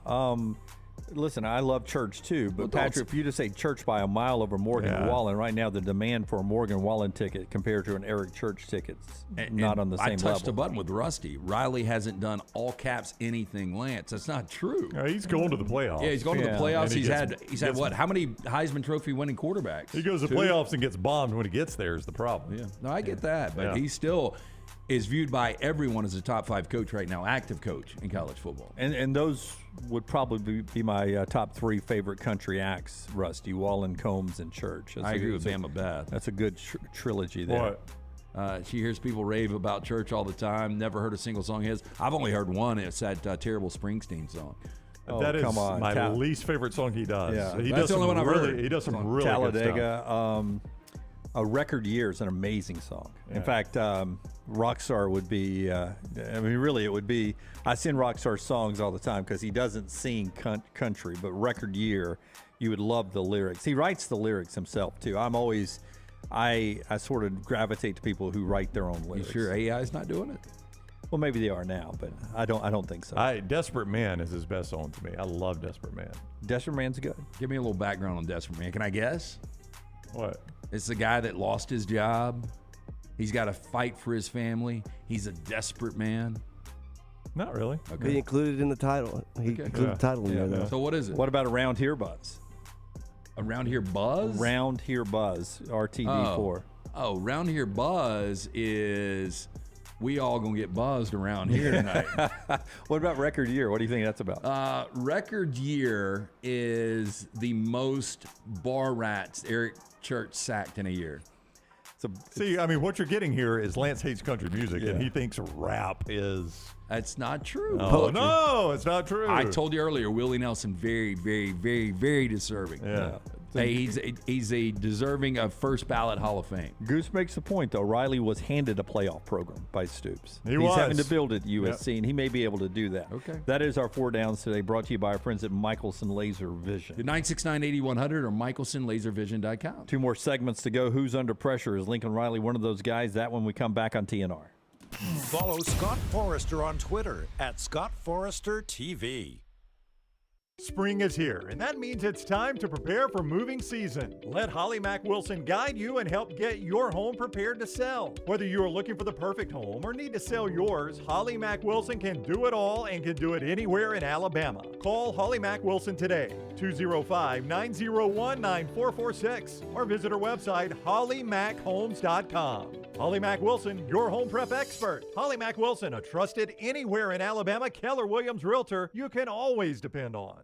The month of March means many of you start your outdoor season in the Deep South. That means you're outside grilling, playing in the yard, and having a great time with your family. If you want that yard to look good and not be swatting mosquitoes the entire time you are in it, you need my friends at Wayne's. Ryan Brown here from the next round. Wayne's is celebrating their 50th anniversary, and that means you get $50 off each of your new services at Wayne's. The lawn care, the termite control, and the mosquito treatments, all $50 off. Call 866-WAYNES1 or visit callwaynes.com. You could win a Ford Bronco or your share of $25,000 cash during the Birmingham Racecourse Casino's Bronco and Bucks giveaway. Come play the latest, most exciting games around. With fun bonuses and big jackpots, you could win a Ford Bronco or your share of $25,000 cash. The more you visit, the more chances you have to win. Drawings May 5th and 6th at Birmingham Racecourse Casino, located off I-459 exit 31 Derby Parkway. Must be 21 or older, must be present to win. Do you have unexpected medical expenses? You want to update the backyard, or you just want to take that vacation of your dreams? Legacy Community Federal Credit Union offers lifestyle loans that can make all those things happen. The great news is no collateral is required, and they have affordable low rates. See more about Legacy Community Federal Credit Union's lifestyle loans at legacycreditunion.com or stop by any of the greater Birmingham area branches. Legacy Community Federal Credit Union, proud supporter of UAB and UAB athletics, federally insured by the NCUA. Storm season is here. Make sure you have a plan of action in place right now. Greg from Pell City and Storm Restoration Roofing should be your first call when storms hit. Insurance companies love working with Storm Restoration Roofing because of Greg Nelson's name and reputation in the industry. When storms hit, call Greg Nelson. He's local, 205-542-3531. He's the home of the free no-cost roof inspection. Greg from Pell City on Facebook, 205-542-3531. It's Storm Restoration Roofing. Make sure to start your day at nextroundlive.com. Get caught up on the latest podcasts and videos from the live daily show, plus specialty shows such as the Mystery Fifth Hour. You can also learn more about the whole staff at Double Down Media, find all of our social media feeds, see the latest videos from our YouTube channel and gaming channel, plus find other ways to consume the show like the Next Round mobile app, which you can download direct from the site via your iOS and Android device. Make nextroundlive.com your homepage and stay up to date with everything from us here at the Next Round.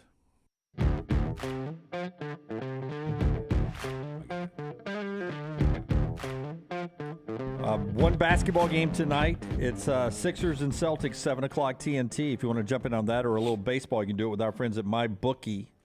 MyBookie.ag, code next round. That initial sign-on bonus right there at MyBookie.ag, up to $1,000 when you use code next round at sign-up. Say, for instance, maybe you deposit $300 or $200, could be up to $300 that you can bet right away. MyBookie.ag, code next round. Whether you're an experienced bettor, you're just a casual, it doesn't matter. MyBookie.ag can take great care of you. It is fun. It adds some excitement, maybe even add to your bankroll if you're paying attention there. MyBookie.ag, code next round. Bet anything, anytime, anywhere. MyBookie.ag, code next round. Will says Morgan Wallen is Clemson on a good run right now. Eric Church is LSU, can get to the top but lives upper middle half. I think he's saying... who's Alabama? Who's Georgia? Right now in country music? I mean, Morgan Wallen feels a little Georgia to me. I mean, it seemed to me that Morgan Wallen was the biggest act just based on buzz that I see. Well, I mean, I think Eric Church certainly has a bigger history than him. I mean, Eric Church has been doing it a lot longer than Morgan Wallen. I don't know. I mean, could Eric Church fill up Vaught Hemingway Stadium? I think he could, yeah. Oh, you don't think Eric Church could fill up Vaught Hemingway? I don't think he'd have the same demand. Ooh, I think he could. Yeah. I think he could fill I don't it think up. Eric Church does stadium tours. Well, I don't think he does, but I think if Eric Church booked a show at Vaught Hemingway Stadium, he could fill it up like Morgan Wallen did. Okay. Not the same price point. I think he could, yeah. I love Eric Church, though.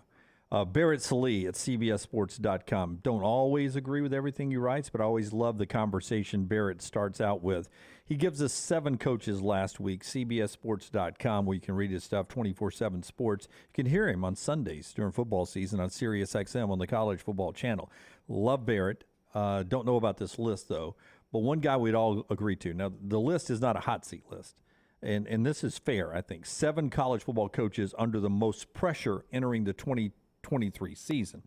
You can not be on a hot seat, the pressure of getting fired, and still have the pressure to do something positive this year. Not win a championship, just to make sure you're proving that you're moving in the right direction. With that said, I'm going to take a swing and think Dabo Swinney is on this list. But Jimbo Fisher is where we're going to start, and he is on this list. Perpetually, yeah. Jimbo Fisher's on this list. Now, I would ask the question, pressure to win, yes. But is he on a hot seat? I think he could even be. with the buyout. I think he could be. I mean, again, you're paying him a ton of money. The buyout is massive, but you laid the buyout out there thinking you would never have to pay it because he would have success.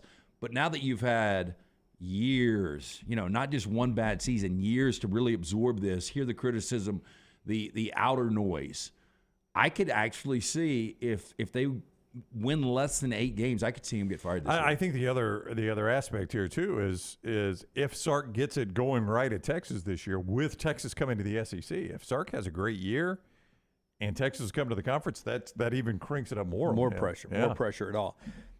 This is an old gym class hero from last week, and I said real or fake outrage. Okay.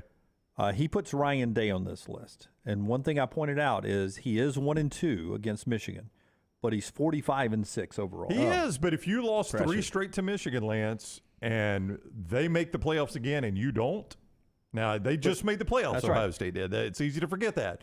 But That's but if Michigan does it 3 straight years, now you've missed it 2 out of 3. And not only did you make the playoffs, Brown, you almost beat Georgia. You had a game-winning field goal attempt. I know. And I thought Ryan Day went into a shell late and could have been more aggressive, but he's 45-6. He has lost 2 to Michigan. But he's not. It's being painted now like he's John Cooper. Yeah, but who was 2-12-1, I think. The thing is, the last Against 2 Michigan. head coaches at Ohio State, going back to Jim Tressel and what you have with Urban Meyer, those guys won national championships. And if Ryan Day fails to do so this year, it's going to be a decade without a national championship for Ohio State. Can you imagine a decade without a championship for Alabama football right now? Well, I've lived it, but not. Yeah, I'm just talking about now. Yeah. Now that Ryan Day's not on my list of pressure, but I understand feel it though. I see what he's saying. Now the rest of this list is pretty good. Really quickly, Okay. It's like game day. We're up. I'm going to ask you to go faster. Mario Cristobal of Miami. He's not going to get fired, but he's got to show some juice right now. He's got to. He did a good job at Oregon, not a great job, but he takes this job and he's got all the resources. And it was a bad year last year. Steve Sarkisian, Texas. He No, needs to there's show no doubt some about juice. it. Yeah, I mean, it has been fairly average for him at Texas right now. And again, they're about to go to the SEC. You just got Arch Manning, so everybody's fired up about your quarterback room. Brent Venables, Oklahoma. He may get fired. He may not get fired, but he's got to show me some juice. He's got to show me he can handle the job. He mirrors last year. He gets fired. He goes 6-7 again. He will get fired. Is this the last one? I got one more. Yeah. This is the last one. Yeah. I'm going to put on my Billy Napier head. Billy Napier not on this list. Wow, boy, he's under a ton of pressure. He is, and should be on this list in place of this guy who shouldn't be on this list for pressure. He's on the hot seat list. Who's this? This guy is absolutely 100% on the hot seat. In fact, it was an upset last year. He didn't get fired, and that's our buddy Neil Brown at West Virginia. Yeah, but I mean, he's going to get I love fired Neil. I love Neil, but if he doesn't do his better. program doesn't rank with the ones that. Yeah, that's more hot seat than pressure. I agree. As they move into the new Big 12 next year, when Texas and Oklahoma leaves, West Virginia will be the winningest program left in the Big 12. I know. They can't be a 500 or sub-500 team. You're right. You're right. That's Barrett's list at CBSSports.com from last week if you want to go read the whole thing there and give him some clicks. When we come back, our final thoughts today, show being brought to you by the great folks at Slice. It's lunchtime and Slice is standing by ready to serve you up the pizza pie. Local pizza, local ingredients. Stop and see our friends at Bajaya Brothers, 4 locations, Lakeview, Vestavia, Montevallo, Crestline Park. There was a pizza place that I actually told Maggie it was well respected out in Sedona, and it was called Pizza Lisa. Pizza Lisa. And you know how they got their name? How? The woman is the head chef that runs it. She has a variety of restaurants in Sedona. She had a picture of her dad, who was from Italy, pinching her cheek, and her name was Lisa. Let me get a piece of Lisa, and would pinch her cheek each time. And that's how she came up with the name. Really good. And You got to be careful. Let me get a piece of Lisa. yeah. Was it good, though? It was really, really good. In fact, the one I ordered out there, I want to take to our friends at Slice because they have such creative pizzas. Yeah. I think they can do this pizza and it'll be a hit around there. They would be I'll open tell you to what it is. Yeah. Again, the specialty pizzas from the soul pie to the wing and the prayer. The Hot Mama, as Dunaway said, just fantastic pizzas. And right now, $75 carryout special, 12 wings, half pan of the salad, 2 of the specialty pizzas, only $75. That's 7 nights a week. Order it tonight from our friends at Slice. Take the next round anywhere you go with official Next Round gear. Buy yours today at nextround.store. For 50 years, our friends at Wayne's have been doing things around your house that you don't have time to do. Warm weather is coming. You want that lawn looking great. You want mosquitoes not around. Our friends at Wayne's, they can help you out. Right now, they will do $50 off for each of those services to continue to celebrate their 50th anniversary. Again, our friends at Wayne's, they take care of all of us here on the Next Round. You don't want those mosquitoes. You want the lawn looking great. Call them today, 866-WAYNES1 or call Waynes.com. Be there as your champion Stallions defend their title. Get your tickets now for this weekend's home game. We can't wait to have you for the USFL. Seats start at $10, so bring the whole family for kickoff at Protective Stadium as Coach Skip Holtz and the Stallions are running it back in Birmingham. Doesn't get much more exciting than that. Don't miss out on the hottest ticket in town. Touchdown, Birmingham. Buy your Stallions tickets today at theusfl.com. Hey, there's nothing worse than waking up to a plumbing problem. Don't get caught in a flooded house. Call the guys at Hemp Hill Services. Adam, Chad, and the team at Hemp Hill are the only ones I trust to fix it and fix it right the first time. Hemp Hill Services does it right and always at a fair price. For all of your plumbing, cooling, and heating needs, trust the name that Birmingham has trusted since 1954. That is Hemp Hill Services. Call now, 205-229-2090. That's 205-229-2090. Winter weather can take a toll on your vehicle's performance. Don't let slick roads or new potholes leave you stranded in the cold. Vulcan Tire and Automotive has a team of ASE certified mechanics that have a plan for your vehicle's winter maintenance and repair. Tires, brakes, battery checks, and more. Vulcan Tire and Automotive has you covered. With 4 locations in the Birmingham area, be sure to tell the guys at Vulcan you heard about them on the Next Round. Your safety is their top priority because of Vulcan Tire and Automotive. Wherever you go, we go together. If you're looking for a fun golf atmosphere that is laid back with a peaceful environment, the Meadows Golf Course in Harpersville, right off of Highway 280, is perfect for you. Just a short drive from Birmingham, this 18-hole, 200-acre track with rolling fairways and ample greens is the definition of peacefulness of the country just miles from the city. Enjoy a great lunch before your round and a cocktail on the wraparound porch after 18. Come see us today. The Meadows Golf Course in Harpersville, right off of Highway 280. Stop by the New York Butcher Shop and pick up the finest in certified Angus prime beef steaks and burgers, premium pork chops, ribs, and all-natural chicken cut to order just for you. Their chef-prepared entrees and side dishes are the perfect dinner-to-go choice for your family and are ready to heat at home. With a great selection of fine wines and desserts, the New York Butcher Shop is your one-stop dinner shop. 2 locations to serve you, Cahaba Heights and on Highway 119 in Greystone. The New York Butcher Shop, rare quality, well-done service.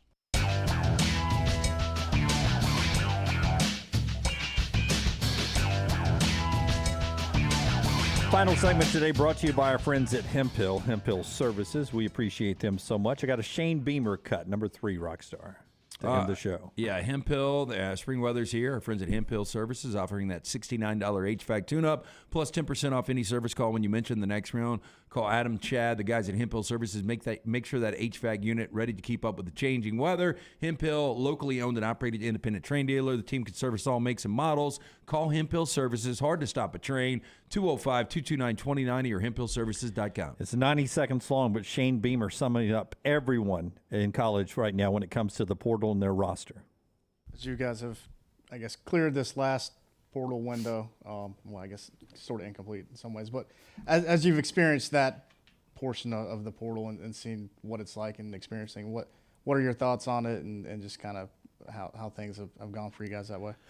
I feel good. Had 101 individual meetings the week after the spring game and met with every single player, in my office and had open and honest conversations, which we're always going to have, about their role here and are they happy and where's their head at with things. And then there's open and honest conversations with guys that, you kind of talk about where their role, what their role is right now at this point and what does it look like going forward. And certainly, I'll be honest, I mean, that when that portal window's open, it's a long 2 weeks, if you will, because there's a lot happening, and you want everybody to come back, and you worry about getting phone calls and things like that, and being with some of those coaches the last couple of days at the golf thing. I mean, just sharing stories with them and hearing different things and things like that. It's